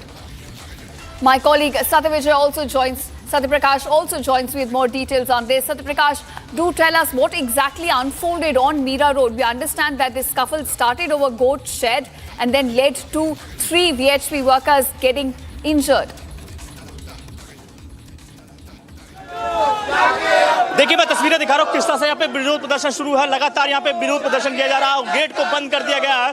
Gate के बाहर यहाँ पे BHP और बजरंग दल कार्यकर्ता पहुंच गए हैं। उनका एक ही मांग है कि जो बकरा है अंदर है, जो बकरा अंदर है 50 से 60 बकरे हैं उसको बाहर निकाला जाए। अंदर कुर्बानी नहीं होना चाहिए। यहाँ पर महानगर पालिका ने कुर्बानी जगह दिया है लेकिन बकरे निकाला जाए चाहिए। इसी मांग को लेकर यहाँ पे बीएचपी और बजरंग दल के कार्यकर्ता पहुंचे हुए हैं, यहाँ प्रदर्शन कर रहे हैं। आप लोग बैठे हुए प्रदर्शन कर रहे हैं, क्या डिमांड है? हमारा सर प्रदर्शन यही आज का निवेदन है कि बकरा जिस तरह से सोसाइटी में रखा है वो बाहर आना चाहिए, नहीं तो सारे संगठन के लोग आज अंदर मूव करने वाले हैं। ये टोटल प्रशासन करवा रहा है, शासन करवा रहा है, प्रशासन करवा रहा है, क्योंकि हमें तमाशा बना के रखा है। क्योंकि हमने लेटर दिया, हर एक चीज किया है, फिर भी कोई कार्रवाई नहीं की गई है। हमें मजबूरन बाध्य होना पड़ेगा आज बकरे को बाहर निकालने के लिए, क्योंकि हमारे बहुत सारे सनातनी भाई अंदर जो बीमार है, ग्रसित हैं, वो परेशान है, लेकिन उनकी कोई भी सुन नहीं रहा है। पुलिस प्रशासन की टीम यहाँ पहुंचे हुई है, अधिकारी पहुंचे हुए हैं। पुलिस प्रशासन टोटल उनको बचाने का कार्य कर रही है। सनातनियों के ऊपर लाठी बजाने का उनका प्रयास चल रहा है, लेकिन उनके ऊपर अभी तक कोई भी कार्रवाई नहीं हुई है। ये तस्वीरें में दिखा रहा हूँ किस तरह से प्रदर्शन शुरू है। आप बैठे हुए प्रदर्शन कर रहे हैं, बकरा निकालने के लिए मांग कर रहे हैं, क्या मांग कर रहे हैं? वो जो अंदर 50 बकरे वो बाहर आने चाहिए, वो जबरदस्ती अंदर रखे बिना परमिशन के। इसके लिए सबकी हमारी मांग है कि वो बकरे बाहर लाएंगे जब तक बाहर। आप लोग हटेंगे? आप लोग हटेंगे? नहीं हटेंगे जब तक बकरे बाहर नहीं आते। जब तक बकरे बाहर नहीं आएंगे जब तक हम लोग यहीं पे रहेंगे। अभी संख्या सैकड़ों में दिख रही है, शाम तक आपको हजारों लाखों में भी दिखेगी। ये तस्वीरें में दिखा रहा हूं किस तरह से यहाँ पे प्रदर्शन शुरू है। लगातार यहाँ पे प्रदर्शन किया जा रहा है। बीएचपी और बजरंग दल कार्यकर्ता है और लगातार प्रदर्शन कर रहे हैं। सोसाइटी तस्वीर दिखा रहा हूं, सोसाइटी गेट बंद कर दिया गया है और यहाँ पर प्रदर्शन शुरू है। लगातार यहाँ देखिए किस तरह से यहाँ पे प्रदर्शन हो रहा है और लगातार यहाँ पे देखिए किस तरह से है। और मैं अंदर जाने की कोशिश करता हूँ, किस तरह से यहाँ पे अंदर जाने की कोशिश करता हूँ और देखिए यहाँ पे पुलिस की टीम रोक रही है। कुछ लोग गए हुए हैं अंदर, कैमरे गए हुए हैं ना, अंदर कैमरे गए हुए हैं ना, वो देखिए ना, वो सामने कैमरे है ना, वहां पे देखिए ना, वहां देखिए किस तरह से अंदर है। और सोसाइटी के अंदर यहाँ पर सोसाइटी के अंदर जो है यहाँ पर अंदर जो है बकरे रखे गए हैं और लगातार गेट के बाहर प्रदर्शन शुरू है। लगातार यहाँ पे गेट पर प्रदर्शन शुरू है। मैं तस्वीरें दिखा रहा हूँ कि यहाँ पे मुंबई पुलिस, यहाँ पे मीरा रोड पुलिस टीम है और लगातार बाहर निकालने की कोशिश कर रही है और प्रदर्शन यहाँ पे लगातार शुरू है। तस्वीरें दिखा रहा हूँ किस तरह से यहाँ पे प्रदर्शन शुरू है। लगातार गेट पे यहाँ पे लोग बैठे हुए हैं, बीएचपी और बजरंग दल के कार्यकर्ता बैठे हुए हैं और इनकी एक ही मांग है, कि जो अंदर बकरे हैं उसको निकाला जाए, उसको निकाला जाए। जब तक निकाला नहीं जाता तब तक यहाँ पे प्रदर्शन शुरू रहेगा। जी Right, Satyaprakash, so essentially the Hindu side is saying that whatever goats have been kept inside the Poonam cluster society should be brought out and the shed that has been built should be demolished again. But I want to ask you, they're also alleging that police has been not taking action despite the Hindu side raising these demands. देखिए जो shade बनाया गया था, मैं तस्वीरें दिखा रहा हूँ, यहाँ पर अंदर पुलिस की टीम है, अंदर जो है शेड बनाया गया है। शेड को कल हटा दिया गया है लेकिन जो बकरे हैं अंदर मौजूद है, जिसको लेकर लगातार जो इस सोसाइटी में रहते हैं, जो हिंदू परिवार रहते हैं, वो लगातार विरोध कर रहे हैं। या अंदर जो लोग हैं वो विरोध कर रहे हैं और कुछ लोग यहाँ पे बैठे हुए जो हिंदू परिवार, उनका कहना है कि अंदर जो है 50 से 60 बकरे हैं और उसको हटाया जाना चाहिए। अंदर जो है कुर्बानी की जगह नहीं है। जब महानगर पालिका ने कुर्बानी जगह दिया है तो वहाँ पे होना चाहिए, यहाँ पर सोसाइटी के अंदर नहीं होना चाहिए। लगभग हम कह सकते हैं 70% जो है हिंदू परिवार रहते हैं और 30% लगभग यहाँ मुस्लिम परिवार है और लगातार यहाँ पे प्रदर्शन शुरू है। मैं तस्वीरें दिखा रहा हूँ किस तरह से यहाँ पे लगातार बीएचपी और बजरंग दल के कार्यकर्ता पहुंच रहे हैं और यहाँ पे प्रदर्शन शुरू है। यहाँ पे मीरा रोड पुलिस की टीम है, लगातार लॉ एंड ऑर्डर सिचुएशन खराब ना हो उसको देखते हुए यहाँ पे मौजूद है और अंदर भी मौजूद है। आप यहाँ पहुंचे हुए हैं, सुबह से मैं देख रहा हूँ, है क्या डिमांड कर रहे हैं? लगातार हम लोग का ये डिमांड है कि बकरा बाहर निकालिए, उसके बाद ही कुछ भी बात होगी। ये प्रशासन सुबह से है, प्रशासन के सामने चाकू मारा गया है लेकिन प्रशासन अभी तक अरेस्टिंग नहीं किया है। तो इस बकरे को पहले बाहर निकाल के यहाँ के माहौल को शांति किया जाए, उसके बाद ही कुछ कार्रवाई किया जाए। तो हम लोग अभी प्रशासन को बात किए हैं। सुबह से आप प्रदर्शन कर रहे हैं, कोई सुन रहा है आपकी बात? कोई प्रशासन सुन नहीं रहा है और प्रशासन के 5 मिनट का काम है लेकिन प्रशासन कोई एक्शन नहीं ले रहा है अभी तक। लेकिन नहीं ले रहा है, आप हटेंगे क्या? हाँ, हम लोग जब तक बकरा नहीं निकलेगा हम लोग हटेंगे ही नहीं। कल से हम लोग बैठे हैं और जब तक बकरा यहाँ से नहीं निकलेगा हम लोग कोई प्रशासन यहाँ धरने से कोई हटने वाला है नहीं। कितने बकरे हैं? लगभग 50 बकरे अंदर हैं। और ये लोग बाहर से भी बकरा मंगाए हैं। मतलब इनके रिश्तेदार जो हैं, सोसाइटी वाले तो रखे ही रखे हैं, बाहर से भी इनके रिश्तेदार लोगों को बकरा मंगा अंदर बांध रहे हैं लोग। ये मैं तस्वीरें दिखा रहा हूँ किस तरह से यहाँ पर प्रदर्शन शुरू है और लगातार यहाँ पे बीएसपी और बजरंग दल कार्यकर्ता पहुँच रहे हैं। तस्वीरें दिखाइए किस तरह से यहाँ पे प्रदर्शन शुरू है और यहाँ पे जो है देखिए किस तरह से पुलिस की टीम है, लगातार पुलिस की संख्या बढ़ाई जा रही है क्योंकि यहाँ पर बीएसपी और बजरंग दल कार्यकर्ता लगातार पहुँच रहे हैं और लगातार यहाँ पे एक ही डिमांड है कि जो अंदर बकरा मौजूद है लगभग 50 से 60 की संख्या बताया जा रहा है और उसको बाहर निकाला जाए। जब तक बाहर नहीं निकाला जाएगा तब तक इसी तरह से प्रदर्शन शुरू रहेगा। जी बिल्कुल सत्य प्रकाश, बहुत बहुत शुक्रिया हमारे साथ जुड़ने के लिए। Will continue to monitor all the developments coming to light from Mumbai. Now viewers, moving on to another news beginning at this hour. Now CBI in fact has deepened its investigation into Twisha Sharma case, reaching Giribala's residence today. Now in fact it scanned all the crime spots as the team reached the residence and inspected the crime spot which is where allegedly Twisha hanged herself. Now we're getting you visuals in fact from what exactly unfolded at Giribala's residence today. Just a short while ago, it was CBI team which reached the crime spot, the terrace of the house as well. They tried to scan and collect evidence. Now remember, this comes after they have taken over the investigation from Bhopal police. They have re-registered the case and they're starting from the scratch, collecting all the evidence from the crime spot. Now, as you can see on your screen, these are visuals from Giribala's residence where just a short while ago, CBI team reached and tried to scan and gather all the evidence they can from the crime spot. Now, it is alleged that this is where the suicide took place on May 12th.